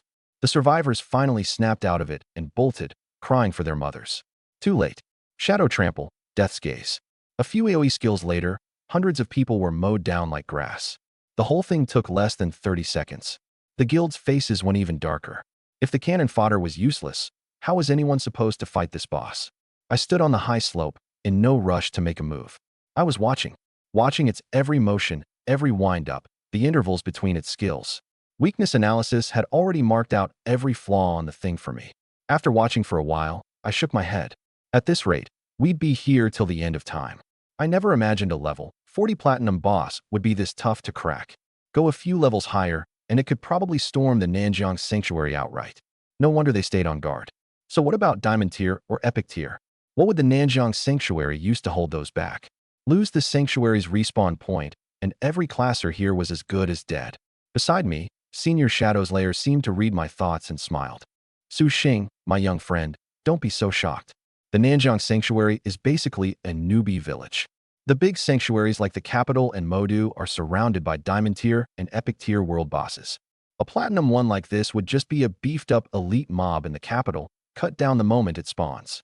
We're a small place here, so we don't get anything that fierce. And if we ever did, people from the big guilds would come clear it out. My heart jolted.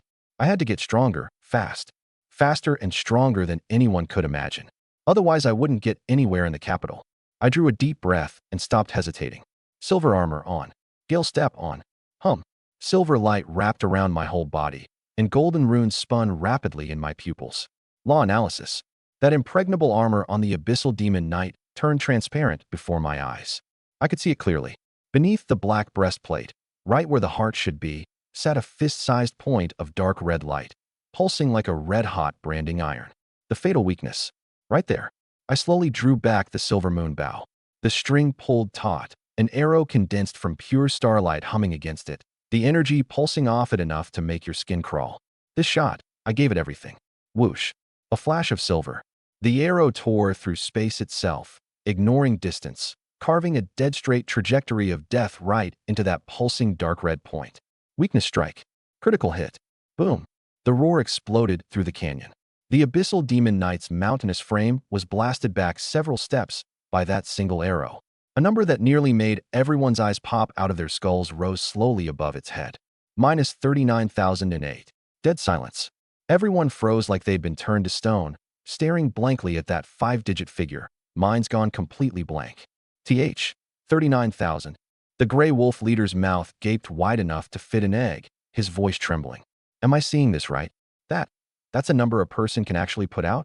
They'd thrown away lives and ground for half an hour, and their total damage combined didn't add up to a fraction of that. One casual arrow from him equaled their entire combined effort. The gap between a firefly and the bright moon. But me? I frowned instead. Almost 40,000. Looked terrifying. But that came from weakness plus crit, a quadruple multiplier. On the weakness strike alone, I could barely even break its defense. So I'd have to rely on that 1 crit per minute from Gale Step. To solo a platinum boss easily, my strength still wasn't enough. Just then, roar. The abyssal demon knight, struck by the arrow, let out an earth-shaking bellow. Its crimson eyes burning with hellfire snapped around and locked dead onto me on the high slope. A cold, savage killing intent surged skyward. You have angered me. The thunderous voice echoed through the canyon. It abandoned every ant beneath its feet, and with heavy, ground-shaking strides, it charged straight at me. Watching that world-ending figure barrel toward me, the corner of my mouth curled up instead. Finally noticed me? Good. Come try. Let's see whether your hooves are faster or my arrows are sharper. Before I even finished, I was no longer where I'd stood. Boom. Every step it took shook the entire high ground. That massive lance wreathed in hellfire came down with a shriek, smashing into the spot where I'd just been. The earth was cleaved into a trench a dozen meters long, rubble flying, dust shooting into the sky. Empty. A second before the lance struck, I'd already melted into a green blur and drifted dozens of meters away. That violent lance wind only stirred the hair at my forehead. What kind of speed is that? A third-class assassin in the distance stared, eyes nearly bulging out. He prided himself on being fast, yet he couldn't even follow my movements. That wasn't a person moving. That was a wisp of wind. Missing its strike only stoked its rage. It twisted its enormous body, hooves pounding the earth, and charged again. I didn't retreat. I advanced. My whole body skimmed along the ground, tracing an arc that defied common sense, weaving around it at high speed. The silver moon bow in my hands had become a silver afterimage, the humming of the string so rapid it blurred into one sharp, piercing drone. Whoosh, whoosh, whoosh, whoosh, whoosh. 5 arrows a second, 5 streaks of light, every one nailing the weak point on its armor. Ting, ting, ting, ting, ting. A string of crisp little clinks, like giving it a massage. 5 pitiful numbers floated up. Minus 45, minus 48, minus 51, minus 47, minus 52. The onlookers, whose hearts had just been pounding in terror at my speed, all let out a collective sigh of relief. Phew, scared me there. Thought a god had descended. Turns out he's just tickling it too. Yeah, that damage isn't even higher than my basic attack. Dumped all his stats into agility, I bet. What good is speed if you can't break its defense? He's just a moving target. The second his mana's out, he's dead. Some even started gloating, as if that near 40,000 crit earlier had been a trick of their eyes. But the captains of Grey Wolf, Blazing Sun, and a few other guilds only looked grimmer. That's not right. The Grey Wolf leaders stared at the battlefield, doing the math with a dry throat. 5 arrows a second, 300 arrows a minute. Even at 50 per arrow, that's 15,000 a minute and up. My god. One person, and he matches the sustained output of our entire guild's elites combined. The berserker sucked in a cold breath and muttered, that attack speed, that control over range and timing. This kid's really a newbie? He's a monster born for battle. On the field, the chase between the man and the demon reached a fever pitch. I became a green tornado spiraling around it, and that endless rain of arrows was the blade edge whirling out from within the storm. The Abyssal Demon Knight went completely berserk, its lance flailing, hooves stomping, hurling out skills like they were free. Shadow Trample. Abyssal Charge. It churned the entire high ground into chaos. The earth crisscrossed with trenches and demon fire-filled pits. But no matter how mad it got, I always slipped through the gaps in its attacks like a slippery fish. 58 seconds. 59 seconds. 60 seconds. A glint flashed in my eyes. Now, my fast-moving figure suddenly stopped dead. The instant its lance swung out again, I didn't retreat. Instead, I lunged forward, my whole body arching back to the limit, sliding beneath it, almost grazing that demon fire lance blade. Gale Step. Off cooldown. On again. An even fiercer surge of power exploded up from beneath my feet. The silver moon bow in my hands drew taut in an instant. All my strength, all my focus, all my timing, everything pressed onto the bowstring in that single moment. Crack. A crit sound so crisp it rang across the entire field. A blood-red number carrying a lethal aura erupted skyward above its head like a volcano. Minus 39,008. Dead silence. The whole battlefield fell into that eerie silence again, everyone's breath caught in their throats. 39,000. A third-class berserker looked at his own attack panel maxing out at 5,000 and felt his whole worldview shatter. That's damage a second class can put out. A monster. He's definitely a monster. Once a minute. 39,000 once a minute. He's not actually planning to solo this thing, is he? At most 80 minutes, and he could grind this boss to death. While everyone was still reeling from that arrow, an even angrier, more savage roar shook the entire canyon. Roar! The Abyssal Demon Knight lost it completely. As a high-ranking demon of the abyss, when had it ever suffered such humiliation, toyed with like a mouse by a tiny human? Its crimson eyes no longer fixed on me. They swept toward the ants around it. Those spectators enjoying the show, equally offensive in its eyes. It wanted more blood to douse this rage. It reared both hooves high and slammed them viciously into the ground. Shadow Trample. Boom. A ring of black-red shockwaves exploded outward in every direction with it at the center. Oh no, run. It's an AoE. Too late. That speed gave no time to react. In an instant, it swept across the entire high ground. Ah! Screams rose one after another.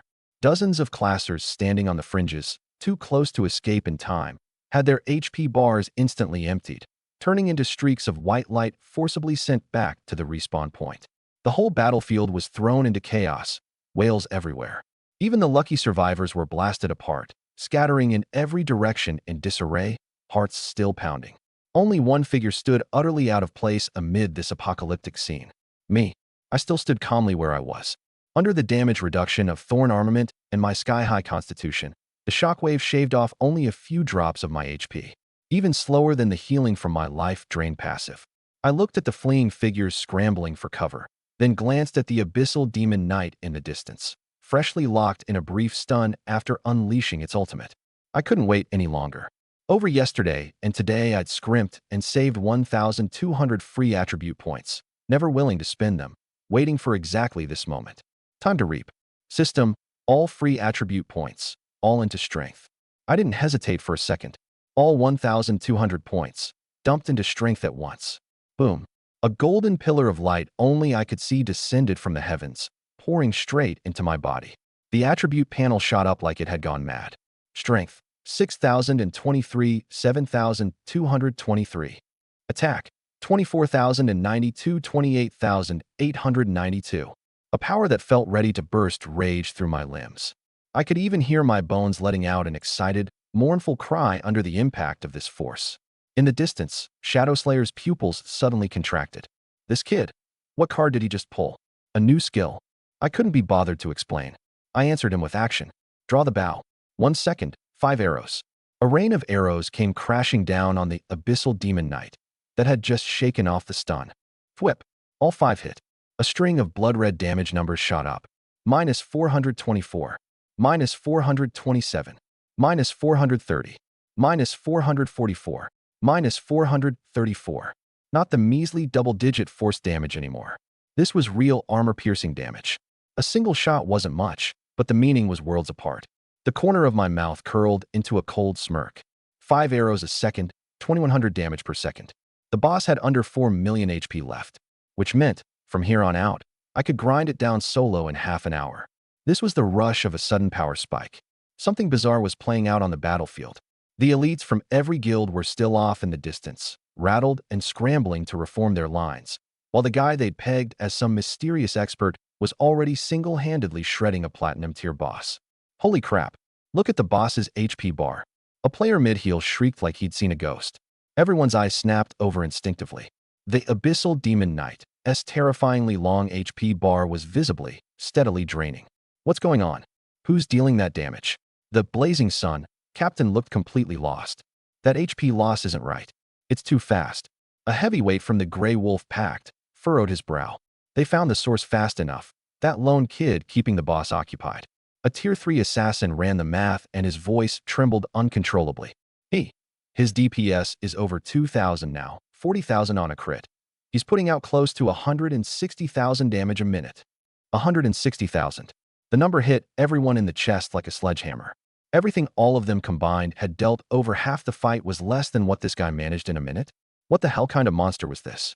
Right then, the Abyssal Demon Knight, unable to break through, let out a sky-shaking roar and abandoned its physical attacks.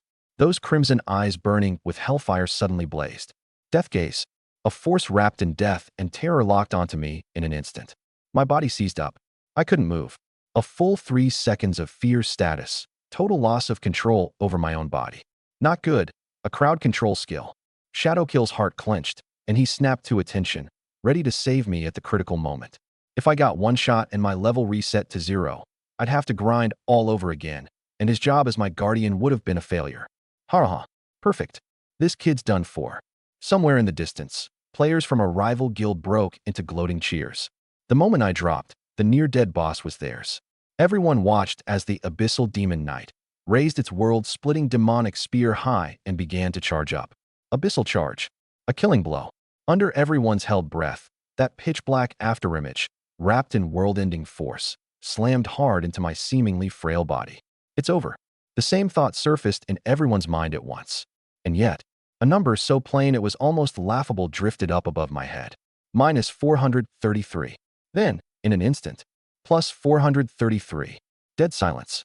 The whole field fell into an eternal silence again. Everyone's brains just flat out crashed at the sight. 3 digits? 433. Did the boss whiff? No. Look, the boss's attack didn't change. It's his defense. That kid's defense is off the charts. No way. The damage the boss finally landed, and he healed it right back to full. When someone shouted out the guess closest to the truth in a shaking voice, everyone lost it. An archer. An archer with world-ending attack power somehow had defense so absurd it left shield tanks in the dust? How the hell was anyone supposed to compete with that? In that moment, everyone's deeply rooted understanding of the class system got smashed to pieces by me in the most brutal, most nonsensical way possible. What the F? What the hell is going on? The few dozen players on the canyon's outer edge who'd gotten lucky and survived, who'd been settling in to watch a cornered beast's last stand, saw that minus 433 and turned to stone as one, eyes about to bulge out of their sockets. So this whole time, it wasn't that the boss's attack was too high, it's that we're just too damn weak. A level 40 Tier 3 shield tank's voice shook as he looked at his own HP bar sitting under 15,000, feeling his faith in his class crumble on the spot. This Su Xing's Tier 2 class is way too broken. High attack, high agility, and now defense and HP maxed out too? That's no Tier 2 archer. That's a walking war fortress wearing an archer's skin. Bursts of disbelieving, absurd exclamations rippled through the crowd. Wait, didn't the Nanjiang Sanctuary military band notice say he was a D-rank talent? A young mage asked, swallowing hard, like he was sleepwalking. D-rank. A berserker beside him heard it like it was the funniest joke of the century and just started cursing. D-rank my ass. You call this D-rank? I wouldn't believe it if you beat me to death. With a performance like this, I'd believe you if you told me he was SSS-rank. Yeah, if he's got that defense, why'd he bother juking earlier? Just stand there and trade blows with the boss. Done deal. Can't make sense of it. I can't make sense of any of it. Just as everyone's worldview was collapsing, what came next was even wilder. After I tanked that abyssal charge, I just stopped dodging. I stood there stone-faced, letting the enraged Abyssal Demon Knight hammer away at me with a spear that could punch through steel. Boom, boom, boom. Every strike carried a shrill whistling of split air. Every strike enough to one-shot any player below Tier 4. But landing on me, all they raised was a string of laughably hopeless numbers. Minus 427. Minus 335. minus 442, plus 1,600. And the silver moon bow in my hands didn't so much as tremble. Steady, cold, efficient output. Minus 464, minus 421, minus 476, minus 39,008. Holy crap. A tier 3 archer looked at his own stat panel, then back at the numbers above my head, feeling like he'd wasted the last few decades of his life. The boss's attack starts at 20,000, and he only takes 300 something. And look at his damage. 500 on a basic attack, almost 40,000 on a crit. That's more insane than us level 100 tier 3 DPS. Everyone stared like they were watching a ghost. My HP bar barely budged under the passive life drain. Meanwhile, that arrogant platinum boss's HP bar was plummeting off a cliff. HP 20000/4302000. HP 15000/4302000. HP 10000/4302000. When the boss's HP dropped below 50,000 and hit the execute threshold, someone in the crowd, head spinning at the fortune about to land in their hands, let out a hysterical, full-throated scream. Steal the boss. That one shout was like tossing a spark into a powder keg. It set off the whole field in an instant. Charge. He's just one guy. Whoever grabs, it wins big. Who cares if he's Su Xing or not? Strength in numbers. The platinum boss drops are enough to set us up for life. Dozens of tier 3 players, greed swallowing their reason, eyes gone red, came lunging at the near-dead boss from all sides like rabid dogs. I looked at them, the corner of my mouth curling into the cold smirk of someone looking at dead men. I'd seen it coming. Human nature, always the least reliable thing in this world. I didn't even bother turning my head. I slowly turned around, and the bowstring drew taut like a full moon in an instant. Whoosh, whoosh, whoosh, whoosh, whoosh. 5 silver arrows left the string almost simultaneously, tracing 5 arcs of death through the air. The next instant, minus 121,847, minus 111,963, minus 131,254, minus 121,576, minus 111,887. 5 flashes of white light burst neatly at the very front of the charging mob. The 5 fastest, strongest tier 3 players didn't even get a chance to react before their HP bars zeroed out, and they were teleported straight back to the respawn point. The scene fell dead silent in an instant. Everyone about to charge froze in place as if bound by a spell, faces ghost white, cold sweat soaking through their backs. My cold gaze swept over every single person there. My voice was calm, but the menace was plenty. Anyone who wants to die, who wants me to send them off right now, come on up and try. There was one berserker who didn't buy it, banking on his thick hide, gritting his teeth, and trying to snatch the last hit while I was talking. I don't believe it. His answer was an arrow faster than any before it. Minus 104,521. A flash of white, and he vanished, carrying that stupid confidence with him. The whole field went silent. No one dared take another step forward. I glanced at my skill cooldowns. Gale Step had 3 seconds left. I wasn't in a hurry. Right in front of everyone, I casually let the boss beat on me, not firing a single arrow back. That last 40,000 HP, for anyone else it might take ages to grind. For me, it was 1 arrow. The Gale Step cooldown icon lit back up. It's over. I flickered, closing the distance to the boss's face in an instant. Longbow drawn full. Die. An arrow carrying every ounce of my strength shot loose. Minus 39,847. Weakness crit. The Abyssal Demon Knight. Mountainous body let out an unwilling wail and crashed to the ground with a thunderous boom. The gear and materials it dropped scattered across the ground like stars. The whole canyon fell silent again. Slain Platinum Tier Boss Abyssal Demon Knight LV.40. Gained 120,000 experience. Plus 60 free attribute points. Unyielding Thorns progress plus 10%. Obtained. Abyssal Demon Armor, Platinum Tier. Abyssal Greaves, Abyssal Demon Spear, Abyssal Demon Boots, 1S rank Abyssal Demon Steed Pet, 12,000 copper coins. I stashed the whole Abyssal Demon Armor set into my pack and turned to leave. A full platinum gear set would keep me fed for a long time. But I didn't even get to take the first step. 3 presences descended from the sky, scarier than everyone who'd shown up before combined. The air across the entire Wailing Canyon seemed to freeze in an instant. Ripples split open in midair, and three figures materialized out of nowhere. The one in the middle, in fiery red armor with a flaming saber, was Lai Shan, master of the Blazing Sun Guild. To the right, draped in a wolf pelt cloak with sinister eyes, was Wolf Fong, chief of the Grey Wolf Pact. To the left, a burly man shouldering a thunder warhammer, was Thunderstorm, master of the Thunder Guild. Tier 4, level 200. The three men at the very top of the Nanjiang Sanctuary Pyramid. The crowd around me erupted. All three guild masters are here. We're done for. Now we've really kicked the hornet's nest. Looks like the news that I'd wiped their elites and stolen the platinum boss had already made its way back. Young man, Lai Shan looked down at me. Don't be too greedy. This Abyssal Demon Knight is our sanctuary's resource. You're just a loner. You ate the meat. Least you can do is leave some soup, no? Right. Wolf Fong smiled coldly. Hand over that demon armor set, and we'll pretend today never happened. The pressure of Tier 4 bore down like a rising tide. Any ordinary Tier 2 would have dropped to their knees by now. I wasn't the least bit rattled. With Senior Shadowkill around, and the World Tree Mark backing me, what did I have to fear? Besides, as long as they couldn't one-shot me, I could bolt back to the starting forest anytime. These guys looked fierce, but they couldn't touch a single hair on my head. Your resource? I lifted my head, looking at these three like they were three idiots. I killed the boss. I picked up the gear. What? Is your name carved on it? Insolent. The three guild masters weren't used to being talked to like this. They were about to make their move on the spot. Roar!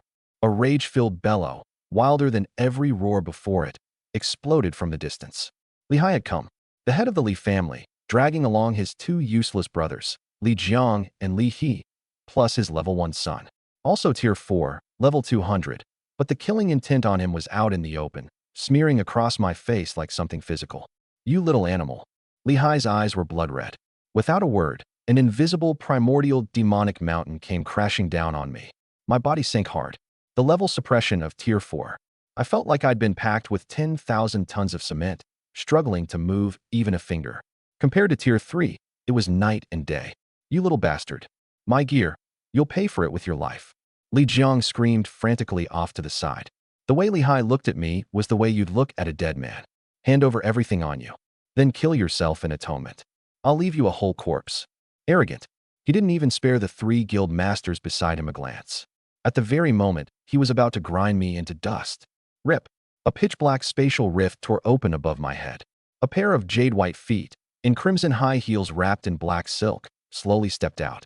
Then came a stunning woman in a fitted professional dress, gold-rimmed glasses, long straight black hair draped loosely behind her. She hovered in midair, and a pressure countless times more terrifying than everyone present combined, gentle as a spring breeze, instantly wiped away the force Li Hai had pinning me down. She swept a cold gaze across every Tier 4 heavyweight on the field, red lips parting, her voice clear and icy as frost, yet carrying a queen's authority. Let's see which of you dares lay a hand on him. The dead silent canyon was broken by a chorus of sharp intakes of breath. Everyone was dumbfounded. The mighty head of the Li family, silenced by a single line from a woman who'd appeared out of thin air. Li Hai's face went black as pitch. He stared at her hard and forced two words through his teeth. Yin Chong. I could tell. He couldn't wrap his head around it. This woman was the sanctuary's famously aloof, keep-to-herself beauty of an instructor who just taught classes. How could she have this kind of power? Li Hai forced down his shock, his voice hoarse. Yin Chong, you're a sanctuary instructor. You really want to step into my family's affairs over a loner? He was trying to pull rank. Yin Chong didn't even glance at him. She just lightly pushed up her gold-rimmed glasses. Her eyes had been on me from start to finish, as if checking whether I'd been hurt. Only then did she speak, cold and utterly without feeling. He's my student. If I don't protect him, who will? Just that one line, domineering with no room for negotiation. Li Hai's face instantly flushed liver purple. He knew, with this woman here today, he could forget about touching me. Fine, fine, fine. He said it 3 times, killing in 10 all, but taking physical form in his eyes as he suddenly whipped his head around to glare at me. You little animal. Count yourself lucky. I, Li Hai, swear here and now. The moment you dare set one foot outside the sanctuary, my Li family will hunt you to the ends of the earth, to the death. Dropping that vicious threat, he grabbed his 2 dumbstruck brothers and slunk off without a backward glance, like a stray dog. What he didn't know was that today might be the only chance in his life he'd ever have to arm wrestle me. From here on out, he wouldn't even be worthy of gazing up at my back. With his biggest enemy gone with his tail between his legs, the three guild masters naturally didn't dare linger either. They weren't stupid, with an unfathomable instructor fiercely defending her cub, who defend a colossus like that over a piece of gear they might not even get their hands on. Ahem, misunderstanding, just a misunderstanding. Lai Shan forced a dry laugh, cupped his hands in a salute, and slipped away with his people.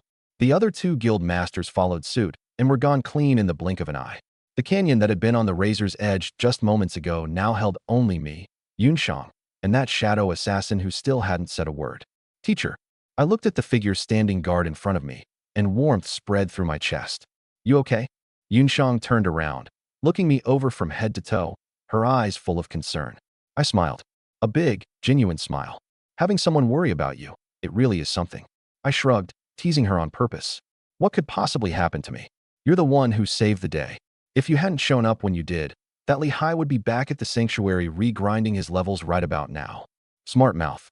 Yunshang shot me a look, but the tension she'd been carrying finally eased. She studied me, and something like reflection crossed her face. With the Shadow Assassin Senior to train me and the Enshrinement Guild backing me up, the student everyone had once spat on, finally had something to stand on. The three of us returned to the class advancement temple in the Nanjiang Sanctuary. I stood before the goddess statue, opened the quest panel, and submitted the quest. Ding. Kill record for the Platinum Tier boss, Abyssal Demon Knight, detected. Third trial. Proof of strength. Solo kill a Platinum Tier boss no lower than level 40. Complete. Third class advancement trial complete. Boom. Starlight more dazzling and sacred than any time before poured down like the Milky Way itself, drowning me completely. My body, my soul, everything transformed in an earth-shattering way within that power. Observer class detected undergoing its second rank ascension. Evolution direction confirmed. Fate and causality. Congratulations. Class has evolved into Scales of Causality, B tier. Bonus Spirit, plus 300. New skill, Causal Deduction. Predict the probability of a specified event occurring within the next 10 minutes. New skill, Chains of Causality. Forcibly mark a target, making them bear the causal backlash of all their own actions for a set period. Evolution trait. Ancient bronze gear patterns emerge around your eye sockets, granting you rudimentary perception of shifts in the flow of time. You now possess the qualification to weigh causality and, in a limited way, intervene in fate. The starlight faded. I opened my eyes, feeling the new power inside me. Power that could pluck the strings of fate itself. Main class up to B tier. Scales of Causality. My gaze fell again on that sacred, imposing goddess statue. A thought so bold it bordered on sacrilege surfaced in my mind. If Law's gaze let me see her true form, then Chains of Causality. Couldn't it forge a tiny bit of causality with her too? After all, I poured in all that gold tier material as the cause to rank up. Now I ought to collect a little effect as interest, right? No sooner thought than done. The corner of my mouth curled into a wicked grin. With a flick of my will, I cast the new skill straight at the goddess statue. Chains of Causality. An illusory chain forged of bronze gears shot from my palm, ignoring the distance entirely, and locked precisely onto the goddess statue. Target locked successfully. Analyzing causality. Warning. Warning. You are establishing a causal link with an unknown, great existence. This action is extremely dangerous. Cease immediately. I didn't stop. I cranked up the energy output instead. The next second, a grand, imperious will, laced with a trace of poorly hidden fury and embarrassment, crashed into my mind like thunder. You again, you brazen, insolent mortal. Your offense against her has enraged the divine. You shall suffer. The prompt cut off right there. A moment later, a message in a completely different tone slowly floated up. The great goddess of fortune feels, at your relentless and persistent offenses, a deep, deep helplessness. To prevent you from doing anything even more outrageous next time, she has decided to bestow upon you Chaos's favor, sealing you off from all scrying entirely. Congratulations. You have obtained a divine tier unique passive skill, Chaos's favor. Chaos's favor, divine tier, unique. 1. Immune to all laws. Permanent immunity to all negative states, curses, poison, fear, confusion, and the like. 2. Visage of Chaos. No existence, gods included, can scry any true information about you by any means. In the eyes of others, you are a god, a mortal, an unnameable chaos all at once. I looked at this new divine passive and just started laughing. Kind of bashful, aren't we? This isn't a punishment. This is her being embarrassed and handing me another god-tier skill for free. One skill every time I take a peek. Honestly, I'm starting to feel a little bad. But next time, I'll still look. Thoroughly satisfied, I stepped out of the class advancement temple. Outside, Yunxiang and the shadow assassin were waiting for me. Su Xing, congratulations. Genuine joy showed on Yunxiang's face, but deep in those beautiful eyes hid a trace of sadness I almost missed. Teacher, thank you for this. I meant every word.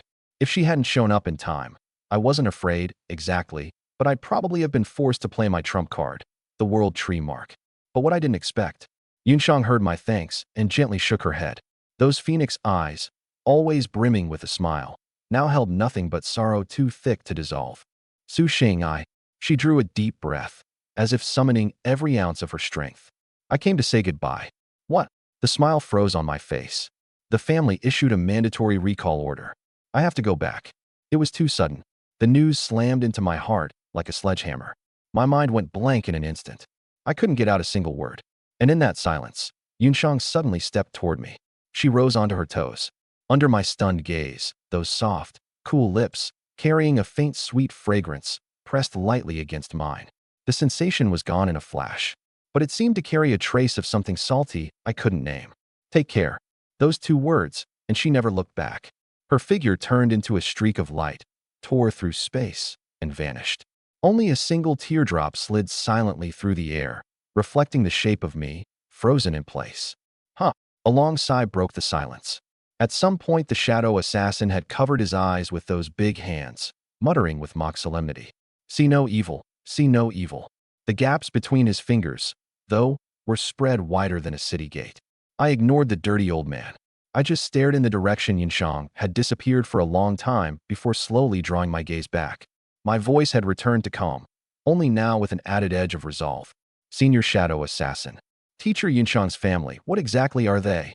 Those eyes of his, always glinting with amusement, turned gray for the first time. He glanced toward where Yunxiang had vanished and let out a long sigh, a trace of wariness in his voice that even he didn't seem to notice. The capital, the Yun family. Besides us, enshrinement, the very top of Dragon Nation is held by the four great families. The Yun family is one of them. He spoke slowly. Every one of them has deep foundations, experts beyond counting, connections tangled to the root. Even enshrinement has to give them face more often than not. I should have seen it coming. A bitter smile surfaced on his face.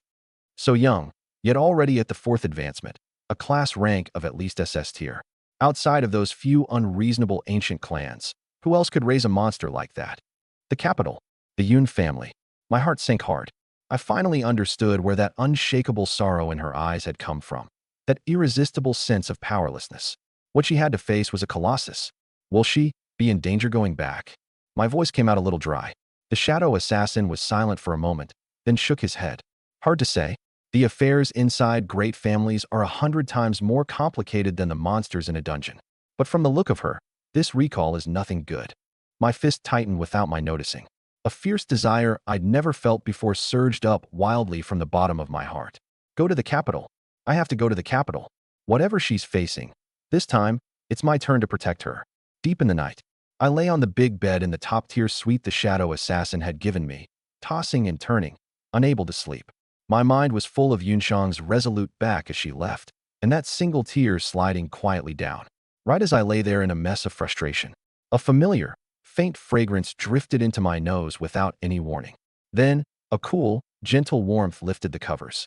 A soft, smooth, utterly unclothed body slipped in without a sound. My whole body went rigid in an instant. My eyes flew open. Just as I was about to speak, a cool little hand pressed against my mouth with an insistence that brooked no refusal. By the moonlight, I made out that face. It was Yunxiang. She'd come back. The woman before me now was a world apart from the cold, aloof queen who'd driven off her enemies that afternoon. Her long black hair spilled across the white sheets. That flawlessly beautiful face held not a trace of color. Only 2 lines of unstoppable tears trailing silently down from the corners of her eyes. Those phoenix eyes, always so gentle, now brimmed with something I'd never seen before. Deep despair, boundless grief, and a trace of frantic resolve. She didn't speak. She only let out a sob suppressed to the very limit, like a wounded little animal. Then, through her tears, with a recklessness that left herself no way back, in the clumsiest and most resolute way, she gave herself over to me entirely. I was completely stunned. I could feel the violent trembling of that soft body, could feel the tear that fell on my face, cold and burning at once. I wanted to speak, wanted to ask what on earth had happened, but I couldn't get out a single word, because from her eyes, I understood everything. This was the silent entrustment of someone about to rush toward some tragic ending, wanting to leave the most precious thing they had with the person they treasured most. I stopped struggling. I reached out, and, with every bit of strength I had, pulled that trembling body in my arms tight against me. The next day, at dawn, the moment the first ray of sunlight touched the room, I jolted awake. Instinctively, I reached out toward the pillow beside me. It had long gone cold. Empty. No one there. Only a faint, barely there trace of that familiar fragrance lingered in the air, as if everything last night had been nothing but a dream, impossibly vivid, tender, and sorrowful all at once. But when my gaze landed on the white sheets, my pupils contracted violently.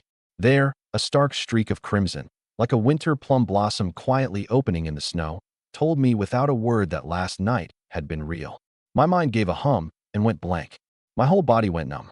The next second, I sprang out of bed like a madman, clothes barely on, and rushed out of the room. I found the shadow assassin. I used every bit of authority I had to track down Yunshang. The result sent me plunging into an icy pit. Yunshang was gone.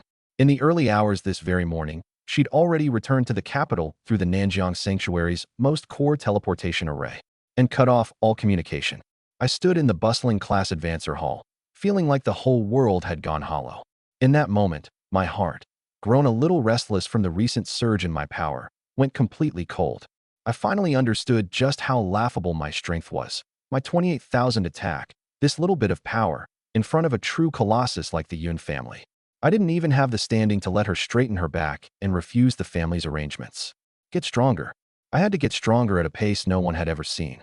Strong enough to speak to the Yun family face to face. Strong enough to grind the entire Yun family under my heel.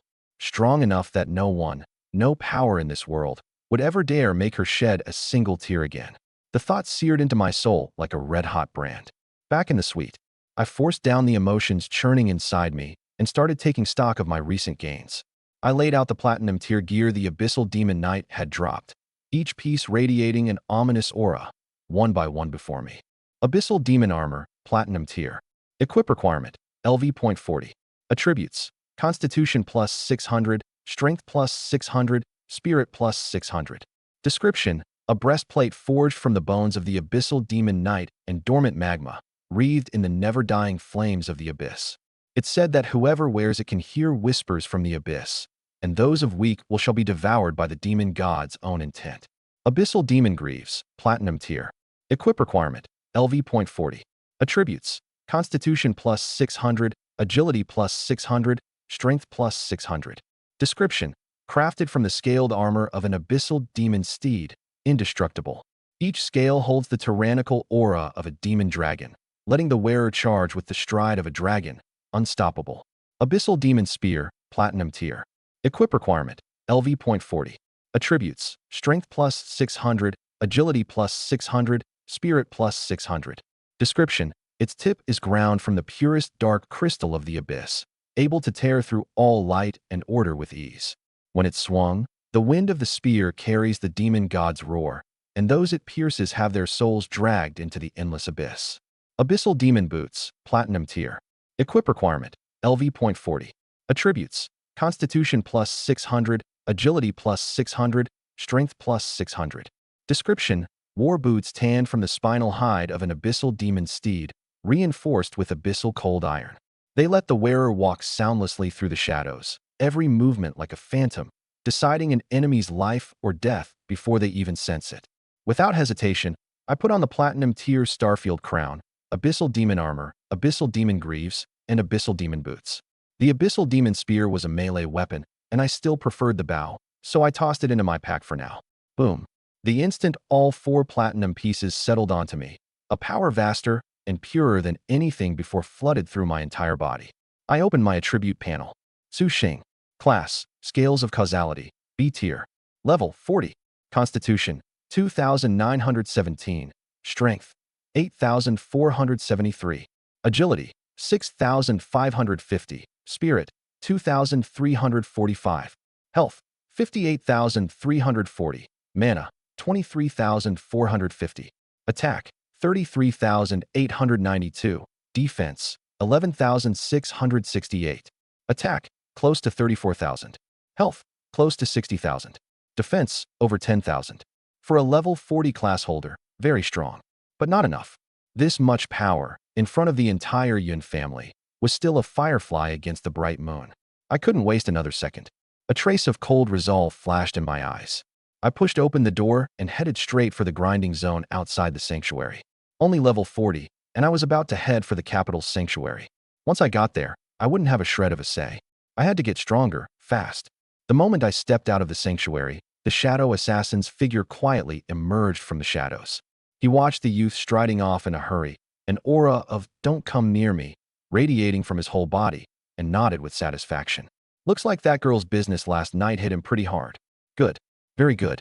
Didn't let matters of the heart knock him down. Turned it into fuel to get stronger instead. Now that's raw talent worth shaping. Falling in love? Huh. Seems it's got its uses after all. At the very least, it gives a person a sense of urgency. But the very instant I stepped past the gates of the Nanjiang Sanctuary, deep within the Li family estate, a man sitting in cross-legged meditation with his eyes shut abruptly opened them. None other than the Li family head, Li Hai. Master, a scout reports that Su Xing just left the sanctuary alone. Good, good, good. Li Hai shot to his feet, his face twisted with malice, the sky-shattering killing intent he'd bottled up for 2 days erupting all at once. There's a road to heaven you won't walk, no gate to hell, yet you barge right in. Give the order. Assemble the entire clan, every expert at the 3rd advancement or above. I'll translate this for you. Today, I'm going to make sure this little bastard dies without a grave to bury him in. I had no idea the Li family's death squad was closing in. Following the map, I quickly reached the entrance to a high-level dungeon controlled by the Li family, one suited for 3rd-tier classes, the Fallen Mine Pit. 2 Li family heirs stood guard at the gate, faces full of arrogance. Seeing me alone, they immediately stepped forward to block my path. Halt. This is Li family territory. You want in? Pay 10,000 copper for a ticket first. One of them said it like he was doing me a favor. I didn't even look at him. I just calmly raised the silver moonbow in my hand. Whoosh. A streak of silver flashed. The Li family heir who'd been waiting to collect his coins suddenly had a bloody hole between his eyebrows, that arrogant look frozen on his face forever. Minus 66,000. A flash of white light, and he was sent back to the sanctuary. From the pile of junk he dropped, I picked up a ticket engraved with Fallen Mine Pit. Then, under the horrified, soul-crushed stare of the other guard, I stepped inside. The dungeon gate slowly closed behind me. The Fallen Mine Pit. This had once been one of the most important strategic resource sites in the Nanjiang Sanctuary. But after an abyss invasion, the entire vein was thoroughly corrupted by demonic energy and fell into a forbidden zone that bred monsters. The moment I stepped in, a cold, damp air laced with the rot of sulfur hit me in the face. The mine tunnels were pitch black, lit only by the corrupted crystals embedded in the walls, giving off a faint purple glow. Ha ha ha. A grating, teeth-clenching cackle drifted out from deep in the darkness. Venomous Miner LV.80. Cave Lurker LV.90, Elite. Demonized Overseer LV.95, Elite. Dozens of monsters in all shapes, their eyes glinting blood red, lunged at me from every direction. Any normal 3rd-tier squad facing this many enemies at this level would have scrambled into a defensive formation. Me? I just lifted an eyebrow. Law analysis, activate. In an instant, every monster's movement turned into slow-motion replay in my eyes. Their fatal weak points all lit up for me, like fireflies in the dark. Not a single one could hide. A bunch of walking XP. I didn't even bother with Gale's step. I just stood there and drew the bow. 1 second, 5 arrows. Thwip, thwip, thwip, thwip, thwip. Monsters that looked like vicious demons to ordinary classes were, to me, just wheat waiting to be harvested. Every arrow struck a weak point, dead on, not a hair off. Minus 55,021. Critical. Minus 54,899. Critical. Regular monsters, 1 arrow each. Elites, still 1 arrow each. I walked forward, and monsters dropped in rows, dissolving into experience and free stat points that poured into me like a flood.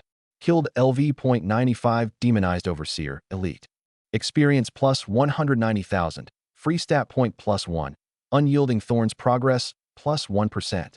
Killed Cave Lurker LV.90, Elite. Experience plus 180,000. Free stat point plus 1. Unyielding Thorns Progress, plus 1%. Your level has increased to LV.41. Your level has increased to LV.42. In just over 10 minutes, I plowed straight through the entire dungeon like a bulldozer. My level shot from 40 all the way up to 55. At the deepest part of the mine sat a throne built from white bones. On the throne, a creature over 5 meters tall, hauling a massive mining pick, opened its lava-like eyes. The Abyss Mine Lord LV.100, a gold rank boss. Lowly ant, how dare you set foot in my resting place? The roar shook the whole mine. It wanted to keep up the act. You talk too much. Whip. An arrow tore through the air and drove straight into its brow. Minus 122,110. Weak point critical. Second arrow, third arrow, fourth arrow. Minus 55,000. Minus 60,000. 1 second, 5 arrows. The rain of arrows drove the gold rank boss back step by step, and all it could do was howl in helpless rage. Turns out, in front of me, a gold rank boss was no different from a regular mob. In a dozen seconds, it crashed to the ground, full of frustration and grudge, dropping a spread of golden light. Killed gold rank boss Abyss Mine Lord LV.100. Gained 200,000 experience. Free stat points plus 400. Unyielding Thorns Progress plus 15%. Your level has increased to LV.60. Obtained Earthwalker Breastplate, Gold. Earthwalker Leg Guards, Gold. Mine Lord's Echoing Warhammer, Gold. Copper X 200,000. I picked up the gear. Gold rank stuff. I couldn't be bothered to even glance at it now. The real haul from this run was the free stat points. 600 from the mobs, 400 from the boss, and even 1,000. That was the treasure. Outside the dungeon, I walked back up to the trembling Lee family gate boy and held out my hand. Another ticket. He didn't dare refuse. Face crumpled, he handed over another one. I turned around and went back in. I hadn't been inside a minute when rumble, rumble, rumble. Lee Hai, head of the Lee family, arrived reeking of bloodlust. Dozens of family experts, all third tier or higher, at his back. Among them were Li Jiang and Li He, both of whom I'd dealt with several times. And there was the useless son, Li Wei, who still hadn't finished his second-class change, stuck at level 10, the shame of the Li family. Li Hai had been holding in a mouthful of anger for a while now, and this was the perfect chance to wipe out that thorn in his side. Master, Master, you have to give me justice. The gate boy spotted his savior and scrambled over on all fours. A robber came. He killed Little Six and stole 2 tickets. What? Li Hai's face went black as the bottom of a pot. This was too far. This Su Xing, this was going way too far. Did he really think the Li family was made of clay? Before Li Hai could even come knocking to settle the score, that kid had gone and robbed the Li family blind first. Did he really think being under Yunshang's protection meant he could do whatever he wanted? He'd already checked. Yunshang wasn't in the Nanjiang sanctuary today. This time, let's see who can save him. He instinctively looked up and glanced at the clear record stone tablet by the dungeon entrance. That one glance froze him in place. Fallen Mine Pit Clear Record. First place, Su Xing. Clear time, 18 minutes, 34 seconds. That record was several times faster than the best time Li Hai had ever set running it himself. Impossible. Li Hai's first reaction was flat denial. This kid must have found a dungeon bug we don't know about. Otherwise, how could a second-tier piece of trash clear it this fast? A flicker of greed crossed his eyes. If he could just catch this kid and force him to cough up the bug exploit method, wouldn't the Li family strike it rich? Everyone listen up. A vicious grin spread across Li Hai's face. Set up the heaven and earth net ceiling array. Today, not even a fly is getting out. I'll make sure this little bastard has no path to heaven and no door to hell. Inside the dungeon, I knew nothing about the mess going on outside. With the experience from last time, this run was smooth and familiar. I cleared it even faster. In under 10 minutes, I was standing in front of the boss throne again. Same as before, I didn't waste words. Same as before, 10 seconds, and I sent it packing. Your level has increased to LV.70. Since it wasn't a first clear, the rewards were cut down quite a bit. Only 1 gold rank piece dropped. Didn't matter. What I wanted was the levels. Another dozen runs or so, and I'll be about maxed on third tier. The higher the level, the harder it got, the more experience required. It was only thanks to this broken character sheet, solo farming with exclusive experience, that I leveled this fast. Satisfied, I walked out of the dungeon. But the moment I stepped through the gate, I felt something was off. The air around me had turned thick. The space was completely sealed off by some force. Even the connection between me and the world tree sigil had grown faint and fuzzy. I could still teleport, but I'd have to wait. Instant travel was out of the question. I looked up. Li Hai and his dozens of Li family experts, cat toying with a mouse grins on their faces, had the entire dungeon exit surrounded so tight not a drop could leak through. I raised an eyebrow. Only one thought ran through my head. Is this guy really this petty? I just borrowed his family's dungeon twice. And he shows up in person with this whole spectacle? I just borrowed his family's dungeon twice. Was all this pomp really necessary? I looked up at the heaven and earth net ceiling array blotting out the entire sky, then back at Li Hai's face, twisted like I'd dug up his ancestors' graves. All I felt was annoyed. I didn't have the time or the interest to waste words with these flies. Yunshang was still waiting for me in the capital. Anyone who dared block my path to leveling up and getting stronger, they all had to die. Little bastard.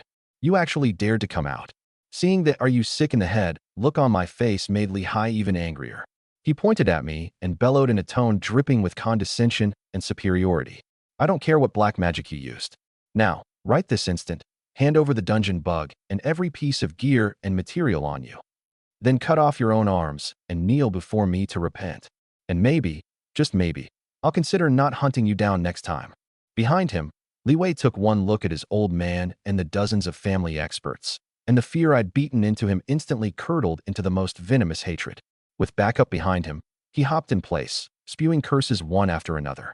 Su Xing, you dog, you piece of trash. Weren't you so cocky? Go on, be cocky now. My dad's right here today. I'm going to watch you get sliced into 1,000 pieces. I'll torture you to death nice and slow. I'll make you understand that crossing me, Li Wei, was the stupidest thing you've ever done in your life. The only reply to his rabid dog howling was one line from me, cold enough to have no temperature at all. You talk so much.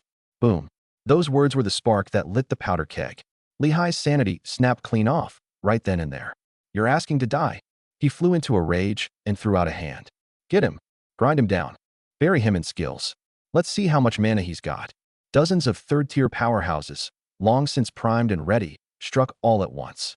Blade light, sword shadows, fireballs, ice spikes. A flood of skills in every color came crashing down on me like a tsunami breaking a dam, carrying the momentum to level the heavens. And then, that torrent of skills, enough to flatten a small mountain, exploded across my body, brilliant as fireworks. Everyone's eyes nearly popped out of their sockets.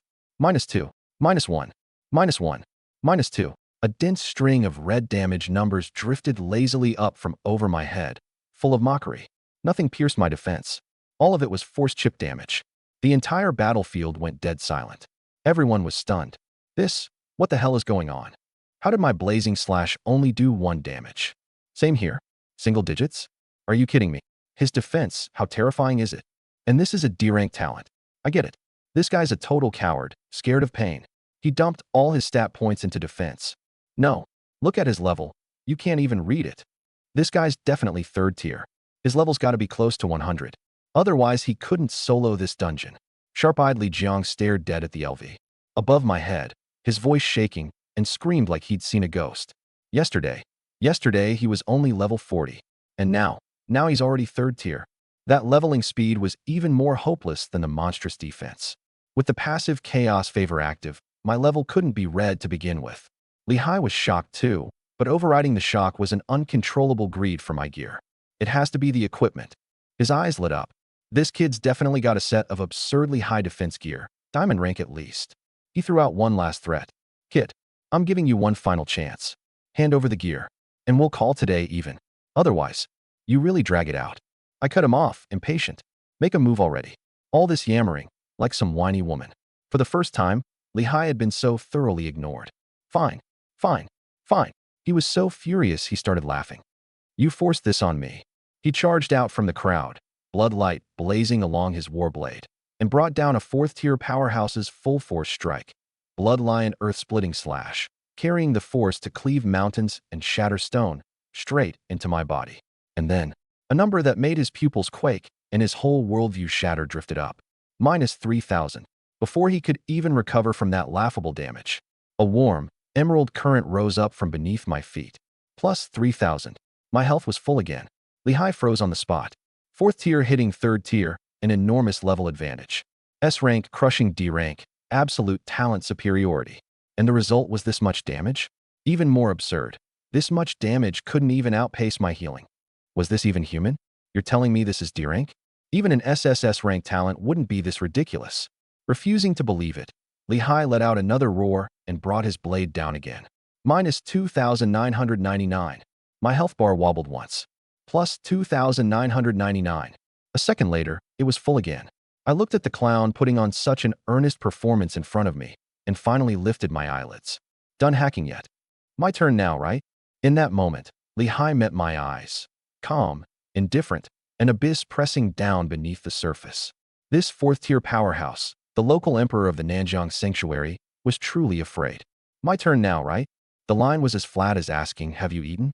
But landing in Lehigh's ears, it was nothing short of a death god's final verdict echoing up from the 9-layered abyss. A fear like nothing he'd ever known froze his entire heart in an instant. The moment I raised the silver moon bow, Lehigh broke. He probably never imagined that his full force strike, a 4th-tier level, 200 S-rank talent powerhouse, would take only 3,000 health off me.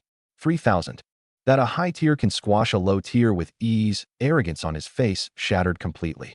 The pack of Li family members behind him who'd been jeering so gleefully a moment ago, Li Jiang, Li He, and the long-numbed Li Wei, all went paper white, shaking like leaves.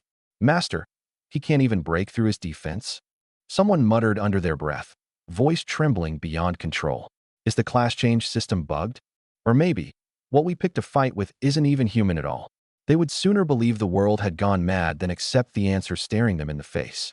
The crowd of onlookers was massive, and every one of them was holding their breath, too scared to make a sound. They were terrified that one wrong move would get them swept up by the boy carrying out this execution. It was too late for words now. That pack of fools from the Li family had offended this man beyond any hope of forgiveness. Their only prayer was that he'd finish the job quick and clean, without dragging innocents down with them. Hidden in the shadows, Shadow Kill was stunned too. That face of his, always wearing a look of amusement, went rigid for the first time. Takes a full power strike from a 4th transition, level 200, S-rank talent head-on, and only loses 3,000 HP, he muttered. This kid's constitution and defense have gone completely off the rails. The image of those old monsters from the Yun family in the capital suddenly flashed through his mind, and then, for no clear reason, he felt a surge of excitement. The day this little monster grows up, marches on the capital, and settles the score with the Yun family. He smacked his lips. Heh, I'll have to round up a few old friends and go cheer him on.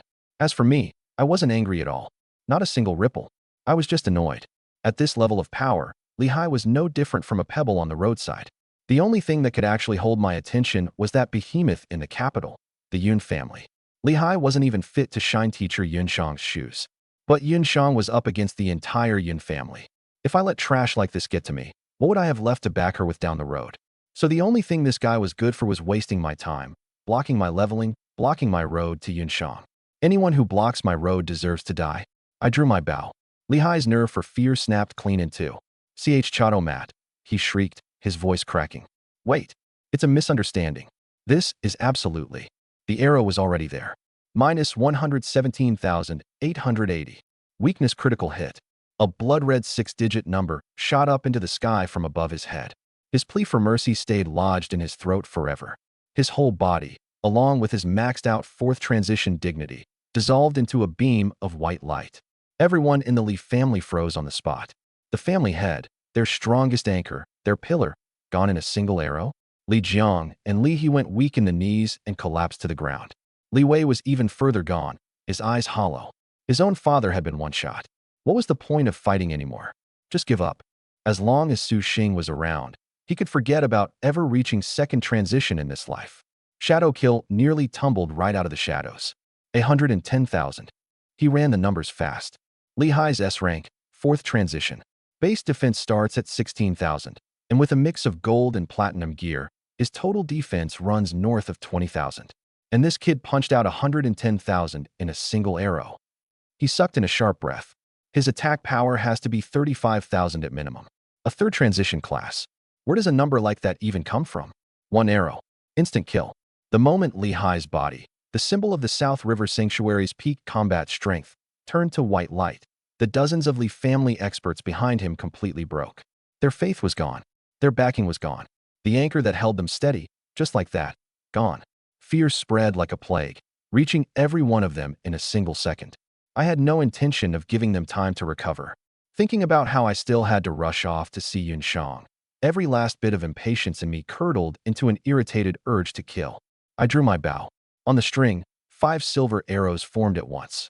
A devil. He's a devil, a Lee family disciple wailed, the most despairing cry of his life. They wanted to run, but their legs were like lead, frozen in place.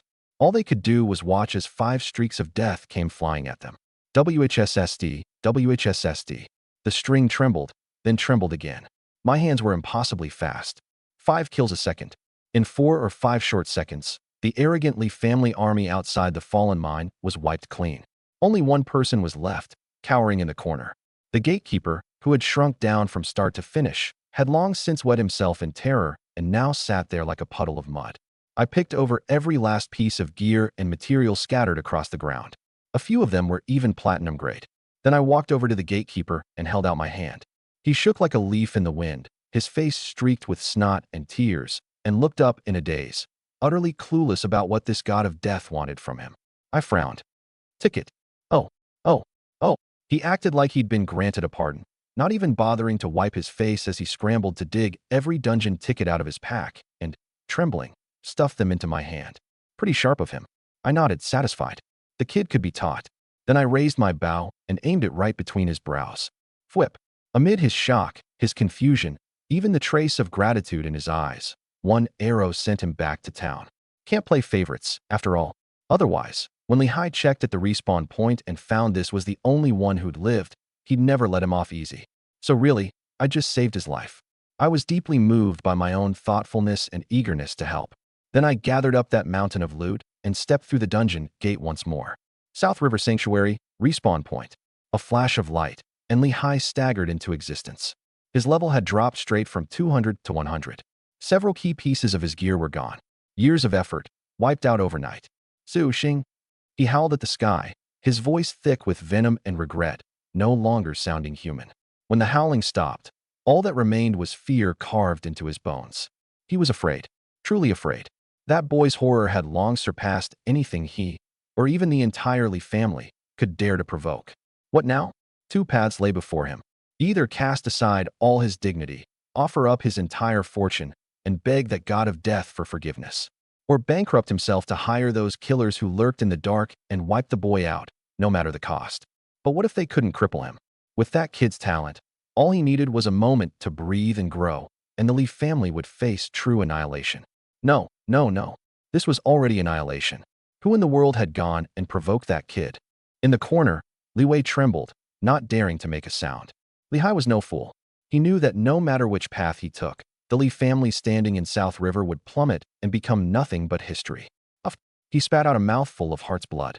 This uncrowned emperor of South River aged decades in an instant, his full head of black hair turning white before everyone's eyes. White-haired overnight. Seal the news? We have to seal the news. He ordered, trembling. But it was already too late. Thousands had witnessed that miracle outside the Wailing Canyon today with their own eyes. The Lee family, a behemoth that had run rampant in South River for decades, had in a single day seen a maxed-out 4th transition powerhouse crippled and dozens of 3rd transition experts slaughtered. The news spread like a plague on wings, flashing across the entire South River Sanctuary in an instant. Every enemy the Lee family had ever bullied and humiliated bared their fangs the moment they caught wind of it. Kick a man when he's down. A bloody reckoning against the Lee family quietly began. And the one who started it all, me, was in the fallen mine, enjoying my dull but ruthlessly efficient grinding tour. By the end of the day, when I walked out of the dungeon, my level had climbed solidly to 90. The further you go, the more experience each level takes. I could clearly feel things slowing down. Looks like tomorrow I'll need to find a higher level dungeon to grind. Grinding in the fallen mine was dull, but absurdly efficient. When I used up the last ticket in my pack and walked out of the dungeon, the growth value of my hidden class, Unyielding Thorn, was finally filled to the brim by that flood of experience, holding steady at the peak of 100%. Ding. Hidden class, Unyielding Thorn, energy has reached 100%. Proceed with advancement. Advance. Boom. A surge of life and spatial power, grander and more profound than any before, exploded in my mental world like the Big Bang. I saw the resilient sprout that represented the origin of my class, long since broken through the soil, growing wildly toward the sky, in all directions, and even toward the invisible barriers of other dimensions, at a speed that defied the laws of life itself. Countless branches, glowing with an ancient bronze luster, split off from the trunk. What shook me most was that the tip of each branch seemed to have pierced through some invisible membrane, and suspended at each point was a tiny rift, radiating a terrifying spatial fluctuation, a microspatial rift. This tree's growth was no longer content with a single material world. It wanted to sink its roots into that vaster, more mysterious multidimensional space. System notice: your hidden class is undergoing its third-tier advancement. Evolution direction confirmed. Space and clones. Congratulations. Your hidden class has successfully evolved into Myriad Manifestation, A rank. Bonus Constitution, plus 2,300. New active skill, Shadowwood Clone. Instantly create 3 physical clones, each possessing 50% of the main body stats and able to flawlessly perform all of the main body skills. Clones vanish upon death or after existing for more than 30 minutes. New active skill, Spatial Vines. Summon vines infused with spatial power from any shadow, tearing through space to perform short-range teleportation or bind enemies. Evolution trait. The trunk splits into bronze branches, with microspatial rifts suspended at their tips. The branches extend into multidimensional space, symbolizing that the dimension of your power has completed its first true leap. At last, the third advancement. A rank. Clones. Teleportation. Feeling that brand new power coursing through me, a power that could seemingly toy with space itself, the corner of my mouth curled into a cold arc. With these 2 skills, my tactics and my survivability would climb to an outrageous new level. Add in that extra 2,300 points of Constitution. My Constitution broke past 5,500, my HP shot up to a terrifying 110,000, and my defense hit 22,000. Ridiculous. Even if I let Lehigh stand there and hack at me now, he couldn't break through my defense. With my hidden class advancing yet again, the gap between us was already the difference between heaven and earth. This explosive surge in my stats even gave me a slightly unreal feeling. I calmed down quickly. This much power was still a long way from truly going toe-to-toe with the Yun family. Speak up for Yinshang? I wasn't qualified yet. Keep getting stronger. That was the only road. South River Sanctuary, the military's supreme command room. Lei Jinshan stared at the report on the Wailing Canyon and the Li family, his expression growing darker by the second. Bam! He slammed a fist down on the alloy desk. Bastard. What an absolute bastard. Over a personal grudge, he crippled the entire elite core of the Li family, right down to a maxed-out 4th transition powerhouse. Does he have any idea how much this cuts into South River's defensive strength? And Li Wei, Lin Qingya, those are among the few S-rank prodigies of our generation. Over a few harsh words, he beat them all into wrecks who can't even complete their 2nd transition. Petty, vengeful, narrow-minded, not a shred of the bigger picture. His chest heaved violently. Truth be told, he couldn't stand Lehigh's arrogant, domineering ways either. But in the coming war against the monsters of the abyss, the Li family was still an indispensable force. And now that force had been crippled by Su Xing in the most brutal way imaginable. The most infuriating part is that he's already one of the capital's divine investiture people, Lei Jinshan said, his gaze cold. He'll dust himself off, head to the capital to live the good life. And why would he ever come back to care whether South River lives or dies? A so-called prodigy with monstrous power but zero sense of belonging isn't an opportunity for South River. He's a tumor. He pulled from his drawer an order he'd drafted long ago but never issued. A maximum level kill order targeting Su Xing. He picked up the seal representing South River's highest military authority and stamped it down hard. The vermilion ink was like congealed blood. Relay my command. Effective immediately, Su Xing is designated a permanent persona non grata of the South River Sanctuary. He is forbidden from setting foot in the sanctuary ever again. I had no idea I'd already been expelled from my home turf. After clearing my last dungeon run and collecting the loot, I got ready to head back to the sanctuary for some sleep, same as always. But when I reached that familiar city gate, 2 guards crossed their halberds and stopped me. Sorry, Lord Su Xing. One of them was shaking as he spoke. General Lei Jinshan has issued an order. From now on, you can't enter the sanctuary. My steps came to an abrupt halt. The calm on my face vanished in an instant, leaving only cold. I couldn't be bothered to ask why. A light sweep of law's gaze, and that kill order with its bright red seal surfaced, clear as day, from the guard's memory. Heh. I laughed in spite of myself. Short-sighted to this degree. It must have taken real effort, but it was just as well. Since South River had no room for me, this soil that had birthed and raised me held not a shred of my attachment from this day forward. It was time to go to the capital, to that bigger stage, to see the person who haunted my dreams. Just before I left, I glanced at my level, 90 stats, and a wave of compulsion washed over me. I had to max out my level first, get to full third transition, then we'd talk. That night, I didn't return to the Divine Investiture base. Instead, I went with Senior Shadow Kill to that forbidden zone near the sanctuary that no profession holder dared touch, a swamp shrouded year-round in a mist of death. The Weeping Wraith Swamp, a paradise of level 100 elite monsters. The moment I stepped in, a cold, rotting stench hit me in the face. White bones lay everywhere, and sickly green ghost fires drifted through the dark night. Swamp Corruptor LV.100 Elite, Wraith Lurker LV.100 Elite, Withered Treant LV.100 Elite. In the eyes of South River's profession holders, taking on even one of these required an elite squad moving with extreme caution. In my eyes, they had only one name: experience points. I slowly drew my bow. A hunt that belonged to me alone began. Ding. Slew a LV.100 Swamp Corruptor Elite. Experience plus 200,000. Free stat point plus 1. Myriad manifestation progress plus 0.1%. Minus 128,450. Weakness critical hit. Squelch. A LV.100 Wraith Lurker had just poked its head out of the murky water, ready for a sneak attack. Before its massive jaws, capable of crushing steel, could even open, a silver arrow punched clean through its skull. Its enormous body didn't even get to wail before it burst into a shower of light. And this was only the beginning. I had completely become a machine driven by nothing but slaughter and the hunger to grow stronger. 1 second, 5 arrows.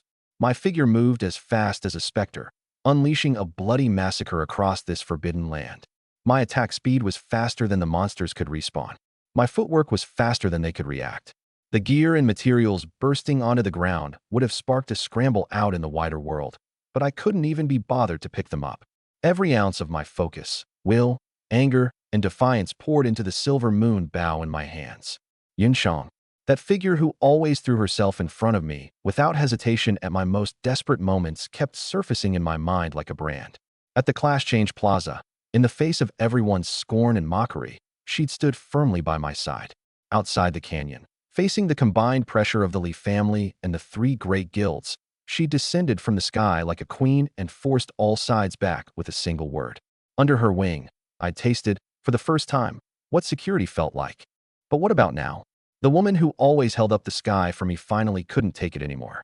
How much pressure does it take to break someone who's always smiling? To make her cry until her face was streaked with tears? And me, the man who swore up and down he'd protect her, could only stand there and watch her walk into that brutal fate alone, covered in scars. Not enough. Not even close. This much power wasn't goddamn enough. Kill. Kill. Kill. My eyes were bloodshot. I was drawing the silver moon bow so fast that wisps of smoke rose off the string. The monsters in the swamp never figured out, right up until they died, exactly whose hornet's nest they'd kicked over today.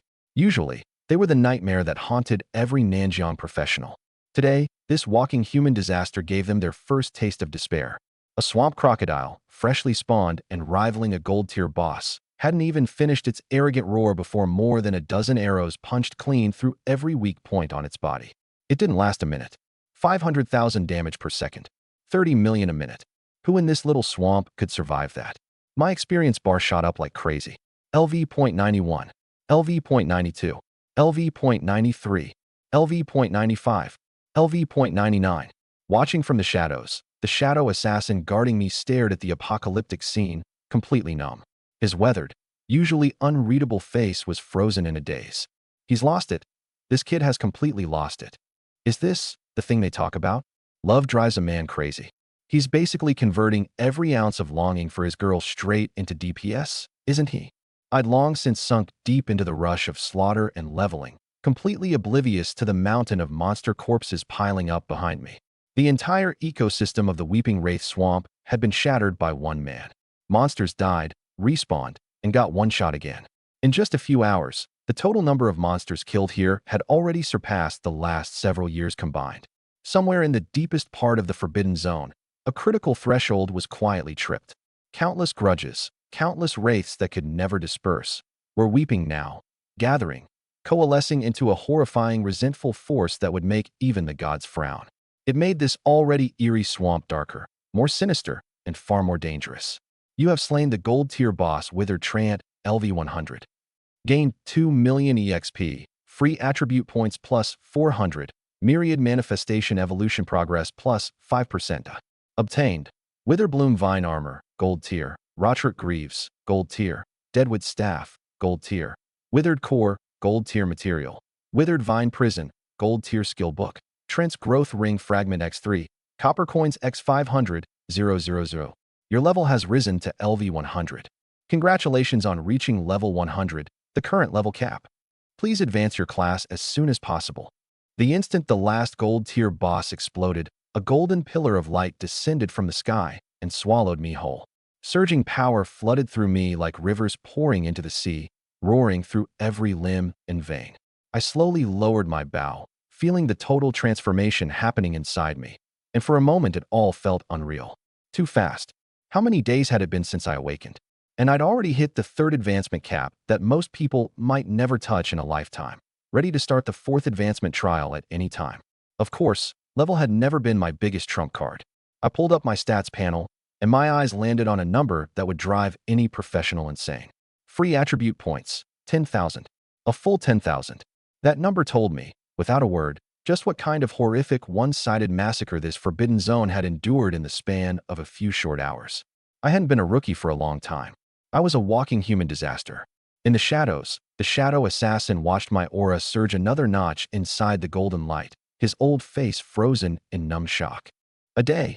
No, not even a day, from 90 to 100. That speed makes no sense at all. He'd seen geniuses as common as fish in a river, and deification was crawling with freaks. But someone who leveled this fast, he could count them on one hand.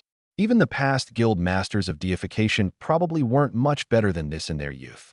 I gathered up all the drops and was just about to set off with the shadow assassin for the Kyoto Sanctuary, when it all went sideways. Aya! An indescribable shriek, drenched in venom and grief, erupted without warning from the deepest part of the swamp. That sound seemed to carry the hatred of every dead creature this land had swallowed over millions of years. A pitch-black sound wave radiated out in every direction, with the swamp's center as its point of origin. I took the full brunt of it. Ding! You have been struck by the god of wailing wraiths, Thula's divine lament attack. You will suffer a 30-second deep confusion debuff. But before I could feel any discomfort at all, ding! Divine passive Favor of Chaos activated, granting you immunity to this debuff. Not a scratch on me, but the shadow assassin beside me caught hell. This 7th advancement expert suddenly stiffened, and those deep eyes that always held a hint of amusement went hollow and chaotic in an instant. For the first time, the tightly controlled aura around him rippled out of order. He'd actually gotten hit too, and this was only the beginning. That shriek ignored space and distance, reaching the Nanjiang Sanctuary dozens of kilometers away in an instant. 1. The city-wide magical defense barrier covering the entire sanctuary suddenly flared to life, violent water-like ripples spreading across its translucent surface. Even after cutting 99% of its power, that shriek still passed through the walls and into the city. Professionals walking the streets clutched their heads and groaned in unison, like they'd been hit by an invisible hammer. The weaker ones just rolled their eyes back, foamed at the mouth, and staggered around like they'd blacked out drunk. The place turned into instant chaos. Only experts at 4th advancement or above barely held up against this wave. In the military headquarters building, Lei Jinshan and his top brass turned green. What the hell is going on? Outside the city, what in God's name is happening out there? What tier of monster is this? One scream, even after passing through the wall of size dampening, still packs this much punch. The entire Nanjiang Sanctuary blew up into pandemonium. Then a cold, emotionless system voice slammed into everyone's mind, including mine. Regional warning. The ecosystem of the Weeping Wraith Swamp has been catastrophically slaughtered in an extremely short time, accumulating boundless resentful force and disturbing the national tier boss sleeping within, the god of wailing wraiths, Thula. Warning, warning, warning. A national tier disaster is imminent. All professionals proceed immediately to the Weeping Wraith Swamp to stop the god's awakening. Otherwise, the awakened god of wailing will unleash endless, terrifying retribution upon the nearest sanctuary. God of Wailing Wraiths, Phila LV100, Diamond Tier World Boss. Status, First Form E-Resentment Aggregate. HP, 10 000 000 /10 000 000. Attack, 238,000. Defense, 120,000. Divine Awakening Countdown, 10 minutes. When that system voice finished, the whole world felt like someone had hit pause. The city, which a second ago had been in chaos from the sound wave, went dead silent. Then panic erupted like a volcano. What? A national tier boss. 10 million HP. 230,000 attack. 120,000 defense. You tell me how anyone fights that. We're finished. Nanjiang Sanctuary is completely finished. Run. Run for it. Get to the teleport array. Get out of this hellhole. The professionals still able to move on the streets completely broke down, screaming and crying, swarming toward the teleport hall like headless chickens. Order vanished in an instant. The military supreme command room. Bang. Lei Jinshan slammed a palm onto the alloy table, leaving a handprint pressed straight into the surface. He stared at that string of stats, his broad, square face bone white. Who was it? He roared like a wounded lion, his eyes bloodshot. Which damn bastard? Which brainless idiot? Who slaughtered the Weeping Wraith Swamp? Does he even know what he's done? He's going to destroy the entire Nanjiang Sanctuary. He fired off a string of curses, shaking with rage. What he didn't realize was that anyone capable of slaughtering the Nanjiang Forbidden Zone was no ordinary person. Even he couldn't have pulled it off. If someone like that were standing in front of him, he'd never have dared curse like this. The guild masters of Blazing Sun and Grey Wolf had just rushed in from the teleport array. The Lee family patriarch, whose level hadn't fully recovered, had been dragged in on emergency notice as a fourth advancement. Every face wore the same rage and despair. Investigate. Turn this place upside down and drag out whoever's responsible. Lishan bellowed. I'll cut that son of a bitch into 1,000 pieces. Investigate my ass. The system spelled it right out, slaughtering the Forbidden Zone. Normal grinding doesn't count as slaughter. This thing went out of its way to stir up trouble and actually summoned a diamond tier boss. Never in their wildest dreams could they imagine that the man they were cursing as a son of a bitch was the very kid they'd all joined forces to drive away. The Li family patriarch was too low-level to dare say a word. But when it came to understanding Su Xing, he was the most qualified person in the room. Back at the swamp. What rotten luck. The shadow assassin stayed frozen for 3 seconds, then jolted violently and snapped out of it. That face of his, always tinged with amusement, was now nothing but lingering fear. What a terrifying mental assault. Even I nearly got caught in it. He glanced at the massive black shadow coalescing deep in the swamp, his expression as grim as it got. A diamond tier world boss? You've got to be kidding me. Something at this level. Even I couldn't come out ahead facing it alone without full preparation. Good thing its level isn't high, or we'd both be leaving our lives here today. He grabbed hold of me. I was still curiously studying the boss, not a hair on my body harmed. Kid, this is no place to linger. Let's move. We're not wading into this mess. Getting caught in the blast is nobody's idea of good luck. Too bad. Too late. A domain brimming with holy power and the force of rules sealed off the entire swamp for 100 li in every direction. Domain of God. All spatial teleportation is forbidden until the god awakens or is slain. Damn it. The shadow assassin was genuinely speechless. He came to watch a show. Did his luck really have to be this bad? In the military headquarters, Lei Jinshan stared at the countdown. Less than 8 minutes. A flash of insane resolve crossed his eyes, and he shot to his feet. Activate the highest level war protocol. Push the wall of size energy to maximum. Everyone 4th advancement and above. Assemble at the south wall immediately. Comms Department. Get me the Kyoto Sanctuary Supreme Command Center. Send an SSS class distress signal.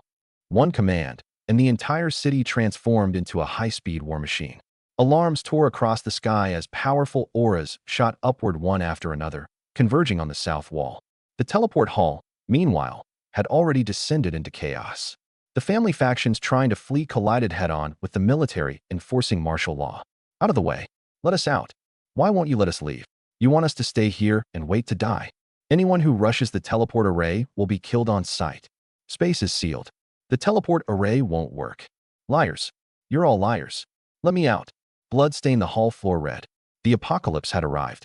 When Lei Jinshan led every fourth advancement in Nanjiang, still capable of fighting to the outer edge of the swamp, what he saw was a scene straight out of hell.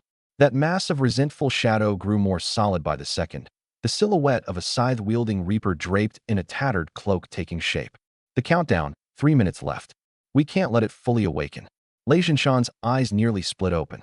Everyone, strongest skills, attack. Boom, boom, boom. Dozens of attacks representing Nanjiang's mightiest fighting force smashed down on the shadow like a meteor shower. Lei Bao's hammer of the thunder god, Lai Shan's blazing sun sky-scorching slash, Lang Ya's serious moon-howling wave. Everyone landed. And then everyone's heart sank to the bottom. -1, -1, -1.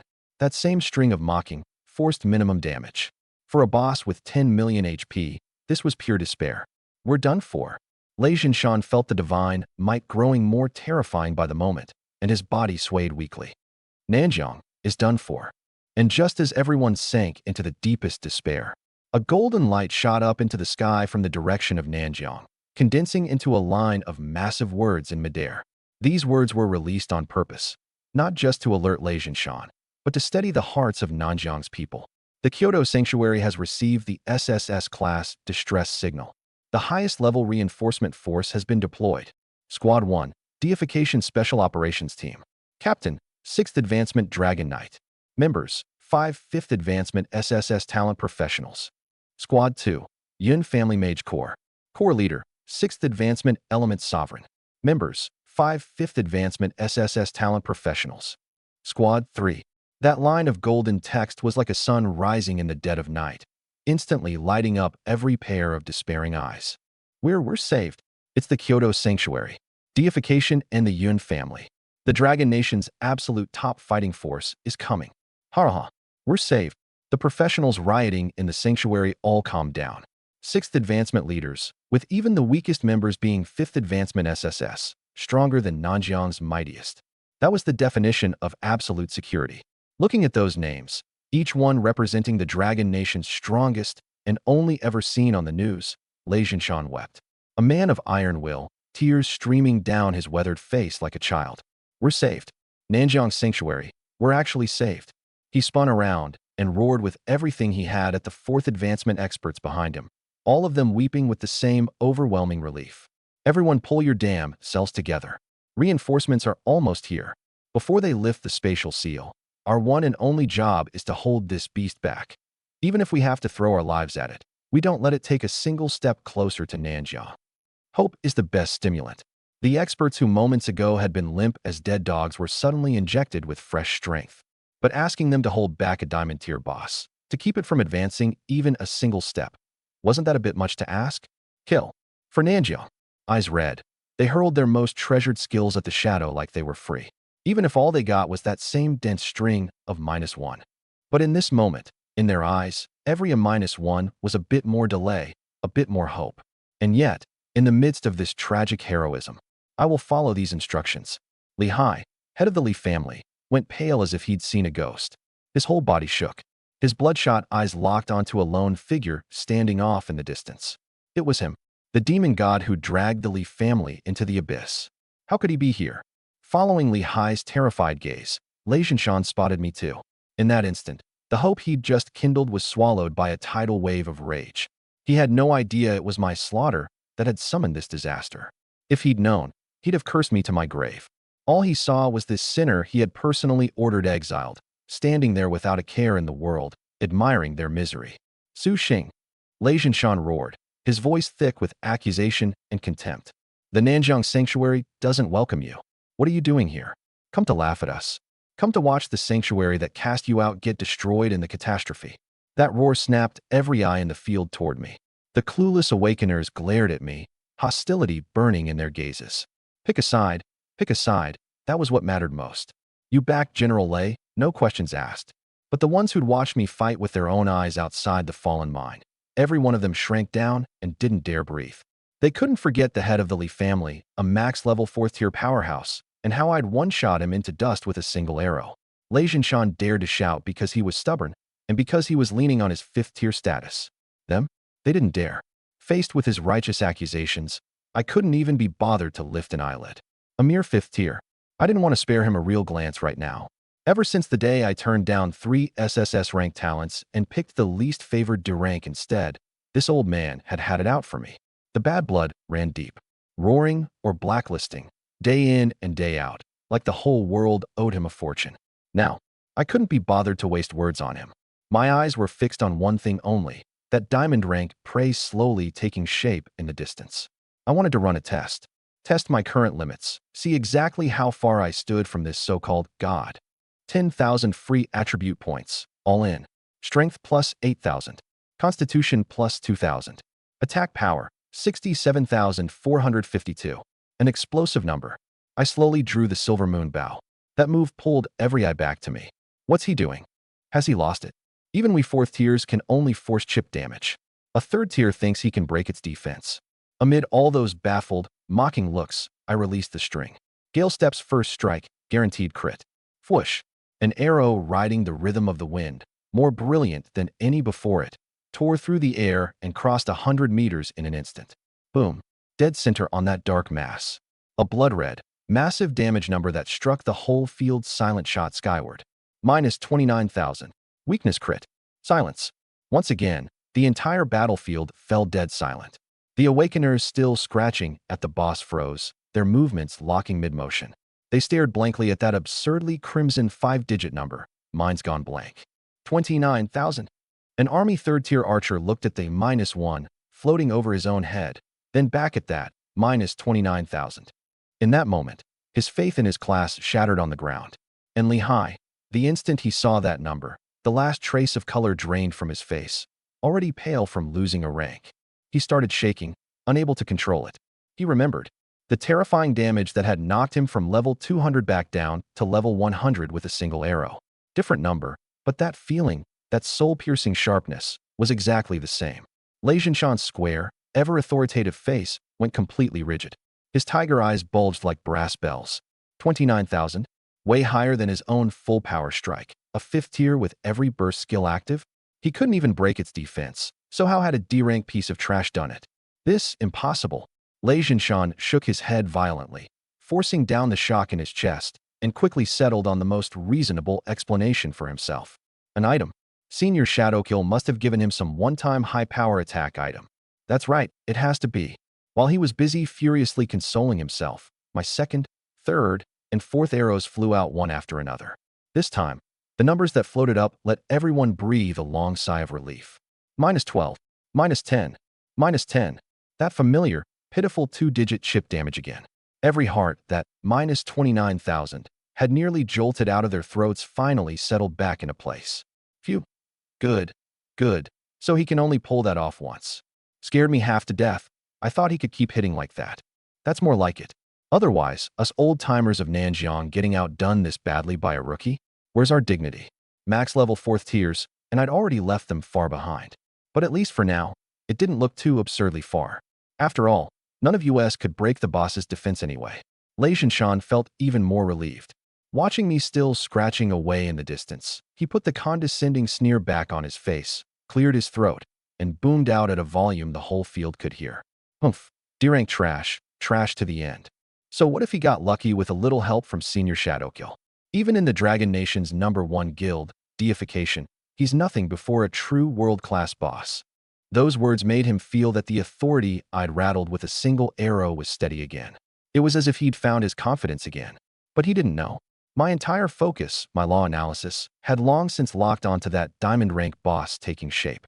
In my eyes, it was in a very special state right now. Divine Awakening. In this state, it had a grudge barrier buff, forcing all damage down by 99%. So that was it. It wasn't that we couldn't break its defense. The damage was being crushed down by the rules themselves. I ran the numbers fast. My basic attack now, even with a weakness crit, got squeezed to just over 10,000. Against its 10 million HP, a drop in the bucket. The only way was to wait. Wait for it to fully awaken. For the moment, the grudge barrier vanished. That would be the true moment of the hunt. Fire kindled in my eyes. A living, genuine diamond rank boss. The highest tier 1 I'd ever seen. I was heading to the Kyoto Sanctuary soon. Whether I could make a huge leap in strength came down to this. Final warning. Divine Awakening countdown. 3 seconds. Stop it immediately. The countdown hit 0. The instant the last second ticked away in everyone's terrified pupils, the whole world seemed to hit mute. Then, roar. Not just a shriek this time, but a roar full of majesty and divinity, one that could grind souls to dust, exploding out from the core of the dark mass. That black mass, formed of endless grudges and spirits, collapsed and condensed inward in a frenzy. A death god silhouette took full shape, wielding a massive black scythe, draped in a tattered cloak of stars, its face indistinct, its eyes burning with world-scorching crimson flames. Fulla, god of wailing spirits, was fully awake. Boom. At the same moment, the divine domain that had blanketed the entire swamp and sealed off all spatial power shattered like smashed glass. Space was open again. Yes, the spatial lockdowns lifted. Reinforcements. Reinforcements are almost here.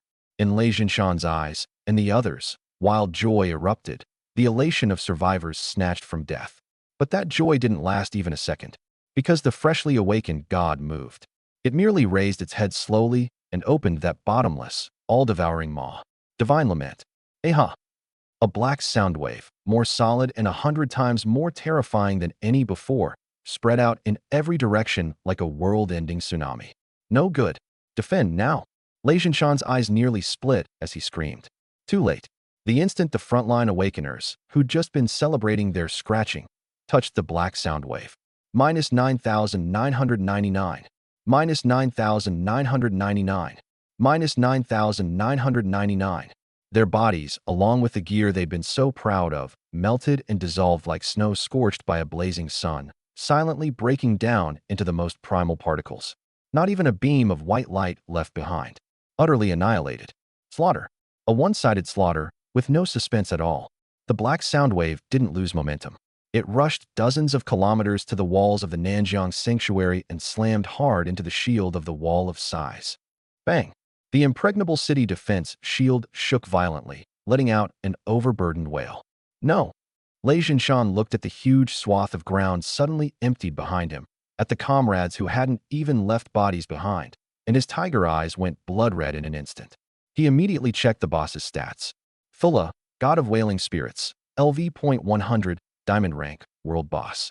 Status, first form, grudge aggregate. HP, 10, 000, 000, 000, /10, 000, 000. Attack, 238,000. Defense, 120,000. Divine lament. Releases grudges built up over 10,000 years, letting out a lament that echoes through heaven and earth.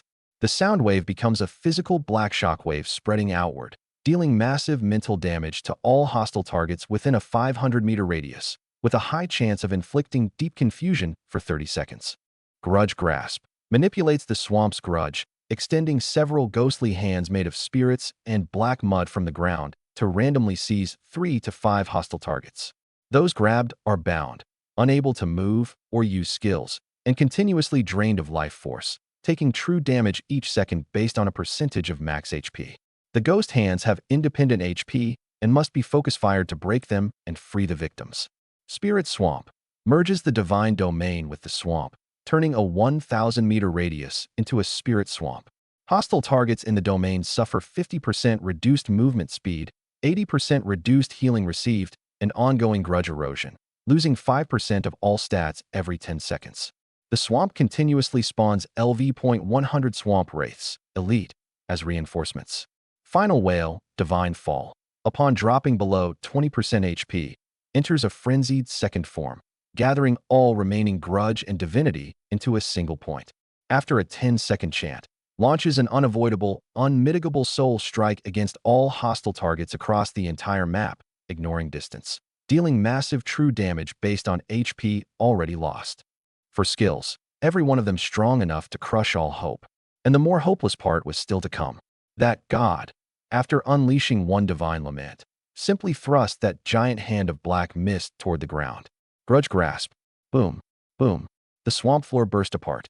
Several sky-blotting giant ghost hands, formed of spirits and black mud, tore up out of the earth and, with irresistible speed, precisely seized several fourth-tier powerhouses from Blazing Sun and Grey Wolf. Let me go. Guild Master, save me. The captured powerhouses shrieked in terror, frantically channeling the energy in their bodies to break free. Useless. Their health bars drained at a visible pace. Minus 25,000. Minus 25,000. Focus fire. Hit that hand. Lei Zhinshan roared, slamming his strongest skill into one of the ghost hands. That mountain-splitting blow landed and left only a faint white scratch. Minus 1. Minus 1. Minus 2. A few seconds later, those fourth-tier powerhouses who'd walked tall in the Nanjiang Sanctuary were drained dry alive amid despair and unwillingness, reduced to withered corpses, and tossed casually into the mire by the ghost hands. Invincible. This was a god. There was simply no fighting it. Having done all that, the god of wailing spirits seemed to have grown thoroughly bored of the ants before it. It slowly raised its head, and those crimson eyes burning with hellfire locked onto the brightly lit human city in the distance. It could smell them. More, tastier souls over there. It took a step. The earth thundered, the entire swamp trembling violently with its movement. It was about to begin slaughtering the city. Rescue arrives. Stop it. We absolutely cannot let it reach the Nanjiang Sanctuary. Lei Zhinshan and the others went mad. Eyes red, they hurled every skill, every trump card, at that god's back. Useless. Against 120,000 defense, their attacks were still that laughable, mocking -1. They couldn't even stall it for a second. That towering shadow of death and doom drew farther from them and closer to the Nanjiang Sanctuary. I stood on the wall, watching Lei Zhinshan's body sway. He looked up at the golden distress banner in the sky, his voice hoarse, nearly weeping. Wasn't the spatial lockdown lifted? Where are the reinforcements? Why haven't they come yet? In the teleport hall, the comms officer's face had already gone ashen. Staring at the core teleport array, blasted to pieces in the riot and still spitting sparks of electricity, he reported into the comms device with a trembling voice, the words that could sentence the entire city to death. Reporting, General Lei, the main teleport array was destroyed in the riot. The engineers say repairs will take at least 5 more minutes. 5 minutes. But that shadow had already arrived. 100 meters. 50 meters. 10 meters. Boom. Phila, god of wailing spirits, didn't even bother with a technique. It simply rammed its grudge-wreathed body straight into that translucent wall of size. The earth shook and the mountains trembled. The entire Nanjiang Sanctuary heaved like it had been hit by a magnitude 18 earthquake, countless buildings collapsing in a roar. That shield, hailed as Nanjiang's strongest guardian, instantly spiderwebbed with cracks from a single impact. The mage core maintaining the energy on the wall vomited blood in unison and collapsed. Alarm. Wall of size energy, 10% lost in an instant. One hit, 1/10. How could anyone hold this? 20%, 30%, 90%. Shields down to its last 10%, about to break. The shield's light was like a candle guttering in the wind. It was over. Phila raised high that massive scythe capable of tearing open the heavens, ready to bring down the final blow to end it all. At that moment, the sky split. SKRRSH, 3 bottomless spatial rifts opened silently above the sanctuary at once. A majestic dragon's roar erupted from the first rift. 100-meter eastern divine dragon, its whole body clad in golden scales, thrust out its head. Atop the dragon's head stood a young man in golden armor, gripping a gleaming silver spear, proud and unbowed. First Team, Deification Special Ops Squad, Captain, 6th Tier Dragon Knight. From the second rift, ice, fire, thunder, and wind, countless raging elements poured out like a nebula gone out of control. A woman in ornate robes stepped forth, 4-colored elemental orbs circling her. Second Team, Yun Family Mage Core, Core Leader, 6th Tier Elemental Sovereign. The third rift held only dead silence, and a killing intent that could freeze the soul. 5 wraith-like black shadows appeared out of nowhere. The one at their head had nearly fused with the shadows themselves. Third Team, Zhao Family Shadow Guard, Captain, 6th Tier Shadow Sovereign. The wall exploded. Its reinforcements. My God, the Dragon Knights of the Divine Order, the Elemental Sovereign of the Yun family. We're saved. Lei Zhinshan, a general who hadn't so much as furrowed his brow when the apocalypse hit, suddenly went weak. 2 streams of old tears broke loose down his face. It held. South River, it held. Up in the sky, the 3 captains traded glances, their eyes brimming with undisguised rivalry and arrogance. Humph. The Yun family broads. All they know how to do is put on flashy light shows, the Shadow Sovereign sneered. Still beats you Zhao family rats. hiding in the shadows like you're afraid of your own reflection. The elemental sovereign's voice was cool and pleasant, dripping with contempt. Every faction fought its own war, but their movements were razor-fast. Divine Order, charge with me. Yun family, prepare the elemental torrent. Zhao family, find the weak points. Get ready to assassinate. Dragon roars shook the heavens. Magic blazed. Killing intent hung invisible in the air. These 15 people were, at the absolute minimum, top-tier warriors with 5th-tier SSS-rank talent. The power they unleashed was nothing a run-of-the-mill 5th tier from some backwater sanctuary like Lei Jinshan could ever imagine. The gap was absurd. Charging out front were the Divine Order's 5 5th-tier prodigies. Without a flicker of hesitation, they popped their strongest burst skills. 5 attacks, each a different element but all equally violent, slammed into Thulla like 5 guided missiles. Right behind them came the Yun family. 5 mages gave their staffs a light flick, and the sky instantly conjured frost, flame, thunder, storm, and meteors. A world-ending torrent so gorgeous, it would put every firework on Earth to shame pour down. The South River professionals on the wall broke into the cheers of people who'd just cheated death. So strong. That's what a real powerhouse looks like. Our General Lei is a joke by comparison. We won. We've got this in the bag. And then, the dust and light effects cleared, and a string of damage numbers floated up over the boss's head. Every cheer cut off dead. -11. -12. -12. Same pathetic, mockingly forced chip damage as before. That's it. Are my eyes broken? All that spectacle, and it's still barely a scratch. Impossible. They're SSS-rank prodigies. The crowd sank into a silence deeper than before. And in that moment, SHK, SHK, SHK, a few black blurs, almost impossible for the naked eye to catch, materialized behind the boss like phantoms. The Zhao family assassins.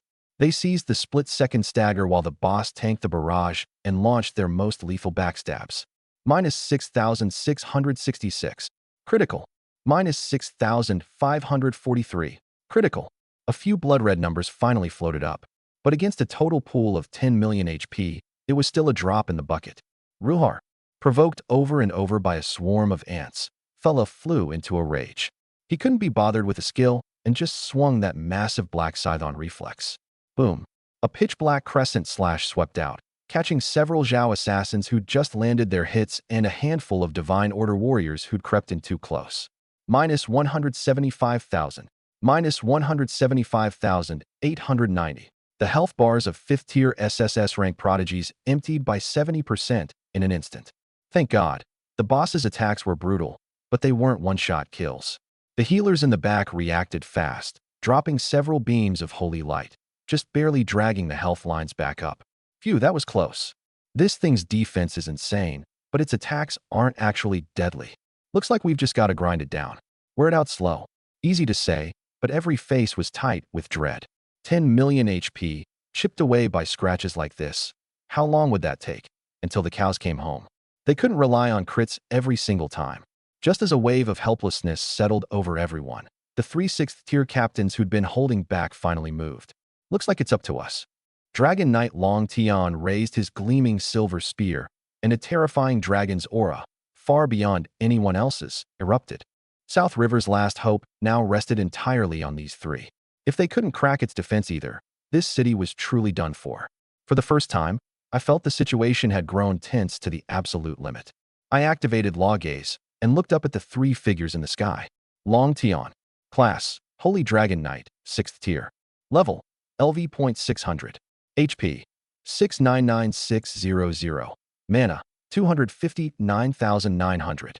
Attack, 191920. Defense, 139,920. Yun Xin. Class, Elemental Sovereign, 6th tier.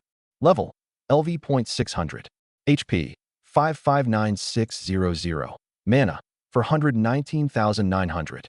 Attack, 155920. Defense, 111,920. Zhao Qianying.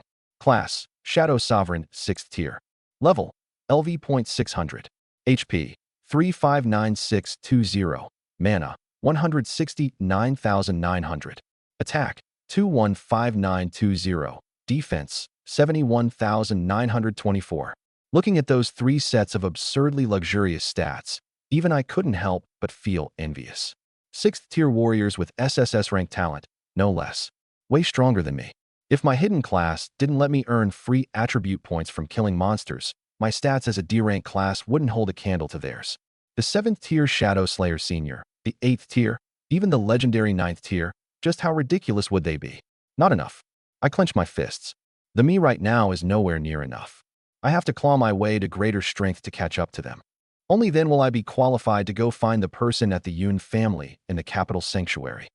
Just when everyone assumed this scratch fest would drag on into an endless war of attrition, the 3 6th-tier warriors hovering in the sky like gods made their move. The first to strike was Dragon Knight Long Tian. Beast, meet your end. He roared, and blinding golden light instantly exploded from the silver spear. Ruhar, a dragon's roar that pierced the 9th heaven blasted from the jaws of the divine dragon beneath him. Man and spear became one. Rider and dragon merged into a golden meteor tearing through the sky, plunging toward the god of wailing below with world-shattering force. The pressure, the sheer momentum. Every professional watching from the wall shuddered to the depths of their soul. Boom. The golden meteor struck, fell dead on. A massive blood-red number shot skyward. Minus 72,000. Yes. That's Lord Dragon Knight for you. A true 6th tier. The wall erupted in thunderous cheers. Right after, the elemental sovereign Yun Xian moved too. She simply raised a hand as white and delicate as jade and made a light, grasping motion toward the sky. Sky Bane, quaking star. The heavens tore open.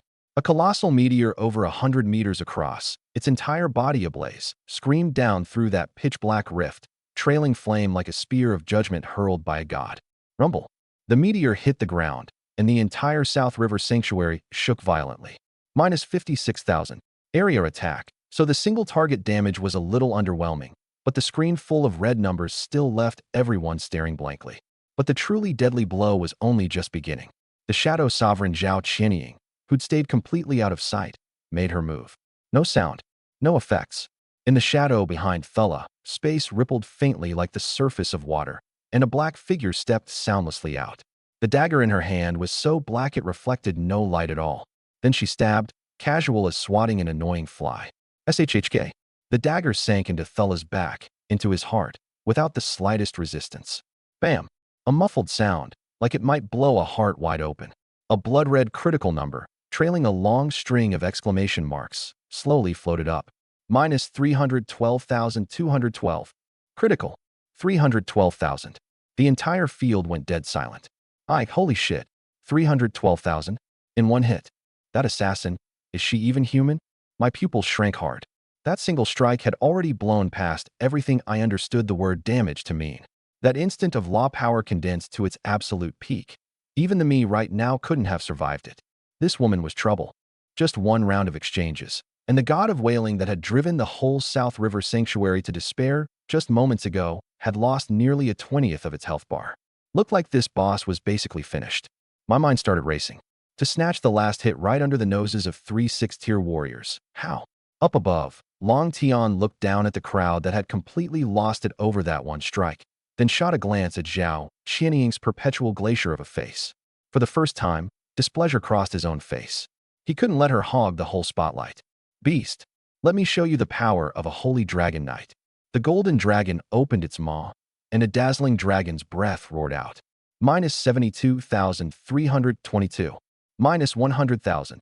Yun Xian's magic never let up either. Ice, thunderstorms, fire rain, wind blades. All of it rained down like it was free, hammering the poor boss into a steady retreat. 2 minutes. Thula's 10 million health bar was carved down by a full 10th. The South River crowd on the wall was stunned dumb. Was this the same iron wall that all of them combined couldn't even scratch a moment ago?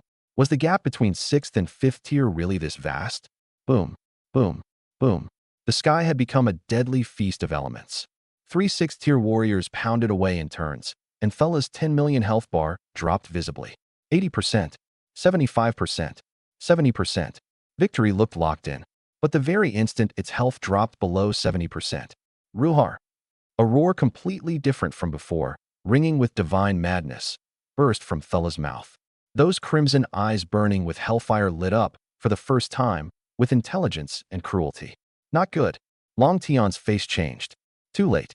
The god of wailing gave a casual swing of its black scythe, and a pitch-black slash blinked across the distance, and struck the highest defense target, Long Tian. Minus 90,000. Another came, cleaving down straight at Yun Xian's head. Minus 120,000. Yun Xian's slight frame was blasted dozens of meters back. Luckily, the 15 fifth-tier prodigies in the rear weren't just for show. A few beams of healing light instantly dragged both of them back up. Ha, that all you've got? Long Tian tanked several hits on that monstrous defense, still bursting with energy, laughing wildly as he moved to charge again. But Thella let out a low, sinister chuckle. It raised the scythe high and drove it hard into the marsh below, festering with resentment. Summon, Wraith Marsh. Rumble. The entire marsh came alive. The earth turned into a churning black quagmire of tormented souls, the sky smothered in resentment. Ding. You have entered the domain Wraith Marsh. Movement speed reduced by 50%. Healing effects reduced by 80%. You are suffering resentment corrosion. All attributes drop 5% every 10 seconds. A string of prompts, and the faces of all 3 squads in the sky went pale. Worse still were the LV.100 marsh wraiths, eyes glowing crimson, crawling endlessly out of the black mud. Damn it. Clear the ads. Healers, crank up the output. For the first time, the formations of all 3 squads fell into chaos.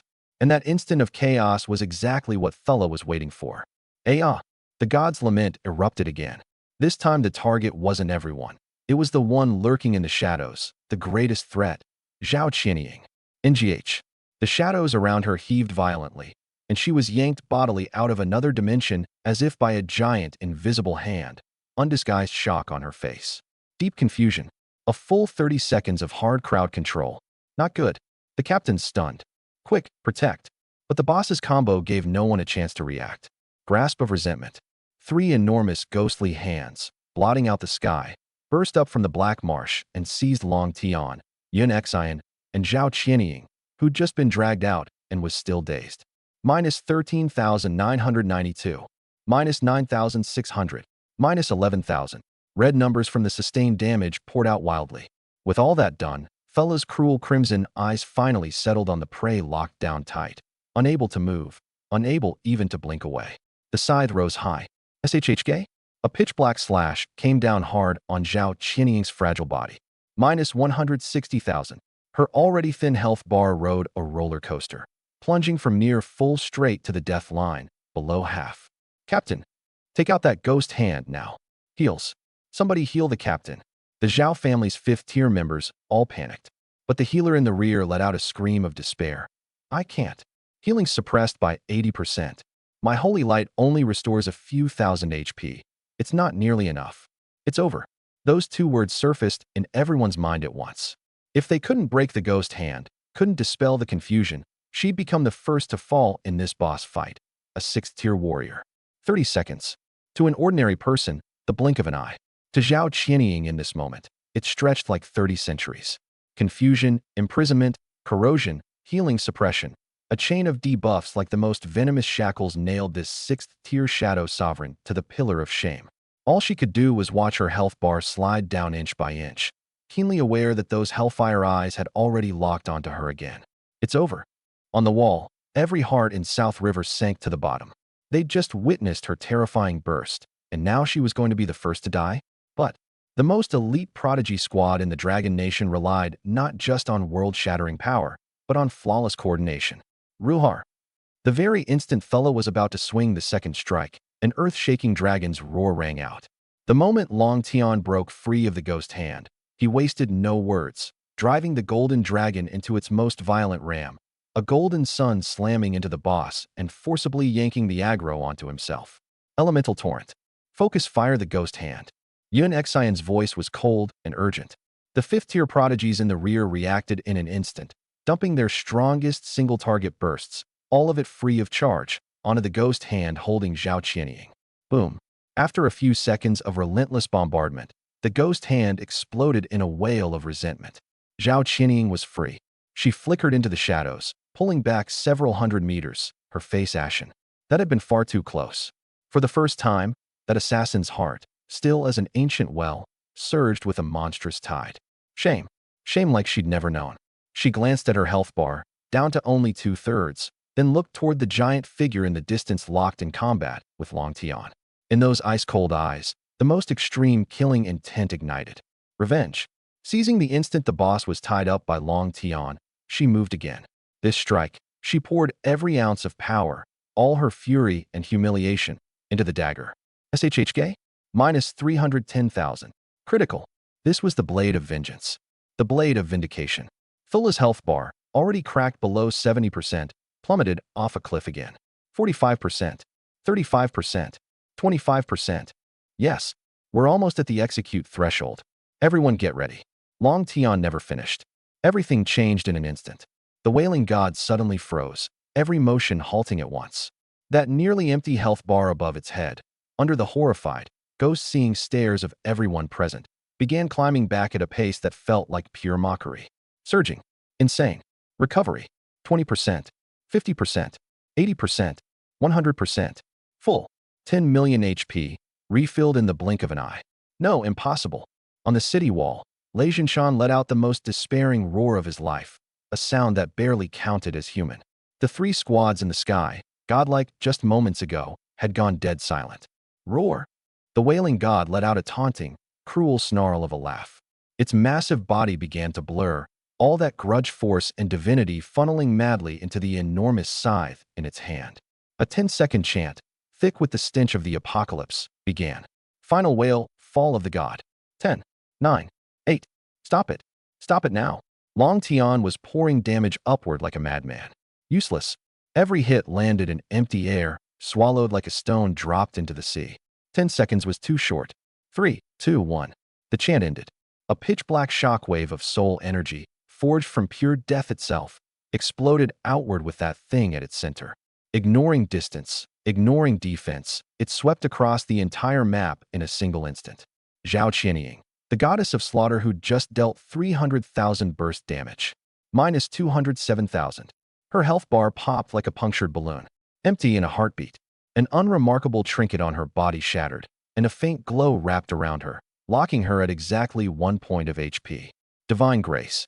Forced survival. But that skeletal hand gave her no room to breathe. Deep confusion. Grudge grip. The same combo, all over again. She was locked down once more. Captain. Protect the captain now. The Zhao family's tier 5s lost it completely. They didn't touch the boss. They threw their own flesh and blood between Zhao Qianying and the scythe. Squelch. Squelch. Minus 170,000. Minus 180,000. 2 flashes of white light. 2 tier 5 prodigies, gone on the spot. And it wasn't just the Zhao family. That judgment shockwave hit everything, blanketing the whole map. 2 berserkers on the deification squad, the ones tanking basic attacks head-on, went back to the capital without so much as a grunt. Of the Yun family's 5 mages, 3 were wiped instantly. Mages were fragile to begin with, their bars draining 2/3 in a flash. The survivors went paper white, struggling just to stay airborne, let alone chant. Then add in the Wraith Marsh. 50% slow. Healing gutted by 80%. All stats down another 5. Constant HP drain. Endless ads spawning. Healing output near 0. These proud darlings of heaven, who normally looked down on everyone, tasted despair for the first time. Damn it. I can't heal fast enough. Long Tian flicked a lunging wraith off his spear, but with his stats bleeding away. No matter what he did, the health bars wouldn't recover. His heart went cold. I'm out of mana. Yun Xian's forever icy, arrogant face was now nothing but exhaustion and helplessness. Done for. The same 2 words surfaced in everyone's mind at once. They'd actually believed their tier 6 power could grind the boss down. Once its second phase bar refilled, its full domain came online, and a map-wide force drain ultimate came crashing down, they finally understood just how wrong they'd been. On the wall, the people of the Nanjiang Sanctuary had long since sunk into a lightless despair. If even the prodigies from the capital were helpless, then Nanjiang was truly finished. And in Zhao Qianying's usually frozen eyes, a flicker of unwillingness surfaced as she waited for the second swing of the scythe to finish her off for good. I sighed. Not out of pity. Out of second-hand embarrassment at how bad they were. That sigh, so out of place on this apocalyptic battlefield, rang crystal clear in every single person's ears. Then I released the string. A streak of silver light tore through space, ignoring distance, striking last but landing first, slamming hard into the descending death scythe. Boom! That massive scythe, forged from death and grudge force, was knocked clean off course. A blood-red damage number shot up from above the boss's head. Minus 149,880. Weakness crit.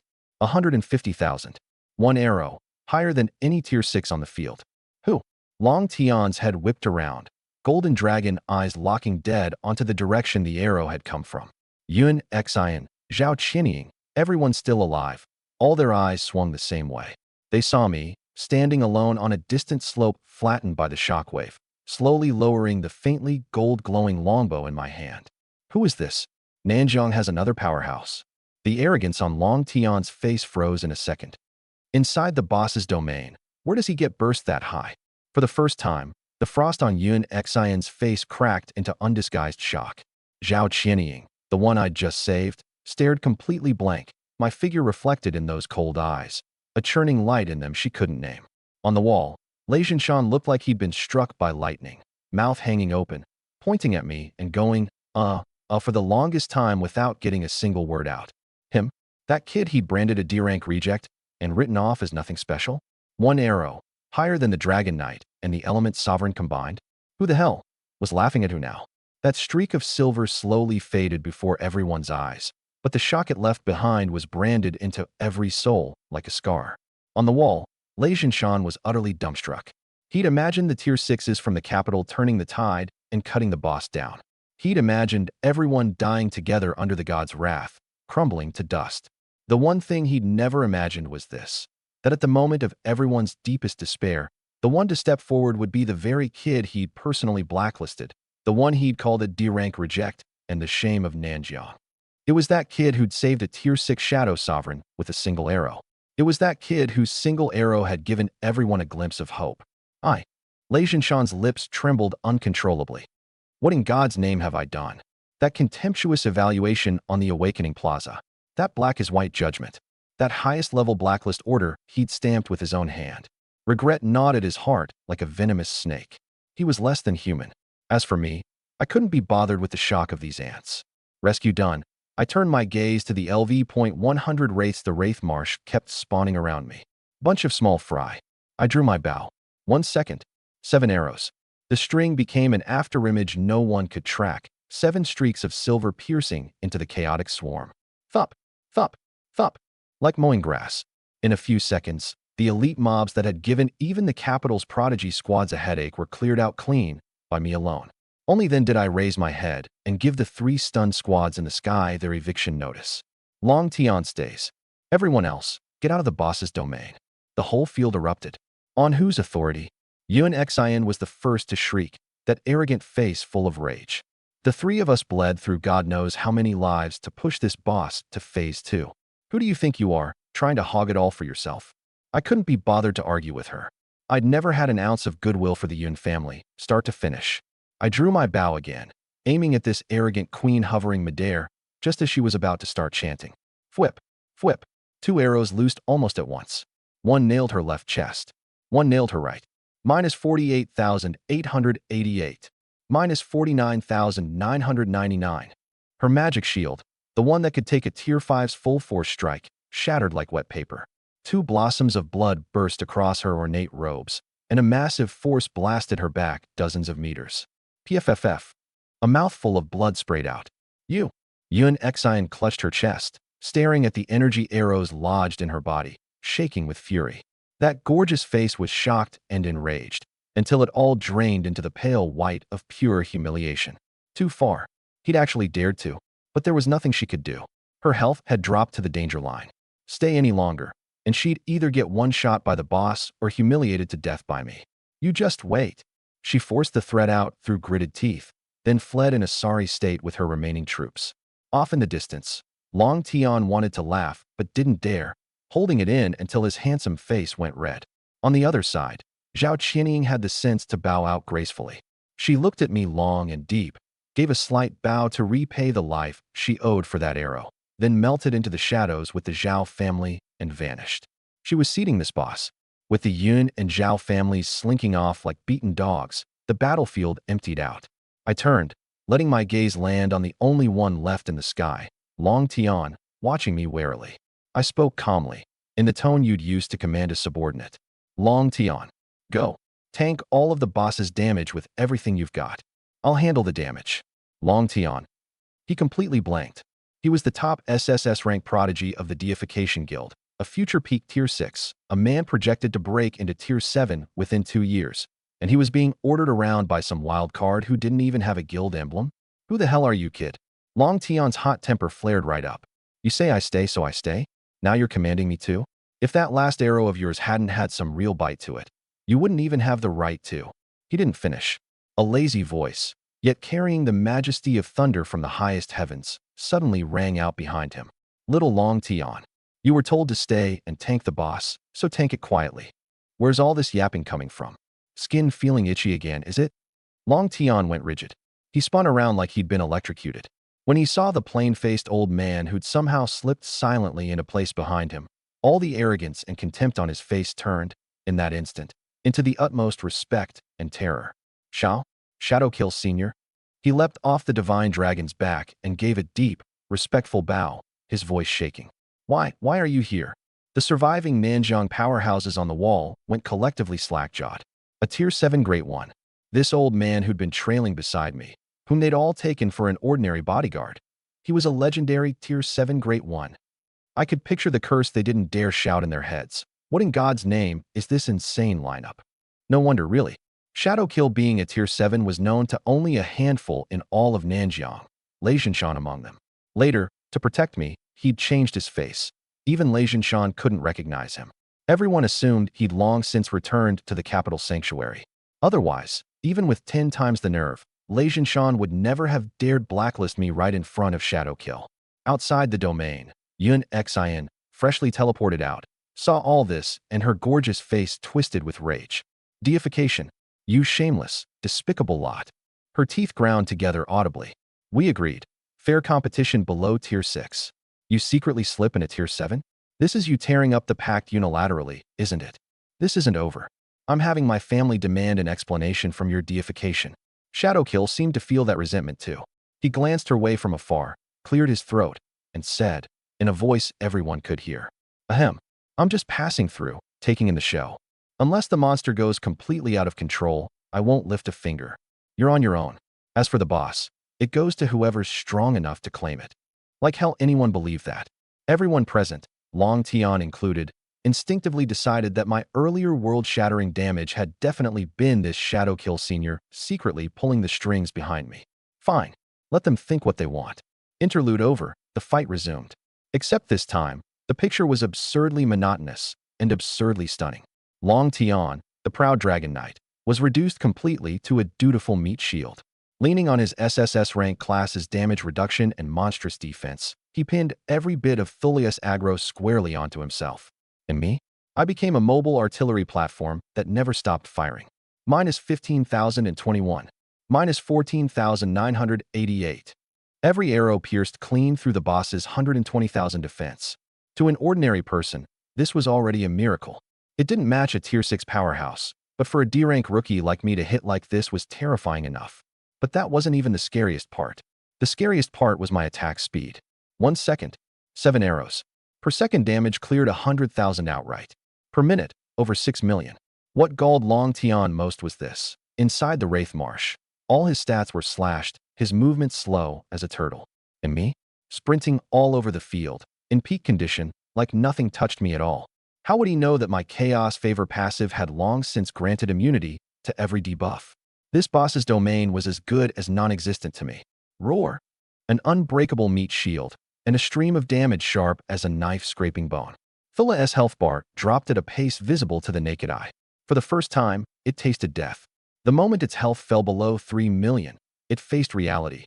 These two humans, it couldn't kill. A surge of frenzied hatred welled up. It stopped bothering with us entirely, wheeling around to lock those crimson eyes, burning with destructive fire, onto the distant city. Can't kill you? Then I'll destroy everything you want to protect. Boom. It turned into a pitch-black afterimage, charging straight for the Nanjiang sanctuary. That already teetering wall of size shield, struck by this blow. Crack. Shattered like glass. The entire Nanjiang sanctuary, its millions of civilians and awakened alike, lay exposed with no cover at all beneath the wrath of a god. Despair was written on every face. No. On the wall, Lei Zhenshan's eyes nearly split from their sockets. Watching that colossal figure about to butcher the city, for the first time a light of willing sacrifice ignited in his fierce eyes. He wrenched his sword free, pointed it at the sky, and with all the strength in his body roared the last and most tragic cry of his life. Nanjiang military, every last one of you, charge with me. By the hero, some time. Boom. His answer was a pitch-black scythe Thula swung down without a second thought. Lei Zhinshan, along with the hundreds of military soldiers who'd charged in behind him without hesitation, along with their pride as soldiers. All of it, together, dissolved into a sky full of drifting light. Boom. Lei Zhinshan, the iron-blooded general who'd guarded Nanjiang for decades, along with the hundreds of loyal soldiers behind him, under that pitch-black scythe, crumbled to points of light in an instant, like sand smashed apart by the waves. Their deaths bought this dying city less than 3 seconds. Roar! The wraith-wailing god, Thula let out a roar of sheer pleasure, its massive body stepping into the city district. Every time it raised a foot, every time it set one down, whole swaths of buildings collapsed with a thunderous crash. Countless civilians who couldn't flee in time dissolved into white light in droves under its divine might, force teleported back to the respawn point. The entire Nanjiang sanctuary became an apocalyptic hell. Hold the line. Hold it, damn you. Survivors from the major guilds charged in with bloodshot eyes, trying to block a god's advance with their own flesh and blood. Useless. Divine lament. Another pitch-black sound wave swept out, and another swath fell to white light. The lucky few who survived were all thrown into confusion, spinning in place like headless flies, cutting each other down. The Li Wei and Lin Xingya couple, huddled in the corner after dying more times than anyone could count, had just sprinted out of the respawn point. Before they could catch a single breath, a sound wave swept over them. A flash of white light, and this pair of unlucky chosen ones was right back at their all-too-familiar level 1 respawn point. Meanwhile, at the heart of the battlefield, I had already become a streak of silver lightning weaving through death itself. The bow in my hands blurred to an afterimage. While dodging the world-shattering attacks of the Thula, I still had to split my attention to clear out the endless swamp wraiths spawning from the phantom marsh. It slowed me down, but the payoff was huge. Ding.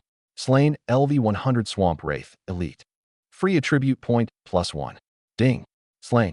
In just over a minute, I'd forcibly farmed a full 200 free attribute points. But right as I ground the boss's HP down to just a few 100,000, right on the edge of the execute line, I stopped. I hung there in midair, coldly staring at the boss as it rampaged through the city, like I was waiting for something. Why did he stop? The whole crowd was baffled. What the hell? He's so close. Just one more hit, and this calamity is over. What's going through his head? Every extra second means tens of thousands more of us die. Even Long Tian, who'd been desperately tanking the boss this whole time, panicked. Brother, what are you doing? Deal damage now. They didn't get it. All they saw was that the god of wailing, freed from its biggest threat, had grown even more reckless. The slaughter intensified. The Nanjiang sanctuary was spiraling toward true annihilation. Outside the domain, Element's sovereign, Yun Exine, who had long since respawned at full health and been watching the show, felt a scorching light flare up in those Frost Phoenix eyes at the sight. She figured she was back in the game. She thought I'd run dry on mana, that I'd played my last card. The fury of being humiliated in front of everyone, plus her greed for the diamond-grade boss drops, completely overrode whatever reason she had left in that moment. Heavenly Barrier. Starquake. Without a shred of hesitation, she chanted that world-ending forbidden spell again. Boom. The heavens split open once more. Dozens of blazing meteors, bigger than any before, trailed long tails of flame like vengeful stars screaming down at the low HP boss. She was going for the steal.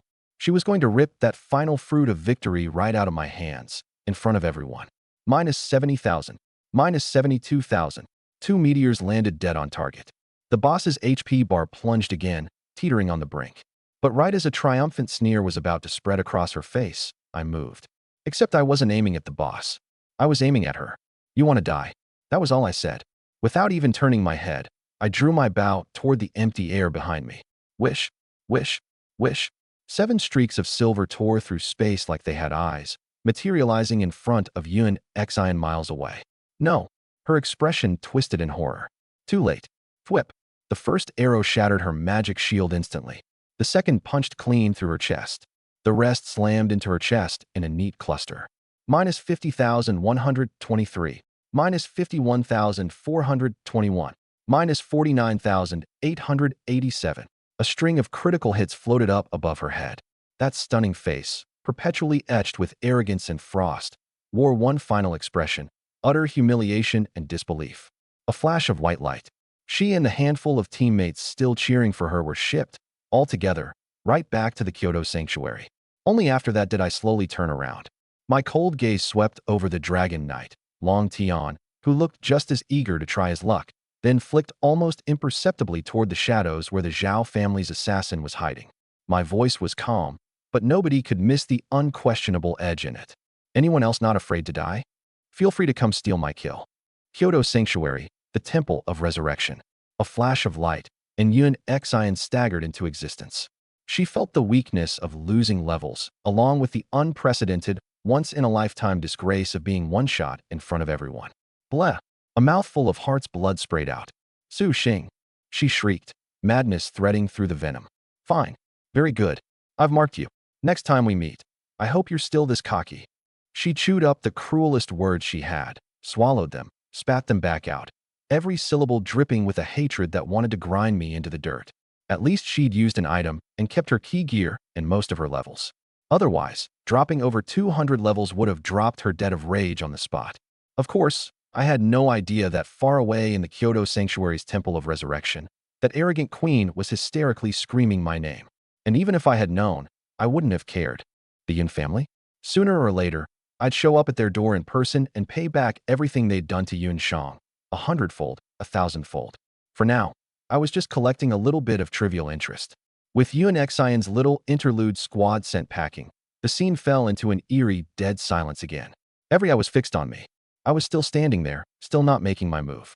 They were waiting for me to loose that one arrow that would end it all, savior style. But I just wouldn't move. I coldly watched the Thula rampaging through the city. 1 second, 2 seconds, 10 seconds. The people of Nanjiang were losing their minds. Why? Why won't he attack? My home, it's gone. What is he waiting for? What the hell is he waiting for? Every second I stalled, hundreds, thousands of buildings crumbled to rubble under the god's iron tread. Every pause, countless innocents dissolved into white light in the aftershocks of its attacks. On the city wall, Lei Zhinshan's bloodshot tiger eyes looked ready to spit fire. This Su Xing, this bastard. What is he trying to do? The rage inside him, which my strength had only just tamped down, came surging right back up. He opened his mouth, ready to lash me with the greater good and morality. But the words caught in his throat, and he forced them back down. No, he couldn't. He couldn't curse me out. He looked at the people around him. Anxious, yes, but their eyes were full of awe and hope when they looked at me.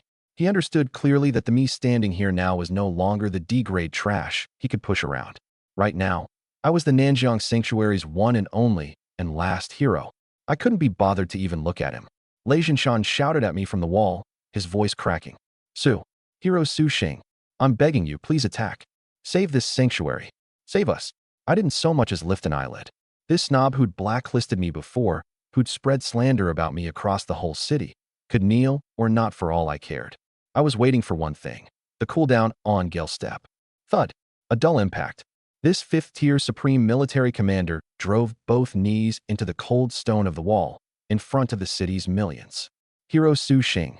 He bowed that head he'd held high for decades, deep and low, his voice hoarse. I was wrong before. I was blind. I never should have suppressed you. Never should have blacklisted you. I, Lei Zhinshan, offer you my sincere apology here and now. For the sake of Nanjiang's millions of innocents, I beg you, save us.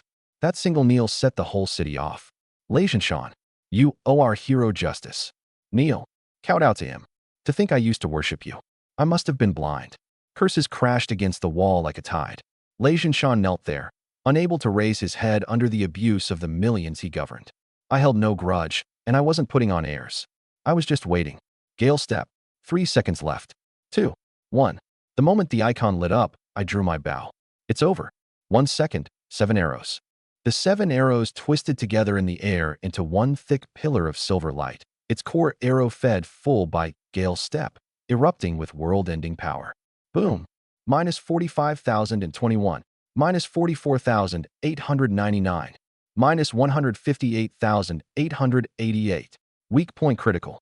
The god of wailing, which had run wild for so long and turned all of Nanjiang upside down, watched its tattered HP bar melt away under that silver light like snow under a blazing sun. Zero. I will not accept this. It spat out one final venomous curse, and its mountainous body crashed to the ground. The world went quiet. It didn't burst apart like an ordinary monster. Instead, it dissolved into billions of pitch-black points of grievous light, scattering like dandelion seeds on the wind until they faded to nothing. In the last instant before the avatar completely vanished, a cold will, one that crossed infinite dimensions, slammed straight into my mind. Mortal. The voice was neither male nor female, ancient and evil. You. Impressive. I have memorized your scent.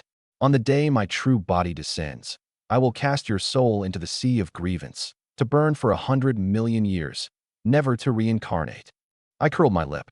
A defeated foe, and it thinks it's earned the right to talk big? You? I couldn't be bothered to look up, bending down to sort through the loot instead.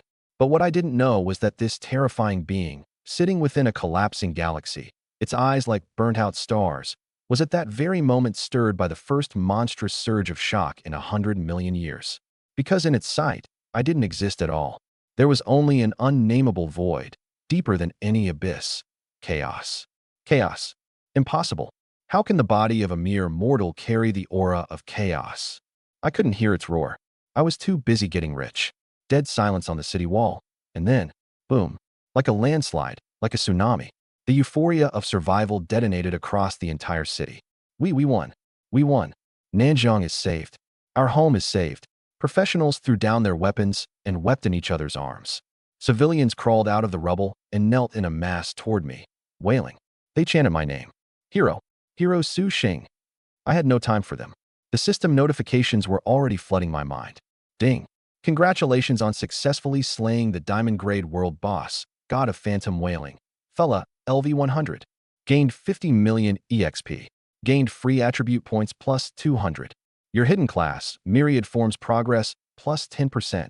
You obtained Wailing Godfall Breastplate, Wailing Godfall Leg Guards, Wailing Godfall Bow, Wailing Godfall War Boots, Wailing Godfall Helm, Wailing Godfall Bracers, all Diamond Grade. You obtained Diamond Grade Skill Book, Death Mark. You obtained Diamond Grade Skill Book, Multi-Shot. You obtained Copper Coins X500 000. The Diamond Grade gear and skill books that dropped from the boss's corpse glittered brilliantly, nearly carpeting the ground. My heart was pounding. A full set. It dropped me an entire Diamond Grade set, just like that. I was rich. This time I'd truly leapt straight to the top in a single step. But right as I was gleefully scooping up the gear, a notification chimed without warning. Ding.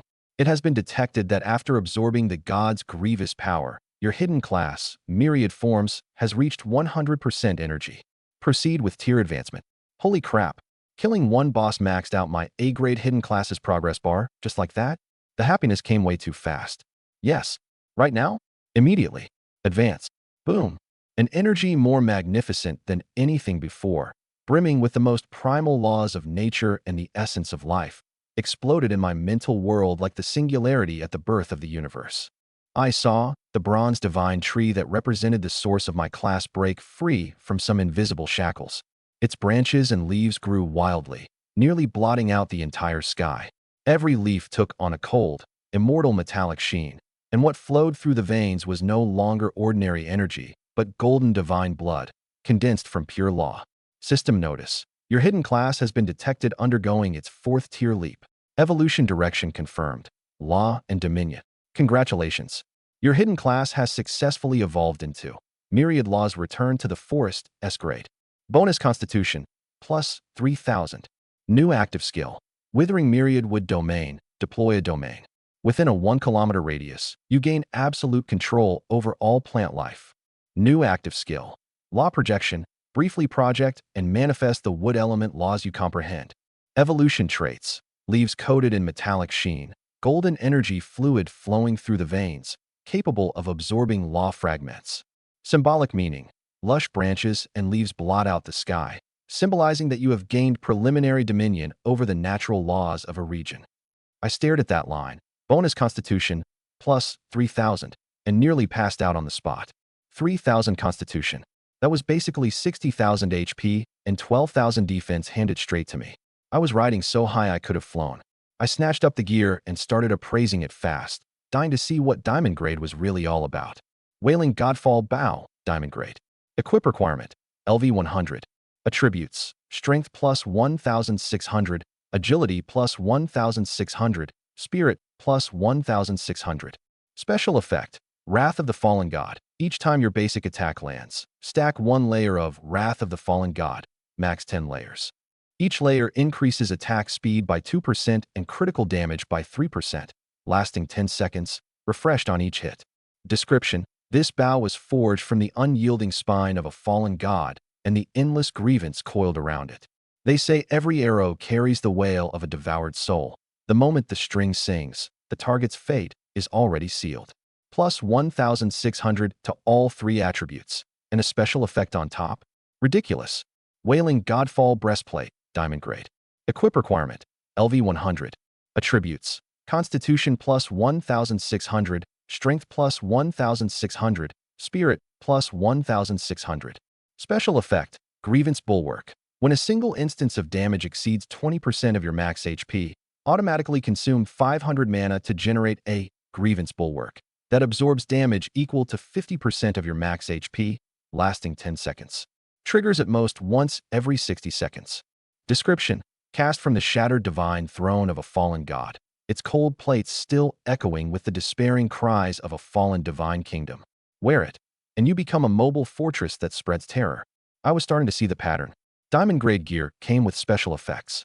This was leagues beyond platinum grade. Wailing Godfall leg guards, diamond grade. Equip requirement, LV100. Attributes, Constitution plus 1600, Strength plus 1600, Agility plus 1600. Special effect, Phantom Step, passive. After using any movement skill, gain Phantom Form for 1.5 seconds, during which you are immune to all physical damage and gain 30% movement speed. Description: woven from the despairing shadow that trailed the god as it fell. It lets the wearer move like a phantom through the world, silent and unseen, every step a proclamation of death. Wailing Godfall War Boots, diamond grade. Equip requirement, LV100. Attributes, Constitution plus 1600, Strength plus 1600, Agility plus 1600. Special effect, Divine Stride, passive. Base movement speed permanently increased by 25%. Description: crafted from the shins of a fallen god that once shattered the stars underfoot, the tread patterns on the soles are the earth's final lament as the divine kingdom fell. Wear them, and you can leap across the abyss. Even fate cannot bind your steps. Wailing Godfall Helm, diamond grade. Equip requirement, LV100.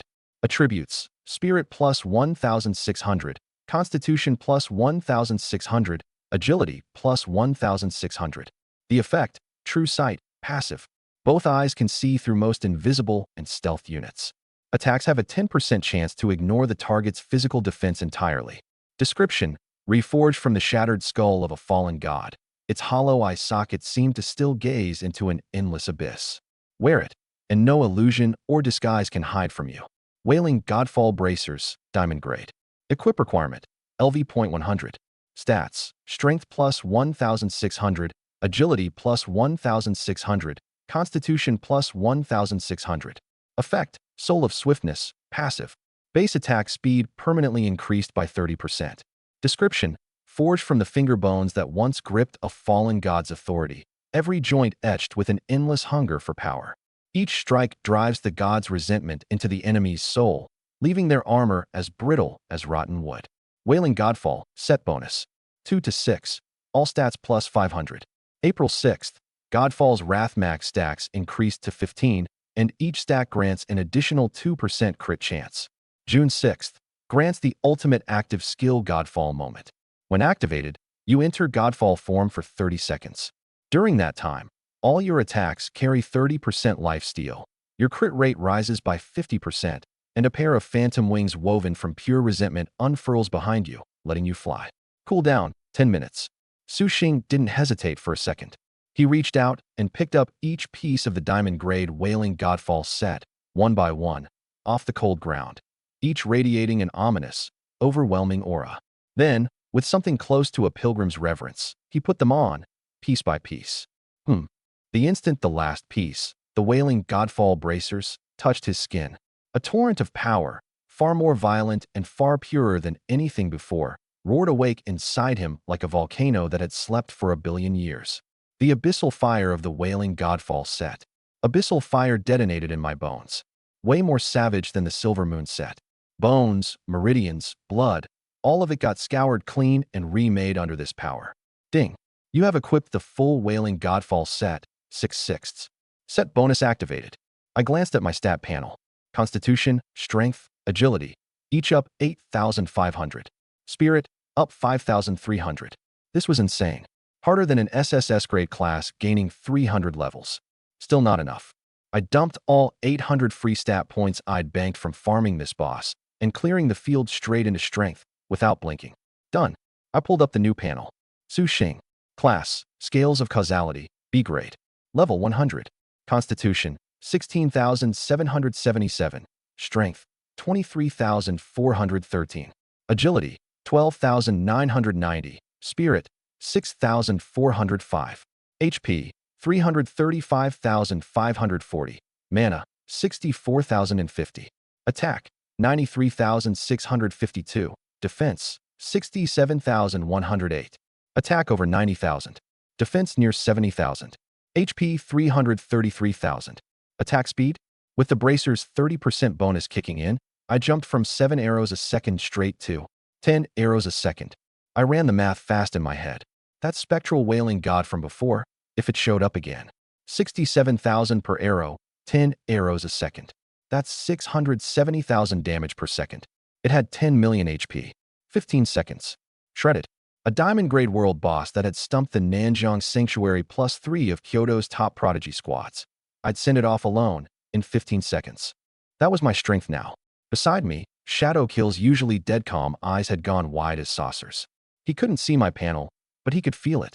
The moment I put on the gear, the razor-sharp aura around me shifted into an abyssal presence that made even him, a 7th-tier expert, feel his heart skip.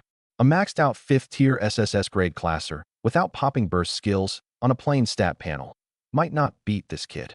Shadow Kill muttered inwardly. A monster. A real monster. I clenched my fist. I'd finally figured out what my biggest trump card was. Weakness Strike. Ignore all defense, straight to the core. Basically, from day one of my class change, I'd had a permanent double damage buff, plus killing mobs for free stat points.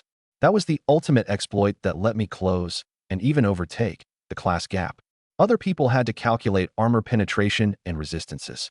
I only had to do one thing: stack attack to the ceiling. As long as my attack was high enough, there wasn't an enemy in this world I couldn't drop in one arrow. Was there? Pop a skill, land a crit. Still standing? 10 arrows a second, and off they go. My eyes shifted away from the wailing godfall set that had already bonded with my blood and landed on the 2 skill books glowing with diamond light in my pack. That was the real prize from this god-slaying. Grab the first one. Death Mark, Diamond Grade.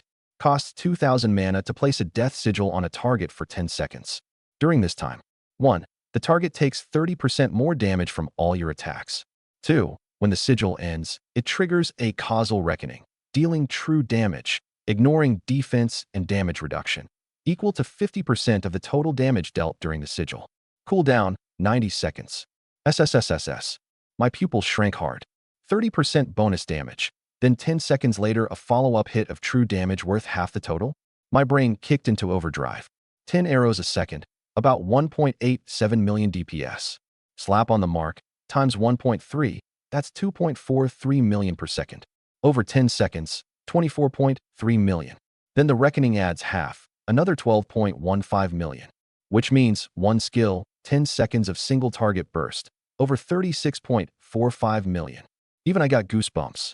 That wailing god's total HP was, what, 10 million? Minus its defense, I wouldn't even need the full 10 seconds. 8 seconds, and I'd have it shot to pieces.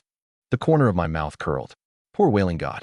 To its dying breath, it would never have guessed that its noble divine avatar had become the yardstick I measured my combat power by. From the initial 2 minutes of slow grinding, to the diamond set's 15-second send-off, to now, an 8-second real man? No. Bump its HP up by another 8 million out of stubbornness, and it's still a one-shot. I shook my head and looked at the second book. If Death Mark was the god-tier single-target burst skill, then this one was. Multi-shot, Diamond Grade. Costs 3,000 mana to fire 7 soul-hunting arrows infused with the Law of Wind in a forward cone. 1. Each arrow auto-tracks a different enemy in range, dealing 100% physical attack damage. 2. After hitting the primary target, each arrow has a 100% chance to ricochet to another nearby enemy, dealing 50% ricochet damage. Cooldown, 30 seconds. A mob-clearing god skill. My eyes lit right up. 7 arrows per shot, each bouncing once more. That was 14 targets hit at once per shot. 10 shots a second. Against a swarm, I'd be hammering 140 units simultaneously per second. My clearing efficiency had jumped more than 20-fold over before. A dungeon that used to take 20 minutes, now, won't even take 1. Terrifying. These 2 might only be diamond grade, but under my broken stat panel, their power was no less than any god-tier skill. The only annoying part, I glanced at Multishot's 3,000 mana cost, then at my 60,000-something mana pool, and my mouth twitched. 64,000 mana, 3,000 per shot, 21 shots max in a row. At 10 shots a second. 2 seconds. Bone dry.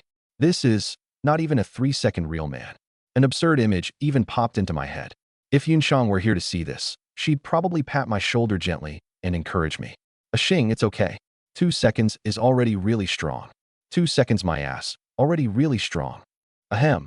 I shook my head and tossed all these scattered thoughts out. Good skills, both of them. No hesitation, learned them straight away. Boom. 2 floods of knowledge poured into my mind. One was an abyssal secret art that pulled on causality and marked death. The other was an elven mystery of riding the wind and splitting arrows into 7 shadows. Countless techniques, countless combat instincts. All of it became mine in that instant. I could feel it. I'd gotten stronger again. Having tallied up this miracle of a haul, my whole body thrummed with explosive power. The me right now only had to head back to the Kyoto Sanctuary, work through the 4th-tier class change quest step by step, and climb to level 400. By then, I lifted my head, my gaze piercing through the entire expanse of space, toward the cloud-wrapped city of Kyoto. The Yin family? Maybe I was finally qualified to knock on their door. Ahem. A dry cough, thick with envy and resentment, cut me off. Beside me, that arrogant dragon knight, Long Tian, was staring hungrily at my diamond-glowing wailing godfall set, practically drooling. Bro, he sidled up, rubbing his hands shamelessly. This set, you selling? We can talk price. I'll even trade you my diamond-grade dragon's gall-bright silver spear for it. Get lost. Before I could even speak, Shadow Kill smacked the back of his head and snapped with a laugh. You've got the nerve to ask for gear? Let me ask you, who couldn't even take down a diamond-grade boss this time, and had to be bailed out by a 3rd-tier rookie just to barely keep his own neck? Aren't you ashamed? Huh? Long Tian clutched his head, looking wronged. Senior Shadow Kill, what nonsense are you talking? How could he possibly be 3rd tier? Halfway through, he jammed to a stop. Those golden dragon eyes suddenly contracted, like he'd seen a ghost, locked dead on Shadow Kill. Senior, you just said, he's only 3rd tier. Shadow Kill nodded like it was obvious. Yeah, 3rd tier, maxed out. Just leveled up. Boom. The words 3rd tier hit Long Tian's arrogant face like 2 bolts of lightning. No, impossible. He pointed at me, his voice cracking, looking like he'd gone mad. Absolutely impossible. A 3RD tier's stats can break the Wailing God's defense? A 3rd tier can hit for over 100,000 per arrow? I don't believe it. I'd sooner believe he's a 5th tier in disguise than believe he's only 3rd tier. Shadow Kill couldn't be bothered arguing. He just said flatly, he changed classes a few days ago. A D-grade class, at that. Believe it or don't. Long Tian froze on the spot. I could see it. That bone-deep sense of failure was slowly drowning him. He was a prodigy of the Investiture Guild, the future hope of the Dragon Nation. And the result? Ground into dust, across the board, by a 3rd-tier rookie he hadn't even bothered to look at. And it wasn't just him. In the distance, that woman leading her battered survivors in a quiet retreat, the Shadow Sovereign, Zhao Qianying, also whipped her head around. For the first time, her ice-cold eyes showed a shock she couldn't hide. 3rd tier, and he can slay a god. She murmured. Is the Dragon Nation about to produce another prodigy who'll dominate an entire era? Beside me, Shadow Kill smiled bitterly. He'd come to protect me, the rookie with a bright future. And in just a few days, I'd grown to the point where even he, a 7th-tier expert, felt redundant. Up on the walls of the Nanjiang Sanctuary, the cheers exploded. That massive figure that embodied death crashed to the ground, and the despairing clouds cleared. Across the whole city, people held each other and wept, screaming one name with everything they had. Su Xing. Hero. The shouts shook the heavens. General Lei Jinshan looked at me, then at the ravaged city below his feet, and nothing was left on his usually stern, square-jawed face but bitterness. He'd spoken rudely to me before, had even tried to blacklist me. Now he knew that was the stupidest decision of his life. Too bad the joy of victory hadn't even faded yet. Rumble, rumble. The earth began to shake, more violently than any time before. Is it an earthquake? No. Look, a sharp-eyed classer pointed at the horizon, his voice shrilling into distortion. Everyone followed his finger, and their pupils shrank to pinpoints in an instant. At the far end of the horizon, a black, boundless tide was rolling toward Nanjiang, blotting out the sky. That wasn't a tide. It was tens of thousands of monsters, all at least level 100, their eyes filled with a bloodthirsty crimson glow. A beast tide. A doomsday beast tide. Roar. Countless roars merged into a wall of sound, thundering across dozens of kilometers, aching in people's eardrums. The system notification popped up, cold and indifferent. Regional announcement. With the fall of the spectral wailing god, its dying divine curse has detonated all abyssal rifts around the Nanjiang Sanctuary. All monsters have entered ultimate frenzy. Because the Nanjiang Sanctuary's shield has shattered, this location has become the top attack target for all monsters. Only 2 words were left in everyone's mind. We're done. The wall of size was gone. Lei Jinshan had died once. His level had crashed. His power was wrecked. The city's high-end combat forces had suffered heavy casualties in the disaster just now, and they'd all dropped levels too. Nanjiang, right now, was a defenseless, empty city. What was there to hold back this doomsday beast tide, laced with a whole pile of terrors above level 200? We're done for. A classer who'd been shouting hero moments ago had the ecstasy freeze on his face and turned to ash. We're all going to die. Where's the hero? Where's Hero Su Xing? Save us. He's just one guy. How could he possibly stop a beast tide? He can't be everywhere at once. The people who'd just been dragged back from the edge of hell plunged, once again, into an abyss with no light in sight. Over on the battlefield, the arrogance on Long Tian's face was gone too. He glanced at his ashen-faced 5th-tier teammates, then at the beast tide bearing down like a natural disaster, and his voice went dry. Get ready for a last stand. Save whoever we can. They had no wide-area clearing skills. Against numbers on this scale, the single target burst they were so proud of was a joke. And the one person with a world-ending AoE, the elemental sovereign Xin, had just been one shot back to Kyoto by me. Even Shadow Kill, always so unruffled, furrowed his brow. This is trouble, he murmured. Escaping himself would be effortless, but to guard me while also holding back a beast tide big enough to flatten a small sanctuary, even he couldn't manage that. Despair blanketed the entire city. And me, standing on the hillside, looking at that black, crushing wave, I smiled. A beast tide. My voice wasn't loud, but everyone heard it. They turned to look at me, faces full of confusion. How did this guy not have a shred of fear on his face? Because under my law gaze, that thing wasn't a disaster at all.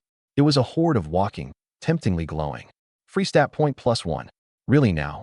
I slowly drew back the wailing godfall bow in my hands, a manic grin curling at the corner of my mouth. Whatever I need, it comes right to me. This isn't a natural disaster. This is the last big gift, delivered right to me. A single thought. A pristine silver moon materialized above my head, holy moonlight cascading down like a spring, wrapping me completely. A cool, soothing sensation surged through my entire body in an instant. Ding. You are now bathed in moonlight. Spirit stat temporarily +800. Mana regenerating at 30 points per second. Duration, 30 minutes. Mana, 64,050 72,050. Only after all that did I turn my cold gaze toward that black tsunami. Draw the bow. Multi-shot. Shoo. A single silver arrow left the string, flew into midair, then abruptly split into 7. 7 streaks of silver light, like guided missiles, trailed flames as they buried themselves into the front row of the beast tide. The instant they hit, they detonated, and each split again into a finer ricochet arrow, spearing precisely into the poor bastards nearby. One arrow, split into 14. -181,292. -179,999. -182,111. -88,654. -84,733. Ding. Killed LV.150 Abyssal Demon, Elite. EXP plus 300,000. Free attribute point plus 1. Ding. Killed LV point 200 Swamp Corruptor, Elite. EXP plus 400,000. Free attribute point plus 1. Ricochet damage was only half of what hit the primary target. But my attack power was over 90,000, so even cut in half, against these monsters with only tens of thousands of HP. One-shot kill. And this was only the beginning. Because I could fire 10 arrows a second. When I drew the bowstring into a blur too fast for the naked eye to follow, when that dense swarm of arrows, like silver stars, converged into a torrent of death and poured down, the whole world went mute, like someone had hit the button. The front line of the beast tide, roaring loud enough to shake the heavens a second ago, was now simply erased, as if a god had taken an eraser to it. Vaporized. An entire swath of them. That black wave got a chunk bitten clean out of it, leaving behind a horrifying empty gap. A little over 2 seconds. 24 multi-shots. 336 trajectories of death. 336 elite monsters over level 100, and not one of them ever touched the wall before dissolving into a sky full of glowing motes. The sight didn't just stun everyone present. Even the monsters were dumbfounded. Weren't you guys supposed to be leading the charge? Why'd you all suddenly drop dead? Holy shit. Long Tion's face froze completely. He stared at that fan-shaped zone that had been emptied in an instant, then looked down at the Dragon Gall silver spear in his hand, the one that could only skewer a single target at a time, and felt his entire worldview shatter. He figured he could cut his way in and out of a beast tide 7 times over, no problem. But mowing down hundreds of elites in 2 seconds like harvesting wheat, that was something he wouldn't have dared even dream of. What kind of monstrous area attack is that? Even Zhao Qianying, hidden in the shadows, lost her composure for the first time. She murmured to herself, a bitterness in her voice she didn't even notice. That clear-out efficiency. Even if Yun Exine, the Yun family's element sovereign famous for his AoE, showed up, he'd have to bow and call this guy Master Xing. The silver storm of death came as suddenly as it stopped. When my world-ending arrow rain abruptly cut off, the whole world fell into an eerie silence. Huh? It stopped. Why'd he suddenly power down? The crowd on the wall, still lost in awe a moment ago, were instantly bewildered. They watched me keep picking off monsters at 10 arrows a second, and yet an inexplicable disappointment welled up in their hearts. The efficiency had dropped. By a lot. Even though this regular output was terrifyingly fast, compared to that miracle of wiping out entire swaths just now, it was basically a crawl. Come on, Master Xing. Keep going. Yeah, don't stop. Fire like you did before. Wipe out these animals. They didn't understand what was happening and urged me on anxiously. But a full minute passed, and that apocalyptic arrow rain never came again. Then a quick-witted high-tier mage suddenly shrieked like he'd seen a ghost. I get it. He's out of mana. Look at his arrows. It's got to be because his mana can't keep up. Holy shit. That arrow rain just now was definitely some terrifying skill that eats mana like crazy. Master Xing actually drained his whole mana pool. The moment he said it, the whole place exploded. And then came a fervent roar from the depths of their hearts. What are we waiting for? Get Master Xing some mana potions.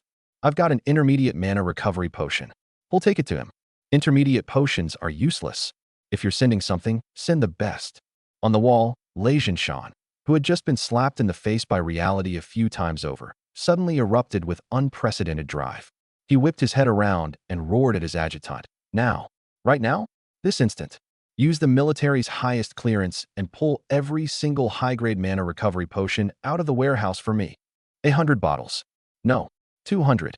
Deliver them to Hero Su Xing with the utmost respect. No. I'll deliver them myself. In the face of a city-destroying crisis, these potions, normally treated as invaluable strategic resources, weren't worth a damn. Soon, a box packed with glowing blue potions was carried before me by Lei Zhinshan himself. I didn't so much as glance at him. I just waved a hand and swept them all into my pack. Then I pulled out a bottle and tipped my head back to down it. Boom. A torrent of pure mana surged through my entire body in an instant. My mana bar, long since bottomed out, refilled completely in the blink of an eye. And then, under everyone's fevered gaze, that 2-second silver storm of death descended once more. Multi-shot. Whoosh, whoosh, whoosh, whoosh, whoosh. 336 death trajectories, like a god's eraser, wiped a massive chunk clean out of the dark, seething beast tide. Mana depleted. Expressionless, I fished another bottle out of my pack and drank it down. Mana refilled. The arrow rain poured down again. Drink. Shoot. Drink. Shoot. I took the words infinite firepower to their absolute limit. The beast tide died wave after wave, unable to advance even half a step. Holy shit. Is he a fucking mage? What mage drinks mana like that? He's an archer, isn't he? His mana burn is more terrifying than a forbidden spell caster's. A mobile heavy artillery. He's a walking heavy siege cannon with an absurd fire rate and unlimited ammo. Long Tian was stunned speechless, and Zhao Qianying's eternally ice-cold, pretty face was written all over with shock. In terms of a single burst, maybe they could still wrestle with me. But in terms of total damage per unit of time, in terms of this utterly unreasonable clear-out efficiency, I'd left them 100,000 miles behind. The fifth Transcendence powerhouses who'd survived by sheer luck heard that the man performing this miracle was just a third Transcendence rookie, and the last shred of pride they held as powerhouses was ground to dust. Can't compare. Never will, not in this lifetime. What was there to measure against a monster like this? In just 2 minutes, 30 bottles of high-grade mana recovery potions gone. I'd fired close to 9,000 arrows and cleared out over 9,000 elite monsters above level 100. The entire battlefield was carpeted with corpses and dropped gear. Ing Sha watched my war godlike figure, and the trace of amusement on his face faded, leaving only the purest satisfaction. Kid, this time, function really struck gold. 6 minutes later, for a sanctuary being devoured by an apocalyptic beast tide, this should have been an agonizing century-long stretch of despair. But under the wash of my arrow rain, these few minutes became a one-sided, bloody slaughter. When I fired the final volley of multi-shot and vaporized the last cluster of monsters still stubbornly resisting within my line of sight, the whole world fell quiet. The beast tide, once boundless, was now scattered and sparse. The stray monsters that remained had watched this one man, one bow natural disaster unfold with their own eyes, and what little reason they had left was replaced by something more primal, fear. A woo. Some high-level demon wolf let out a wail first and turned tail to flee. That one flight was like toppling the first domino. They scattered in a panic. The monster army that had charged fearlessly a second ago now collapsed completely, trampling over each other in their frenzy to flee in any direction away from me. I didn't chase. I just stood quietly on the hillside blanketed with corpses and gear and opened my system panel. Total kills this beast tide, 37,428. Total free attribute points gained, 40,003. 40,000. Nearly 40,000 free attribute points. I stared at the number. It left even my own mouth dry, and my heart pounded uncontrollably. My entire diamond-grade Wailing Godfall set, all its base attributes combined, added up to only 30-something thousand points. But now, in just 8 minutes, the free attribute points I'd earned already far exceeded the total of every piece of divine gear on my body. Absurd. Absurd beyond belief. Thanks to this beast tide's gift. If I dumped all of this into strength, Long Tian's arrogant face floated unbidden into my mind. That thick-skinned, tough-hided 6th Transcendence Dragon Knight, standing in front of me right now. I doubt even he could take a single arrow. I shook my head and tossed the dangerous thought aside, then looked down at my feet. The entire battlefield had turned into a glittering ocean of gear and materials. Pick it up? I couldn't finish picking this shit up if I worked till the cows came home. I turned my head and shot a glance at Lei Jinshan, who was watching me with a face full of reverence and eagerness to please, and muttered in a not-too-loud, not-too-soft voice, almost as if to myself. Those mana potions from earlier tasted pretty good. Just don't hold up long enough to drink. Lei Jinshan's body jolted, and he understood in an instant. Hero Su Xing. He came scrambling over, his face plastered with a humble smile. Don't you worry. There are plenty more in the military warehouse. I'll go get them right now. I'll bring you all of them. I nodded, satisfied. The old guy had finally caught on. Not bad. Then I pointed at the boundless mountain of treasure at my feet and said to the few stunned staff from the Nanjiang Professionals Association, "You're in charge of tallying the drops here. Convert them to cash at market buyback rates and wire it straight to my account. If I couldn't pick it all up, then I'd turn all of it into money." I did a rough estimate. The gear and materials covering the ground had to be worth several $100 million at the very least. Once that was arranged, I made my way to the fully repaired teleportation array of the Nanjiang Sanctuary, escorted by Ing Sha and Long Tian. Outside the array, a sea of people, countless Nanjiang citizens had come of their own accord, holding up banners, tears in their eyes. Farewell, Hero Su Xing. Nanjiang will always be your home.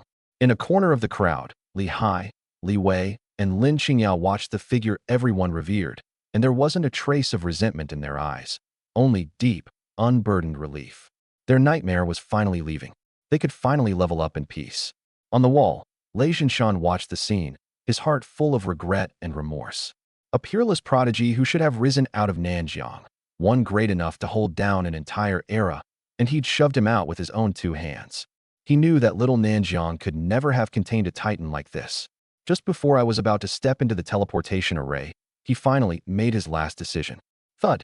Before the stunned eyes of the entire city, Lei Zhinshan dropped to both knees again and kowtowed hard in my direction, his forehead striking the ground with a heavy sound. Hero Su Xing, I, Lei Zhinshan, in my own personal name, solemnly apologize for all my earlier stupidity and prejudice. I beg your forgiveness for my ignorance. Whether you forgive me or not, you will forever be the one and only, the highest hero of our Nanjiang. The crowd hailed the hero once more. I didn't even bother turning my head. Forgiveness? Those few mana potions you gave me were nothing more than the price you, as the military commander, had to pay to protect this city. That was my payment for saving it. What did it have to do with you, Lei Zhinshan, personally? I couldn't be bothered to take a snob like him to heart. If I got worked up over one man's nasty words, life would be exhausting. I stepped in. The light flickered. The instant my figure vanished completely into the teleportation array, a golden scroll, representing the Dragon Nation military's highest directive, quietly materialized before Lei Zhinshan. Regarding Lei Zhinshan, Commander-in-Chief of the Nanjiang Sanctuary, who, during the God's Calamity incident, due to personal prejudice, poor judgment of character, and improper handling, nearly brought about a city-destroying catastrophe. By resolution of the Dragon Nation Military Supreme Council, the following disciplinary measures are hereby imposed. 1. Revocation of his rank of general and his position as Commander-in-Chief of the Nanjiang Sanctuary. 2. Permanent bar from employment and promotion within the Dragon Nation military. Lei Zhinshan stared at that cold verdict, and the heart that had just found a bit of comfort in the word hero plunged into an ice pit in an instant. He slumped to the ground, nothing left in his eyes but endless regret. This was his punishment. That the military had lost such a crucial talent was his disgrace. From now on, the brighter Su Xing shone, the more dangerous his own position became. The higher-ups would never let him off easy. When the teleportation array's blinding white light slowly dispersed, I felt, for the first time, what the word shock truly meant. Massive. Massive beyond compare.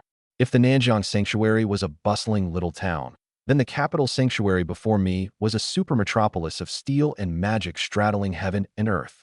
Magic spires towered into the clouds, stretching beyond sight. High in the sky, enormous airships drifted by like patrolling whales, casting vast shadows below. The streets teemed with people, shoulder to shoulder, and every professional who passed by me radiated a powerful aura. Damn, that guy riding the griffin who looks like a high schooler. He's fourth transcendence. And that uncle grilling skewers on the roadside is fourth transcendence too. The guards at the gate, all peak fourth transcendence. My worldview was utterly overturned in that moment. Third transcendence as common as dogs, fourth transcendence walking everywhere.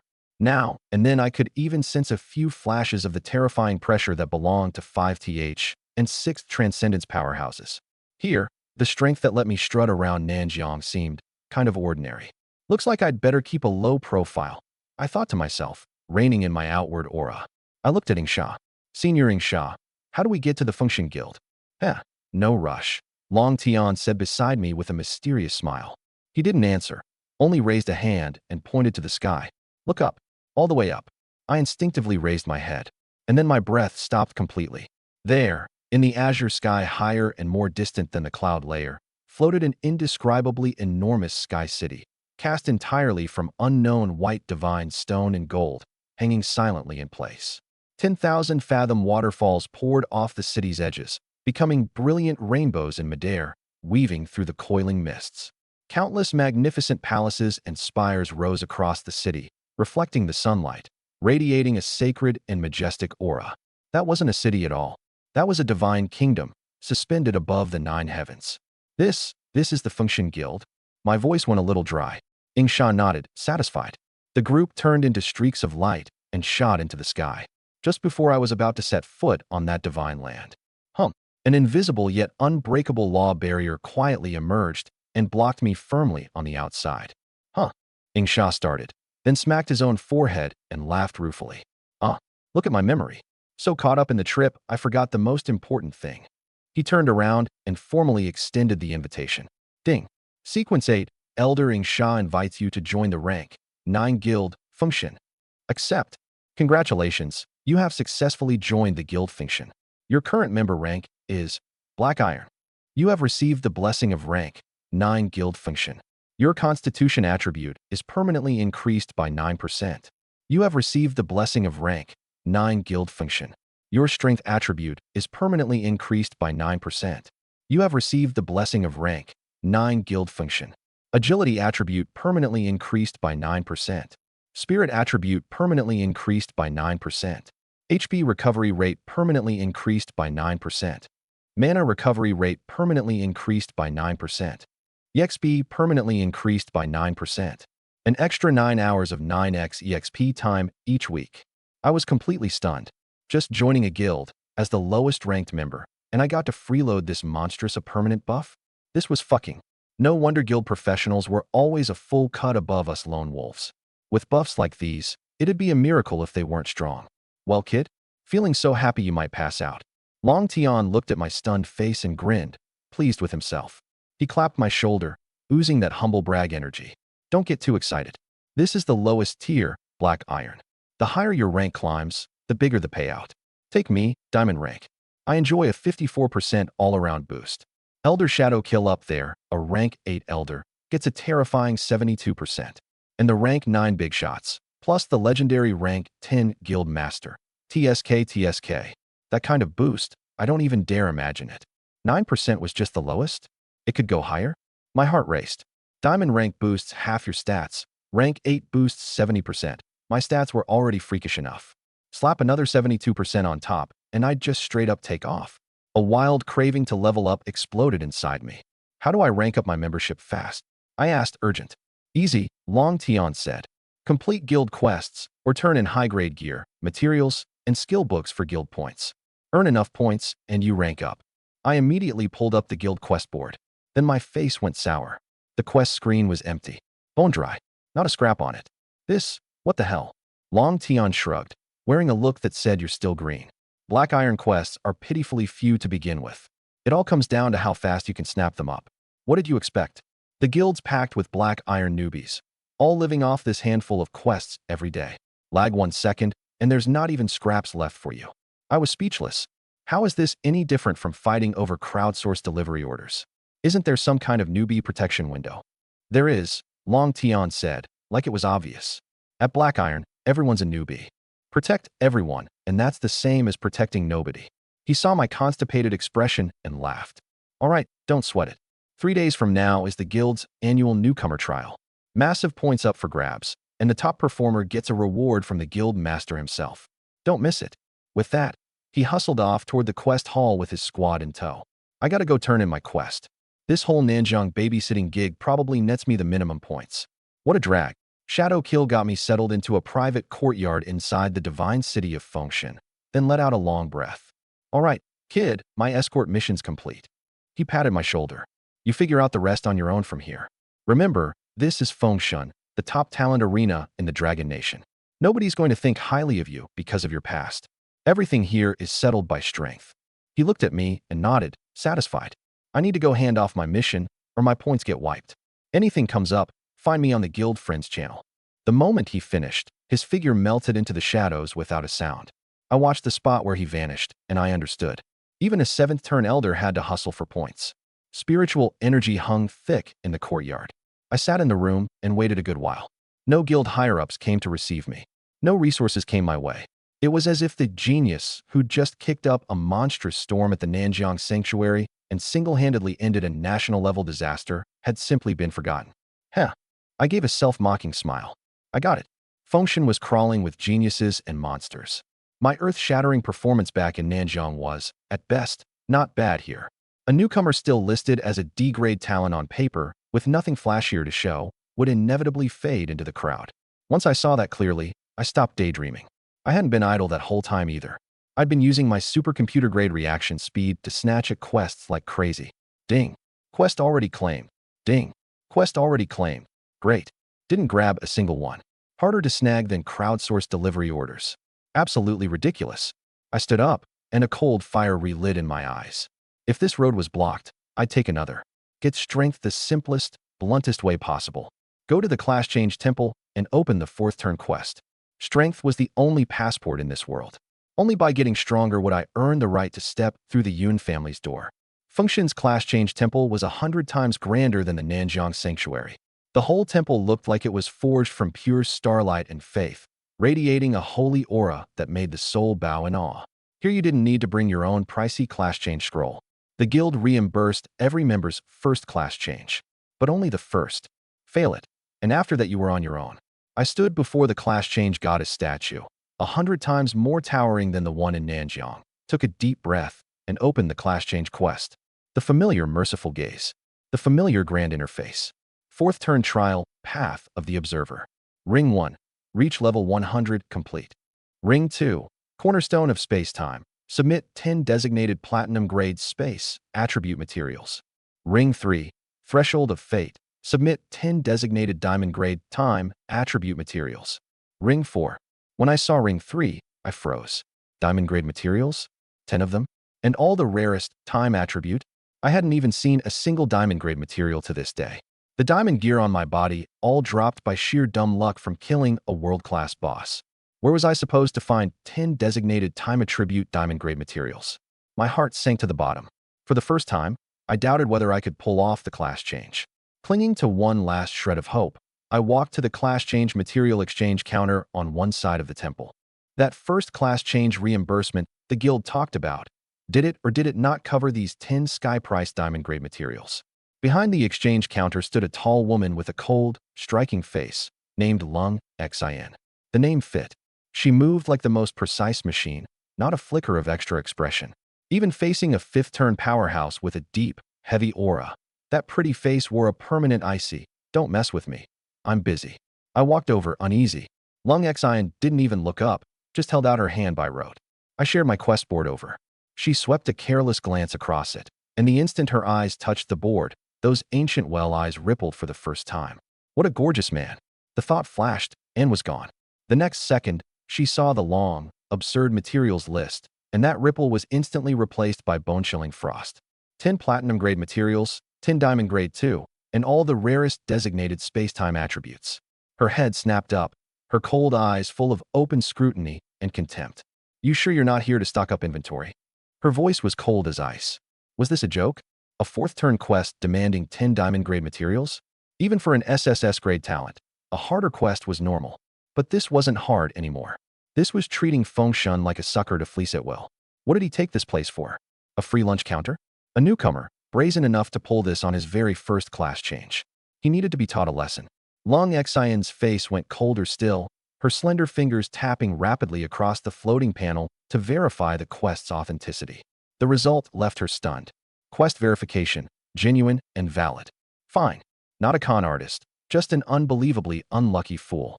To draw a hell-tier quest like this, there really was no one worse off. But rules were rules. Requisitioning this massive a quantity all at once, including 10 diamond-grade strategic materials, was far beyond her authority. The total value of your quest materials is too high. It requires escalation for approval, she said coldly, preparing to pull up my personal file to write the report. However, the instant her fingertip was about to tap my file, a huge blood-red warning pop-up jumped out. Warning: your clearance level is insufficient. You are not authorized to view this member's information. What? Lung Xian's body went rigid, and that eternal iceberg of a face showed a look of pure disbelief for the first time. Insufficient clearance? Was this a joke? She held rank 7 clearance. In all of Fengxian's logistics system, aside from the rank 8 elders and the handful of rank 9 big shots who never showed their faces, she was one of the highest cleared people there was. And now a newcomer who'd just joined, whose black iron badge hadn't even warmed up yet, had higher clearance than her? Was this some big shot's illegitimate kid down here, slumming it for the experience? She felt her whole worldview shatter on the spot. She couldn't be bothered to dig further, and numbly submitted the material request through the top-level emergency channel. She'd already braced herself. This request would get bounced back, or sink like a stone, 3 to 5 days minimum for approval. However, the very second she submitted it, ding, a crisp green chime rang out, the sound of approved. At the end of the request trailed a few vermilion characters that made her heart skip a beat, radiating supreme authority. Rank? Lung Xin was utterly floored. She stared blankly at this calm-faced young man before her, her mind gone blank. Rank? A rank even she couldn't see. That was, at minimum, a legendary big-shot level existence. It might even be the guild master approving personally. No, it couldn't possibly be the guild master. It had to be one of the big shots. For one newcomer's fourth turn quest, an old monster of that caliber had personally stepped in and instantly approved it. This couldn't be explained by illegitimate kid anymore. This was, holy hell, the crown prince himself, wasn't it? Ahem. I watched Lung Xion's expression run through its whole dramatic transformation and offered a kind reminder. My materials? Right here. Right. Lung Xion snapped out of it, and that eternal iceberg face forced out, for the first time, a smile uglier than crying. The professionals waiting in line around us nearly had their eyeballs pop out. Holy crap, the Ice Queen actually smiled? Lord Su Xing. Lung Xion's voice turned incredibly humble and reverent. The platinum-grade materials you need, we have them all in stock. I'll prepare them right away. As for those 10 diamond-grade space-time materials, they're far too rare, and headquarters warehouse is temporarily out of stock. I've already initiated a top-level emergency transfer order, pulling stock for you from branches all across the country. Please wait just a moment. Not long after, under Lung Xion's service, attentive to the point of fawning, 20 rare materials, enough to leave any large guild badly wounded, sat lined up neatly before me. I said thanks and turned to leave under her almost obsequious gaze. Big guilds really were something. Diamond-grade materials, and the rare space-time attribute at that. I dumped all 20 materials on the Class Change Goddess statue at once. Ding. Ring 2 and Ring 3 quests complete. Ring 4 trial unlocked. Quest requirement: solo clear any epic grade dungeon. Epic grade dungeon. I stared at those words and my heart lurched. This was the real chasm on the road to the fourth turn. I didn't rush to move. First I dug up that tool guy I'd just parted with, Long Tian, in my friends list and called him directly. Hello? Bro Su Xing? What's up? You come to your senses and want to sell me that diamond gear set. Long Tian's teasing voice came through.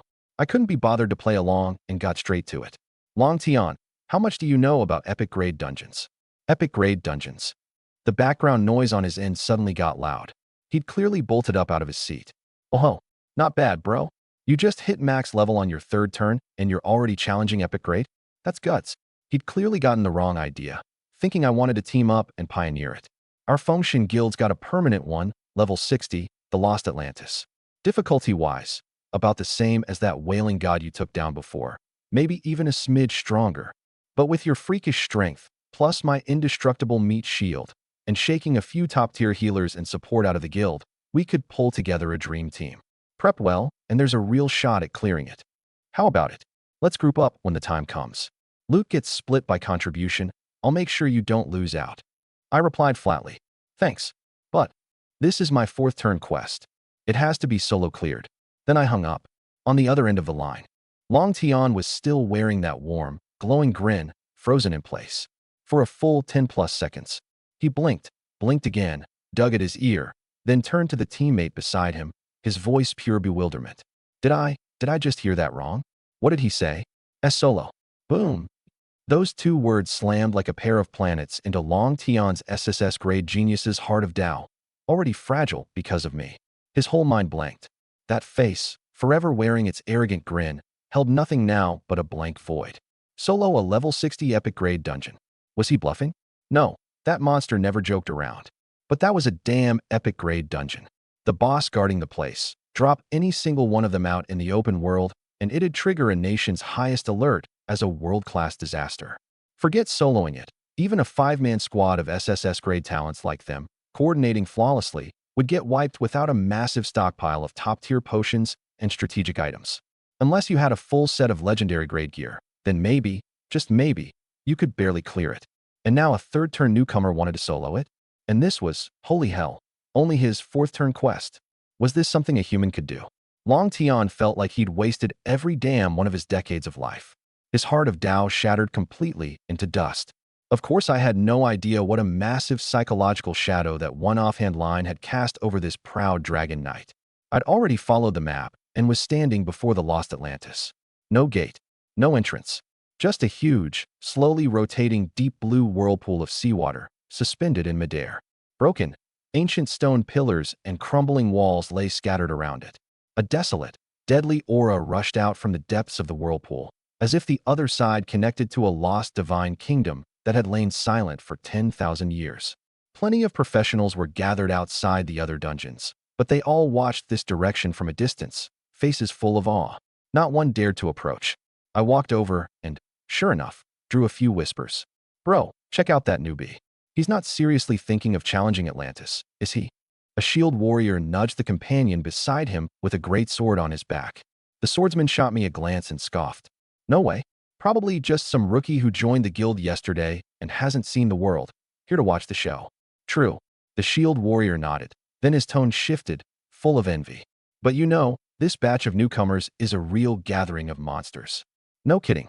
The newcomer trial 3 days from now is going to be a clash of gods. That Yun family SSS grade forbidden curse mage. They say he can already chant semi-forbidden curses independently. A walking human nuke. The Zhao family shadowless slaying god. One hand of space-based assassination, comes and goes like a ghost. Nobody at his rank survives a single strike from him. And the Long family's holy dragon rider. One man and one dragon are an entire army. I heard all three of them each solo farmed a level 100 diamond dungeon the other day. TSK. Only monsters like that are worthy of Feng Shen's resources. The Yun family. The Zhao family. The Long family. Good. The newcomer trial in 3 days would be very interesting. I walked up to the whirlpool and spent 1 million copper coins at the exchange shop for a conch-shaped admission ticket. Then, under everyone's "you must be an idiot" stares, I stepped inside. Those watching professionals all froze, rubbed their eyes, and when they realized I'd actually gone in, the whole crowd erupted. Holy crap, that kid actually went in. Where'd this madman come from? What madman? He's probably just brain dead. Going in alone is no different from throwing away levels and gear to get sent out. Hilarious. I bet he gets kicked out in 30 seconds, or I'll eat crap on stream. Wait, bro, why are you back here mooching free meals again? Boom. An irresistible force wrapped around my entire body in an instant. The world spun. Everything felt like it had been thrown into a tumble dryer, whirling and tearing itself apart. I don't know how long it lasted. Then the pull vanished all at once, and I felt solid ground under my feet. I opened my eyes. I froze. This was the bottom of the sea, but there was no water. Overhead stretched a dome of deep blue ocean so thick I couldn't see where it ended, glowing with a faint blue light like a twilight that never faded. Below me sprawled a seafloor city so vast it defied imagination. A grand temple carved from pure crystal and white jade, already half collapsed, its broken dome overgrown with luminescent plants. A statue of the sea god, thousands of meters tall, had snapped off at the waist, its upper half driven at an angle into a distant coral forest. Those hollow eyes still whispered of a glory long gone. Ruined. Magnificent. Desolate. Deadly. The moment my feet touched down, a cold, malicious wave of resentment surged in from every direction, boring straight into my soul. Ding. You have entered the lost Atlantis. You are afflicted by the curse of the sea god. Ding. All your stats reduced by 20%. Ding. Damage you take is doubled. Ding. Your cast time is doubled. Ding. Divine passive chaos's favor activated. You are immune to all negative effects this time. My body trembled slightly, then all discomfort vanished. Damn. A true epic tier dungeon. It throws a whole pile of debuffs at you the second you walk in. Good thing I had a divine passive. Otherwise, coming in alone, I wouldn't make it a single step. I slowly raised my head, sweeping my gaze across the shapes emerging from the shadows of the ruins. Atlantis Wraith Guardian LV 60 Silver Tier Boss. HP 748,000. STR 29,120. Def 14,960. Abyssal Naga Cavalier LV 60 Gold Tier Boss. HP 984,000. STR 38,560. Def 19,680. Tidal Giant Warden LV 60 Platinum Tier Boss. HP 3,276,000. STR 86,160. Def 43,680. Lost Sea God Priest Calaso LV 60 Diamond Tier Boss.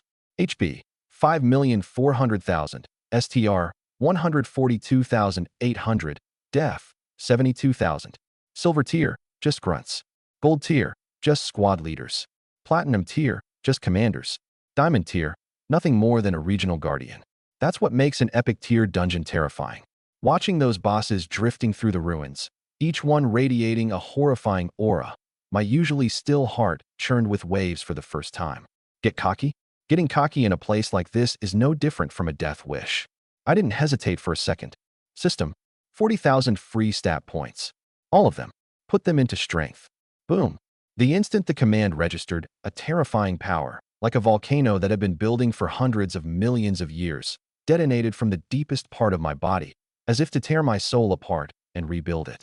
I could clearly hear every bone in my body cracking and popping with excitement as that brutal force flooded in. My stat panel blurred into a golden afterimage. SDR, 25,520, 69,120. ATK, 276,480. 276,000. The number made even my own scalp tingle. This was getting scary. I felt like I could shatter an asteroid with one punch right now. Let's test it. I locked onto an Atlantis Wraith Guardian LV-60 that had just charged out of the coral and slowly drew my bow. An ordinary energy arrow, no skill attached, left the string. Whip. Straight into its eye socket. Weak point hit. Critical.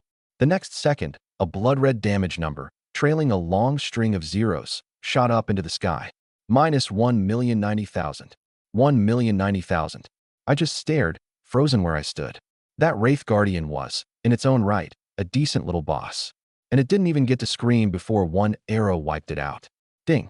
Slain silver tier boss Atlantis Wraith Guardian LV-60. Gained 30,000 EXP, plus 20 free stat points. All laws returned to the forest progress, plus 0.1%. Obtained. Sea Guardian Breastplate, Silver Tier. Sea Guardian War Boots, Silver Tier. Copper Coins X3000. I was numb. What the hell kind of damage was that? A level 60 silver boss couldn't take a single arrow? Reflexively, I swung my gaze toward the Abyssal Naga Cavalier LV-60, directing a patrol in the distance. Gold Tier. Another perfectly ordinary arrow. Whip. Minus 530,000. Weak point. Its health bar dropped by more than half in an instant. Before it could even react, my second arrow punched straight through its heart. A flash of white light. Ding. Slain gold tier boss Abyssal Naga Cavalier LV-60. Gained 60,000 EXP, plus 40 free stat points. All laws returned to the forest progress, plus 1%. I froze again. Gold tier? 2 arrows? An absurd thought flashed through my mind. If Long Tion's 6-star Dragon Knight were standing here, would one arrow from me send him straight back to respawn at the Kyoto Sanctuary? Finally, my gaze landed on the mountain-sized tidal giant Warden LV-60, who's still sleeping. Platinum tier. Whip.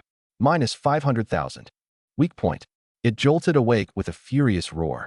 But before it could even make out who I was, it was met by the rain of arrows I poured down. 6 arrows in an instant. Boom, boom, boom, boom, boom.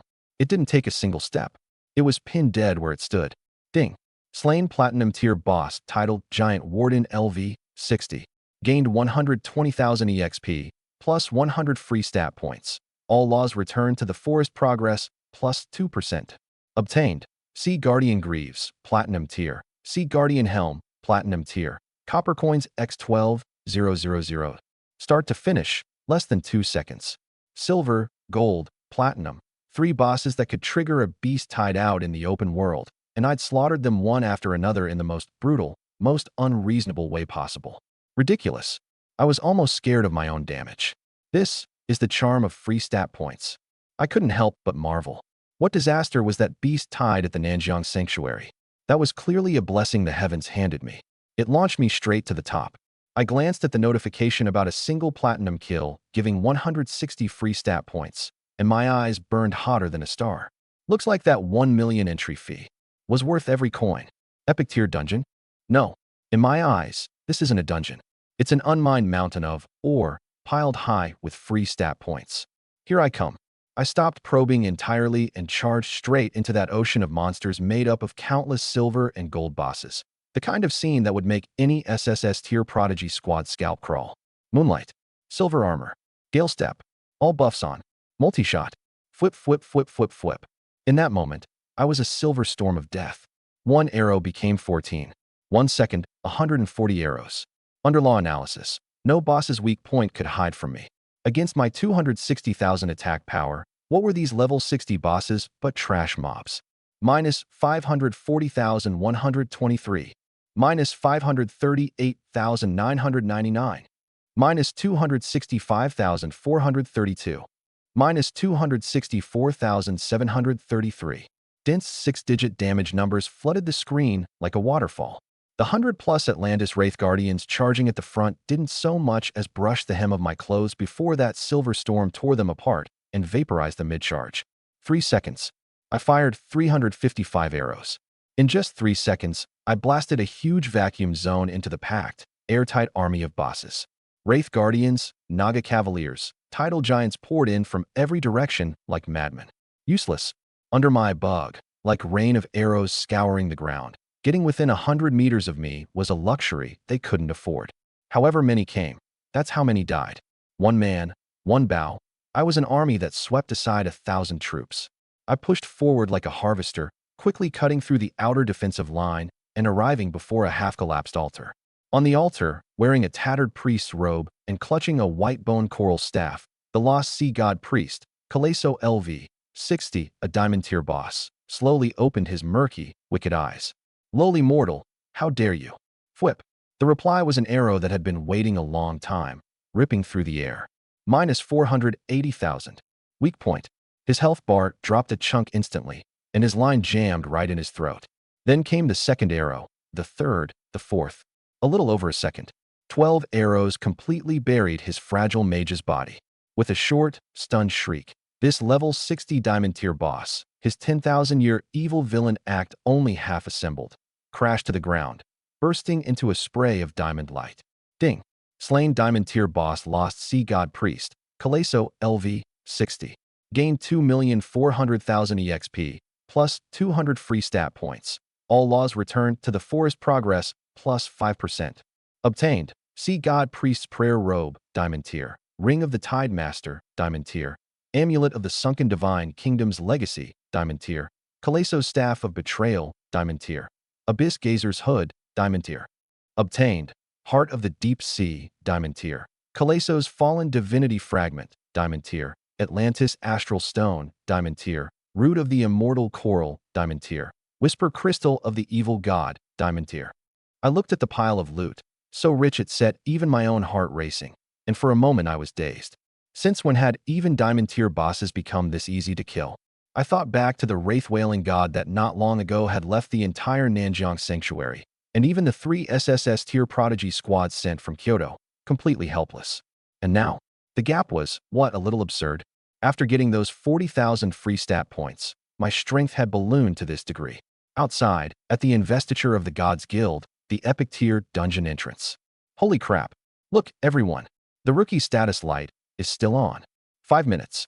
A full 5 minutes. He still hasn't died. Are you serious? He's not just AFK at the entrance, is he? The swordsman who'd earlier declared Su Xing was walking to his death. The one who'd boasted, if he lasts more than 30 seconds, I'll eat crap on livestream. Now had an absolutely priceless look on his face. The news that a rookie had charged into an epic tier dungeon and survived several minutes spread through investiture of the gods' internal channels like it had grown wings. A lunatic. That lunatic actually went in. Long Tian, who was turning in a quest at the hall, leapt to his feet the moment he heard. Without a word, he abandoned the quest reward, tossed it to a subordinate to handle, and shot off toward the dungeon like a streak of golden light. That kid, he really does what he says. Could he actually be trying to solo an epic tier boss? He's growing way too fast. By the time Long Tian reached the entrance to the vanished Atlantis, the place was packed shoulder to shoulder, the air thick with the restless buzz of people who loved a good spectacle.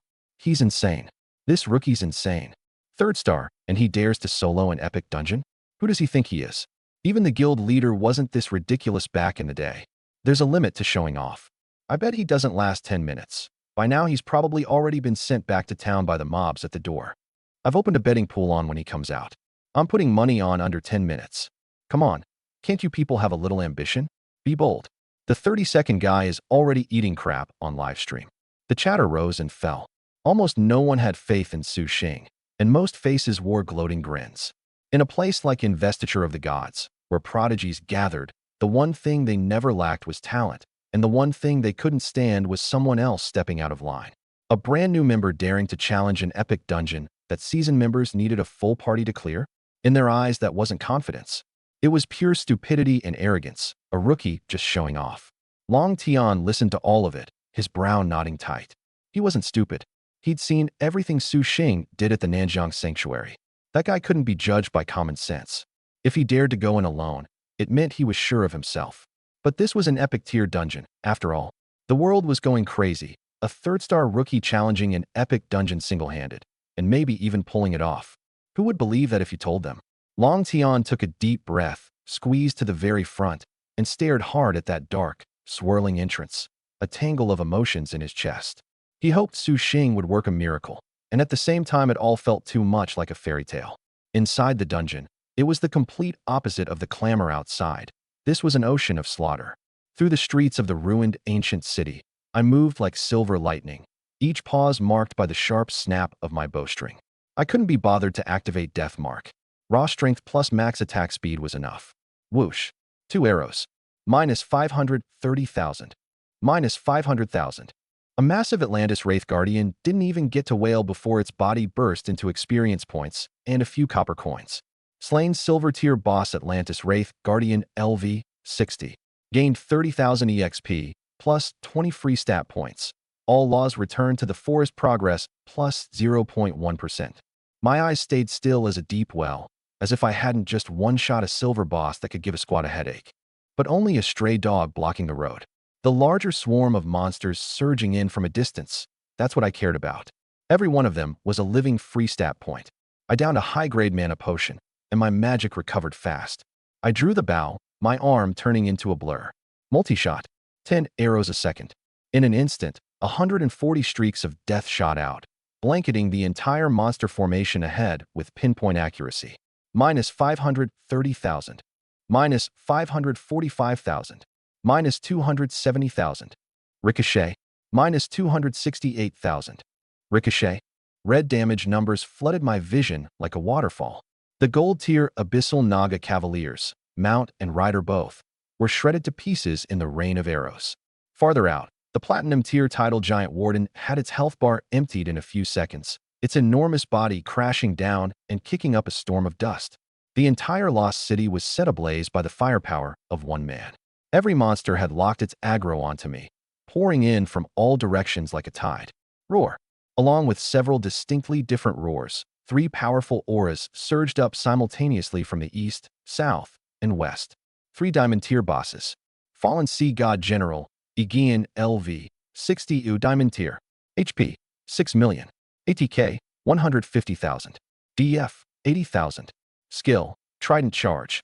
Aegean locks onto the farthest target and executes an uninterruptible, devastating charge, dealing massive physical damage to all enemies in its path and knocking them airborne. When the charge ends, he swings his trident, dealing an additional burst of damage to surrounding enemies. Tidal Force, Tsunami. Aegean slams his trident into the ground, summoning a massive wave of vengeance from the edge of the arena that slowly sweeps across the entire battlefield. Enemies struck by the tsunami take enormous damage and are swept away. General's Command. Aegean sounds a horn carved from an ancient conch, calling forth a squad of Atlantean Wraith Guards and Abyssal Naga Cavalry from the ruins to fight at his side. As long as Aegean remains on the field, these guards gain the Unyielding Will buff, sharply raising their attack and defense. Ultimate Art, Poseidon's Wrath. When his health drops below 40%, Aegean briefly channels the power of his lord, the divine might Poseidon left lingering in this place. He hurls his trident into the air, calling down a thunderstorm over a targeted area. Enemies caught inside take continuous, massive mixed damage, physical plus lightning, and are heavily slowed. Background. Aegean was once the bravest and most loyal general under the sea god Poseidon. Wielding the trident his lord had granted him, he won glorious victories for Atlantis. In the final battle as the divine realm fell, he stood alone to shield Poseidon, holding back a million-strong demon army from the abyss until he fought to his death. Yet his unyielding war soul was bound by the land's lingering grudge and by Poseidon's corrupted divinity, twisting him into a fallen general doomed to guard these ruins for eternity. He has forgotten his former glory. Only the instinct to fight remains, and he will tear apart any intruder who dares set foot in his king's resting place. Deep-sea behemoth Shadow of Leviathan, LV 60, diamond rank boss. Health asterisk 5,400,000. Attack asterisk 142,800. Defense asterisk 72,000. Skills asterisk. Abyssal Maw asterisk Leviathan opens its jaws, wide enough to swallow anything, and delivers a devastating bite across the cone-shaped area ahead, dealing massive physical damage with added bleed and armor break effects. Sea God's Wrath Maelstrom asterisk Leviathan pounds the seabed, summoning several high-speed, lethal whirlpools at random locations. Enemies pulled and take continuous damage, are slowed, and cannot use movement skills. Indestructible Scales asterisk passive. Leviathan's scales are impenetrable, reducing all critical damage it takes by 50%. When its health drops below 30%, it enters a berserk state, growing larger with a sharp boost to attack and attack speed, though its defense drops accordingly. Ultimate Breath, Tide of Annihilation. Asterisk after a 5-second cast, Leviathan spews a devastating jet of high-pressure water forward, dealing defense-ignoring true damage to all targets in a straight line and destroying every bit of terrain in its path. Background. Asterisk it was once Poseidon's most beloved war beast, a deep-sea behemoth mighty enough to rival the ancient titans. As the divine realm fell, it devoured vast amounts of abyssal energy to protect its master, ultimately fusing with these ruins and becoming the Shadow of Leviathan, a creature that knows only destruction and consumption. Every breath it takes can raise towering waves. Every roar is enough to make the bravest soul tremble.